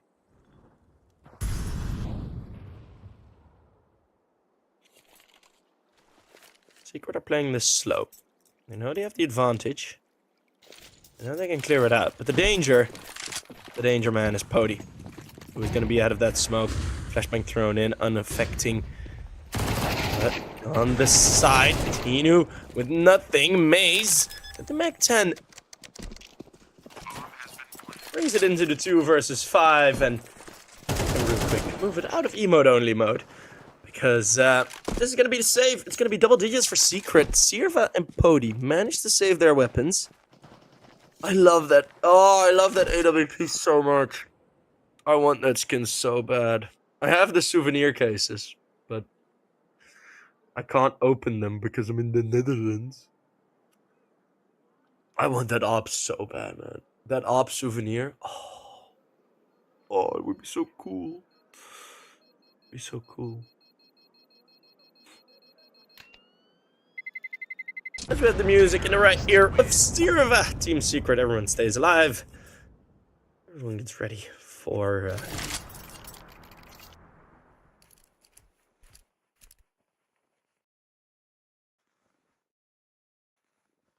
the last couple of rounds. Costs are too poor to get a simple item.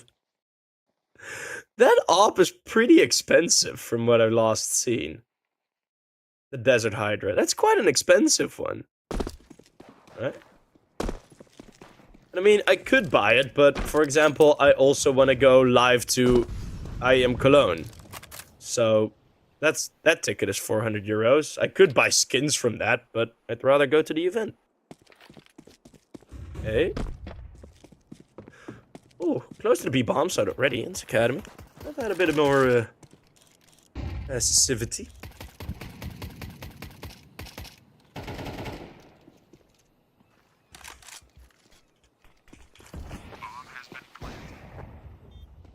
As the bomb goes down, 5 versus 5.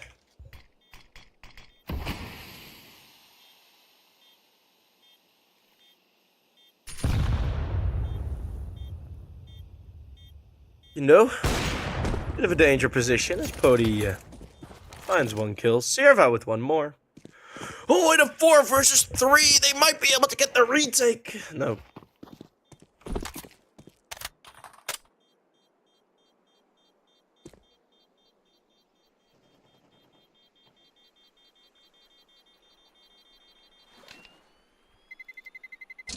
Terrorists win. And spoilers, mate, I'm trying. I'll just do this. Boop. No, but yeah, I Am Cologne is gonna be hype as hell. I'm gonna be there with my orange hat on, of course. I'll show you guys after. So if you see me on stream in August, you know who. Or if you watch the major, you may recognize the hat as well. So yeah, we're gonna put the hat on, you know. As we either have OT and I'm gonna get a very warm brain, or it's gonna be ENCE Academy taking 13. Smoke's flying over. Sirva. Down the line. Pody has now gone towards middle, and it's a good spot, but Kindo opens up cave. Now all of a sudden Sirva's under a whole bunch of pressure. Defensive smoke dropped. Maybe he can dance around this, but no PJ from the pizza. 3 versus 5. And Team Secret. Oh, no PJ, caught with the smoke in his hand. He knew it was low, so Pody and Tem are gonna have to do a lot of the work. Tem with the nade hits Maze. Pody found though. Can Tem and Hino really do this? It's Anarchist with a 2nd kill on the op. And we are gonna go, I think, towards an overtime, unless Hino can miraculously find something here, but that's not gonna happen. Fake spoilers are also spoilers, so you all got banned. It's gonna be 12-12. Yeah, I'm gonna take my hat off because the camera now is not coming on. Well, y'all wanted OT. I blame the one guy who said he need OT. Yep. Pody on 24. Kindo on 21. Yeah, you asked. I mean, you gotta be careful what you wish for. ENCE Academy, absolutely no strangers to overtime on this map. How can there be spoilers? I'll explain quick. There are tournament bots that can enter maps or can enter games, and they will give live feedback to the betting sites, so you can bet live. Those bots are there for live betting, and I mean for things like live games, like LAN tournaments, things like majors and IEMs and whatever. Then it's really nice because the game is also live. We, because we're an online tournament, forced to have a delay on the stream, so that's why people can get the information. What is it? I think like 110 seconds early, 140 seconds early or something. I don't know. 2 minutes, I think it is. But yeah, it's a good question. Furthermore, we're in overtime, and nothing has happened yet for the first 50 seconds, except for util being thrown. So it is team secret that have realized pace is not really the solution on this map. ENCE Academy in the previous 3 rounds, well, previous 2 gun rounds, have over-rotated themselves a bit, outplayed themselves a bit. Which has been a bit difficult. Temme, finally, he's getting some success. It's been a bit of a struggle from him here on A main, but I imagine I'm gonna tell you guys to keep an eye on him for the next year, because I have a feeling at the end of 2024 it might be one of the better anchors in this tier of CS. As Sierva finds a headshot, Pody with 1 more, and now Team Secret just run to their death. 5 man alive, Pody with 2, Temme with 2 on the flank, and it is so Jover. How's the delay on HLTV? The delay on HLTV is around 1 second after I'm seeing it on stream. So I think we have like a 5-second delay of me going to stream. Like what I see and my casting going to stream. I think that's like a 1 second delay. There is like less than a second delay on my casting and what's actually happening in game. But boy, jeez, he knew. Henry mopping them up like the vacuum cleaner. The Henrys. Breathes those bullets through the smoke. Maze now can focus a bit more on IGLing.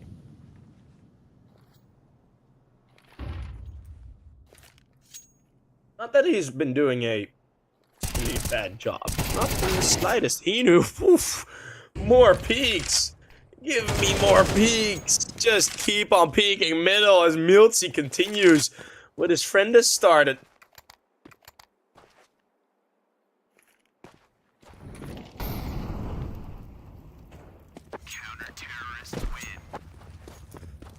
And then ENCE Academy take 14, and all of a sudden it doesn't look as threatening anymore. The team with the UK coach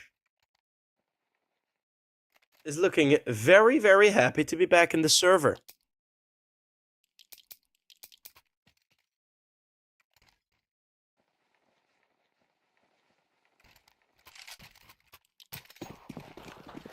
ENCE Prospects? Is it even a younger team? ENCE Athena? They've been playing pretty good.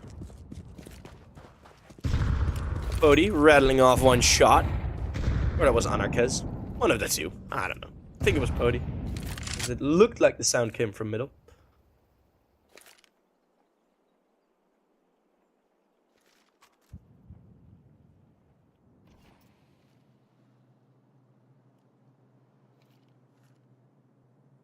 Damn it. They're gonna test him again. He knew. Now a bit closer. This is sort of a more typical setup of of Anubis. And now you get the rotate back towards middle. This is just like, if you don't want to hold mid control, this is the setup you go for. And that's a flub molly towards the middle of the bomb site. Tema is going to be close range, only finds one, but he knew can still be standing here. He's not forced away. Now the Molotov would have been gone anyway. It's a 3v3, but damage done to Maze, and all the information gained on where the remaining three are. Pretty much all the information. And what have you got to show for it? Not much. Just a 3v3. With advantage ENCE Academy, because they have Sirva, who has control over B main. Doesn't want to push anywhere yet. Miltzy. Getting exciting in middle. That's the first. That's the low HP. No PJ. Won't be able to hunt him down. Wise choice from Miltzy. Completely dodging the fight. If you're looking at the time, staying alive is going to be more important because Secret are forced to make a decision. And it's Sirva, the IGL, to find the second to last kill. Anarkes does get the bomb down. But maybe, just maybe, Anarkes is going to be good enough. 3 different directions. A try attack. But Anarkes has the try dance! Anarkes! What a sick 1v3 on the AWP! Poseidon stabs them all with one fell swoop. It is 13. Anarkes, what a... this shot, man. Oh my goodness. What a clutch. The 4K.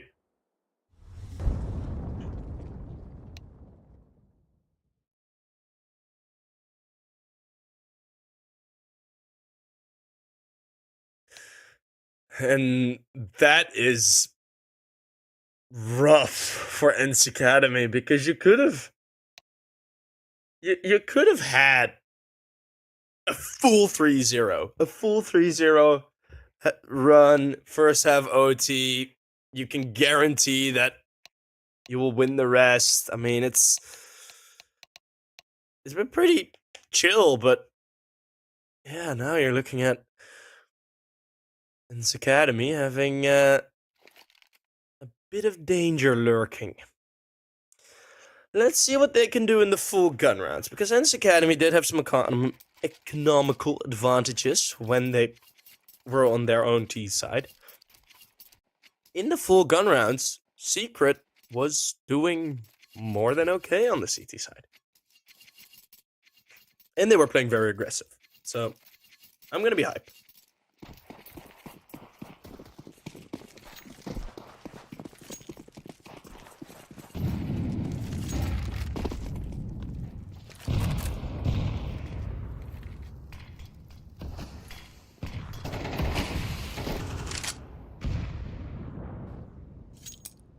Slow round for ENCE Academy. Don't want to force it. Don't want to rush into things. Maze with the AUG. Let's see if he can augmentate his reality. That's such a boomer joke. My goodness. Yeah, that deserves the whistle. That deserves a yellow card. Well, 50 seconds gone. Same as in the first round of OT. Where first minute is pretty much just util throwing. It is more or less the meta in full gun rounds on Anubis. We have tucked in Tema already on A main. Tema and Tauson have been in a couple of fun battles, and it's Tema getting the opener.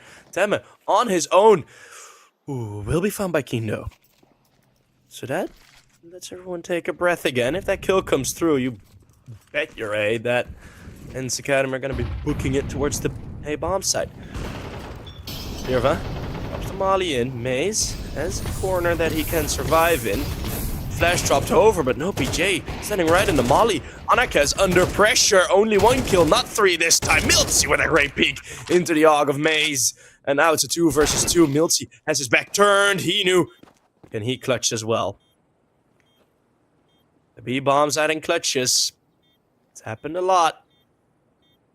It's really happened a lot here on Anubis. We've seen So many clutches here as Hinu just waiting for someone to peek out wide. Finds no PJ, an obvious angle. Hino. He's gonna try and peek out wide. Hinu has the steady steps, the cha-cha slide, and it's oh so smooth up until 15.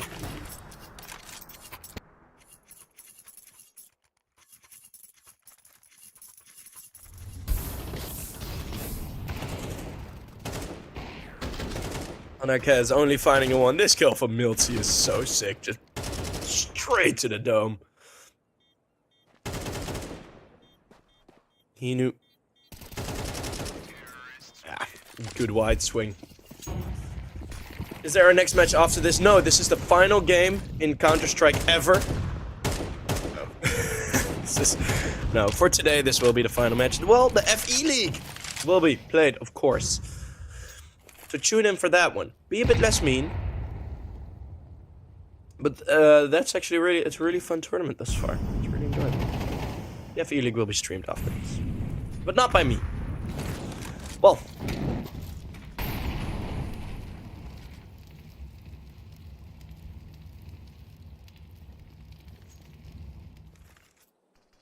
Let's see. We have 16k overtimes. Meaning that teams don't really have to worry.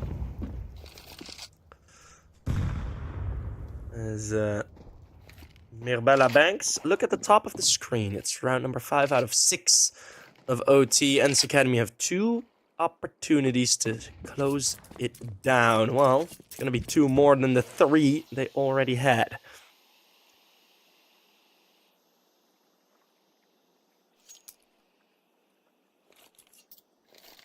Gonna play it slow again. Temet. And he, twice in a row, beat Towson at the A-ramp game.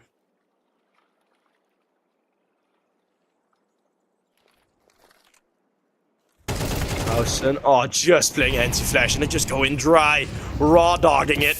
Temet is gonna be moving through the molly. So much pace. Kindo tucked into the corner. Hasn't been fully cleared yet. I don't know if they're gonna be aware of it, but it's Hinu through middle. There's no coverage for it. Secret, not the best round to have such a spread out setup, and it's gonna be only Maze, the IGL left standing, and usually he accommodates 5 players. Now the only 5 players alive are on the opposite sides, and I don't think they want to listen to him. Matter of fact, they're gonna be screaming in his ear that they've won ENCE Academy with a really, really good game. Really good performance, and Pody with 5 triple kills. 5. That is how many fingers I have on my single left hand. 5! 5! I didn't even wear the hat. There we go. We're ready. Ready for the game. But wow, yeah, that's that has made me happy. Not because ENCE lose, but mostly because Team no, not because Team Secret lose, sorry, got that messed up, but it's because ENCE Academy played well again. They played really, really well again, and that is the ENCE Academy that I have missed oh so bad. First time for me casting Temme. He has impressed me. Of course, he's still young. This is his first sort of bigger team that he's playing in, so of course there's gonna be some mistakes to his game. I'm absolutely willing to forgive that. And still, same with in terms of setups for Secret, right? They're together for 3 months, new coach. I want to give you for 3 months as well to really settle it in. So up until the summer, I'm also looking at Team Secret, what they can perform. Tomorrow, Yano versus C10 and Mouse versus Permita, an old foe for the Mouse NXT team. Permita, it's becoming a bit of a derby in the lower tier 2 Counter-Strike world. But thank you guys all very much for watching. Stick around, because in half an hour we are gonna get the FE League started with Spirit FE against Let Her Cook, if I'm correct. So that's going to be a very fun game. Guys, thank you all very much for watching. We've had a lovely time again. It's been fun getting above 2k viewers every game, every map again. So that has given me some enjoyment. So thank you guys very much for watching. My name has been Several Sheep, as you can see Wrong end. There. Thank you guys very much for watching. Be back in half an hour for the FE League. See you guys later.